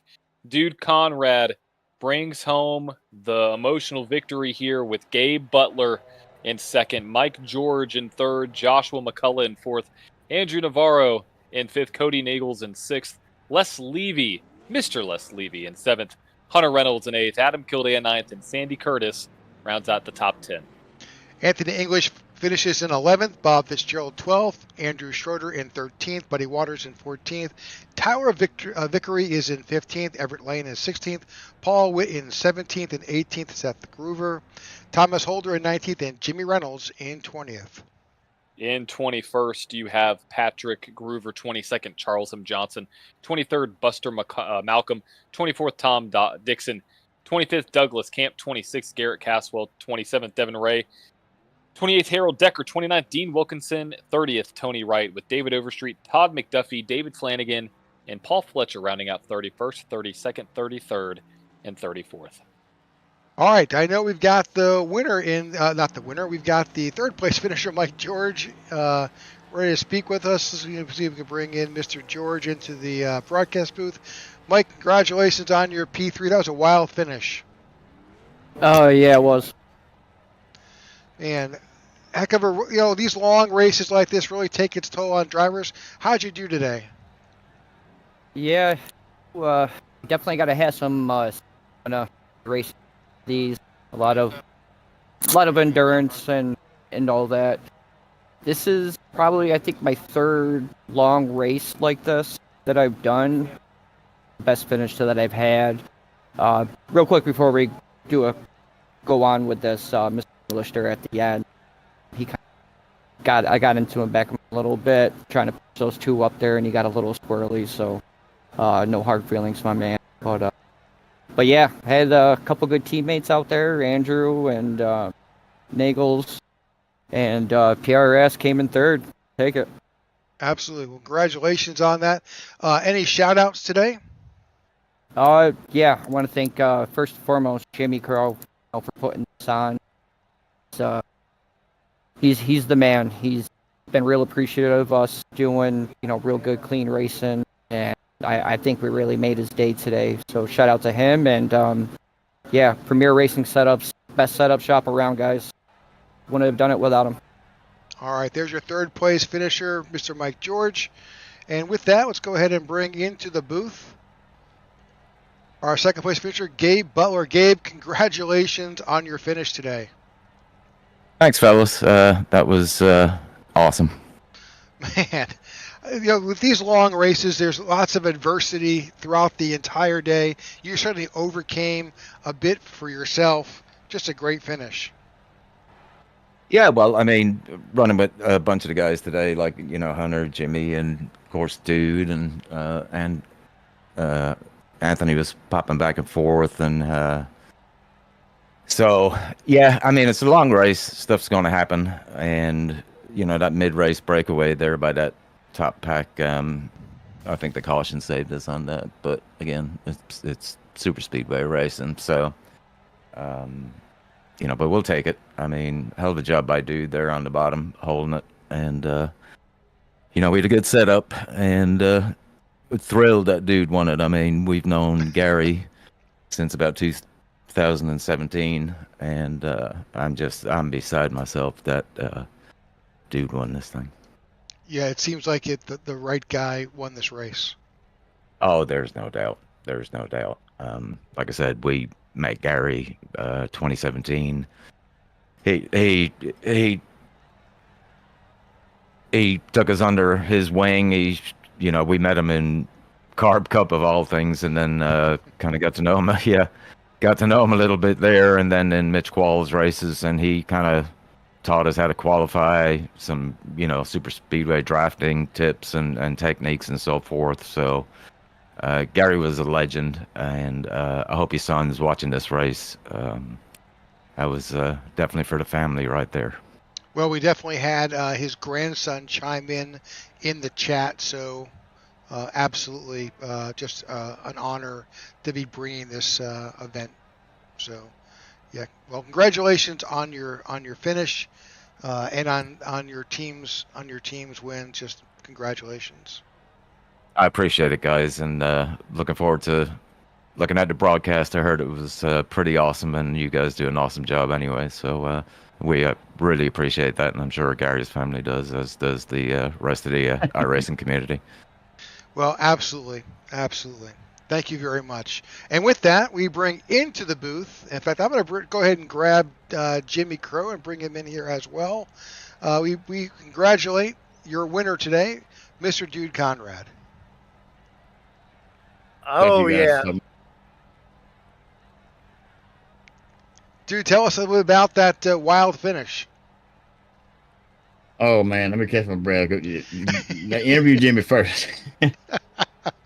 Well, Jimmy, we talked about this race months back. You put together a great group of racers here. They put on a heck of a show. Well, we got lucky. I thought the race was actually close to not happening because a lot of guys I held a spot for said they were going to be here.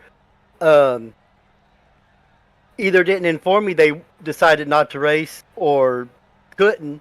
So I didn't go promote or bring anybody else in because I had certain guys I wanted in, but then I had to get some guys to fill in so we could have the race and make sure. So thank God they came out. But man, this is people look at this lineup and be like, oh, there ain't no Coke Series pros, there ain't pros. There's freaking legends, mentors. The type of racing Jimmy Crow is having right now is because of guys like Gabe Butler, LG, Old Farts, Rick Seabound, the old Crow's Nest guys, bringing up these guys, learning under them, the Cody Nagels, all the Hunter Reynolds, the Logan Heltons, the Seabasses, all them guys. They learned racing under them, and now they're dominating at the top level. And Gary Jenkins, he taught a lot of guys how to qualify, taught a lot of guys how to race. He helped me out with trying to help me with my qualifying. And Gary's a legend. He brought Dale Cup into LG SuperSpeedway League, bar none, in my opinion, one of the greatest leagues of all time. Gary brought them, and I was able to discover them. And Dale Cup, did what they did to the money scene, and Gary mentored them too. And Gary's always been the man. Someone always wanted in my rooms. If he had a bad time in my room, I was bummed out about it. But appreciate his family watching. Appreciate the effort the guys gave today. Man, we had a good green flag run. Just awesome, man. Appreciate all the OG Crow's Nest guys and Super Speedway Kings and everybody that came out. We just been blessed. We miss Gary. I want to mention his buddy Rick McKinney too. Another amazing super speedway racer. They were on the same team. Really good race. And Maurice Johnson, another one of Gary's buddies. Respected in the community. And Rusty Greer, to me, no disrespect to my buddy Arthur, they're neck and neck, but Rusty, he's a dog when it comes to building them setups. So, appreciate everybody, guys. I'm ecstatic, dude, winning this. I know I'm going long, but Gabe Butler, Duke Conrad, Gary Jenkins, Donald Sadusk, that Michael Russell, that whole crew, I looked up to them. I wanted my hosted rooms to be like theirs, and that's how I got popular, trying to be like them. So I appreciate their influence on me. And so, yeah, loving it, man. Hope the Jenkins family's happy, and appreciate the guys doing a good race for our friend, Mr. Gary. You know what I'm saying? So thank y'all. Absolutely. All right, dude, you catch your breath? Yes, sir. I think so. Take us. We were watching and saw you making up, and on that restart, there you were out in front. That's all thanks to Gabe Butler. He was the eyes back there. I was just so shocked that I was up in the top 6 there at the end. I'm usually getting wrecked at the end. I've been having bad luck, and Gabe said, "Hey man, top lane's open." We took off like a rocket. The rest is history. Great. Talk us through a little bit about how the race went for you. We saw a lot of comers and goers through the race, and I think it was everybody. But walk us through your thought process. Up through 187, 188 laps. The next thing you know, you're going into the tri-oval, going to win the race. Yeah. The first half or the first 3/4 of the race was mainly just conservative, quick repairs. Staying out of trouble. I wasn't really concerned with leading laps or staying in the top 5 until toward the end. I don't know if them guys would have made it. If it had stayed green, if them guys would have made it on fuel, I'm not sure.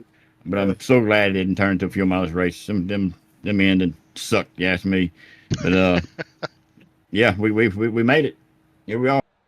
Well, congratulations on winning this special event. We certainly appreciate it. You couldn't have honored Gary any better, guys. Yeah. Thank you. I want to thank you just guys. want to say a shout out to his son and family that was watching. They said they had a blast. Must have done a good job. Thank you. We did our best. All right, John. Any other things you'd like to say, Jimmy? Anything for wrapping it up? Well. First, I want to thank y'all for calling the broadcast, man. I appreciate everybody that calls my races, but I just love y'all's style. That yelling every single lap. It's cool, but I love the way y'all call an event, man, and I'm hoping I can book y'all for the 500, the Jimmy Crow Memorial Day 500. My dad did one of them like 6 years ago, and so I'm gonna bring that back. But that's gonna be an actual money race. It's gonna be some hitters and dogs in there. Hope some of these guys in here will come out and race, and hopefully we can get y'all on board for that. And man, dude, winning, amazing, and I thank y'all for always being there to do these events for me. Everybody that watches, all the fans, and all the guys that ever raced. I'm not sure if the fans know calling a 500-mile race plus the heat race. That's work. I sure appreciate it. Yeah. We enjoyed it. Thank you very much. We had our John and myself were here. We also had another third broadcaster who wasn't able to hang for the whole event. He had a previous engagement, but Noah Evans joins us. Noah calls actual races up at Wake Speedway up in Raleigh, North Carolina. In that, actually, don't think he's actually in Raleigh, but that's what he does for a living, and he joins us as part of our broadcast team. So. Oh. Hey, I brought my RC up here too. He did a wonderful job today, Mr. James. He's been helping me a lot on everything I'm doing right now on the RC side of things. I appreciate him doing this 500 for us. Yeah, he did a hell of a job too. That's the first time I've heard of him. He did a hell of a job. Sure did a great job. Thank you. Anything you want to say, James, while we're live? No, it was a great race. A lot of green flag runs, a lot of green flag pit stops without incident. The easier you make my job, the better the product is. And y'all did an awesome job. Good seeing. Got to meet some new guys out here that I haven't. A lot of legends that I've heard but never got to see race, and it's very enjoyable watching y'all work out there. Awesome job. Yeah. The OGs, man, did it. The OGs did it today. That was awesome, man. Yes, sir. I'm gonna say hi to Miss Ricky, Oreo, Dad, Mom, all my brothers that were watching. We did it. Thanks to Dave too. Jesus Christ, that's a push. And really quick, last thing I want to have a question for you. That paint scheme, it's a special one, you know, with the fender on board. Just tell us a little bit more about that if people didn't hear that early in the broadcast. Well, he had just bought a new Telecaster, and when the new next gen car come out, he didn't have a paint job for it, and he wanted it as close to or not as exact color of that fender. And I don't remember how I got it transplanted on the car because I couldn't do it exactly. I got it close on this truck. I can't remember how I did it. But, the car came out good. I wish I had a picture of it. But anyway, that's what this truck does about the guitar and him and how special it was to me. All right. Well, folks, thank you so much for joining us here in the booth, and for those that watched and stayed with us through the interviews at the end. Thank you for being a part of today's event. Again, we celebrate the life of Gary Jenkins here with this 500-mile event here at Talladega. Very thankful for the opportunity, and we hope that you could join us again at future broadcasts here on the IWM Broadcast Network. So from John and Noah and myself and the guys here, thanks very much, and hope to see you next time, and have a great Sunday night.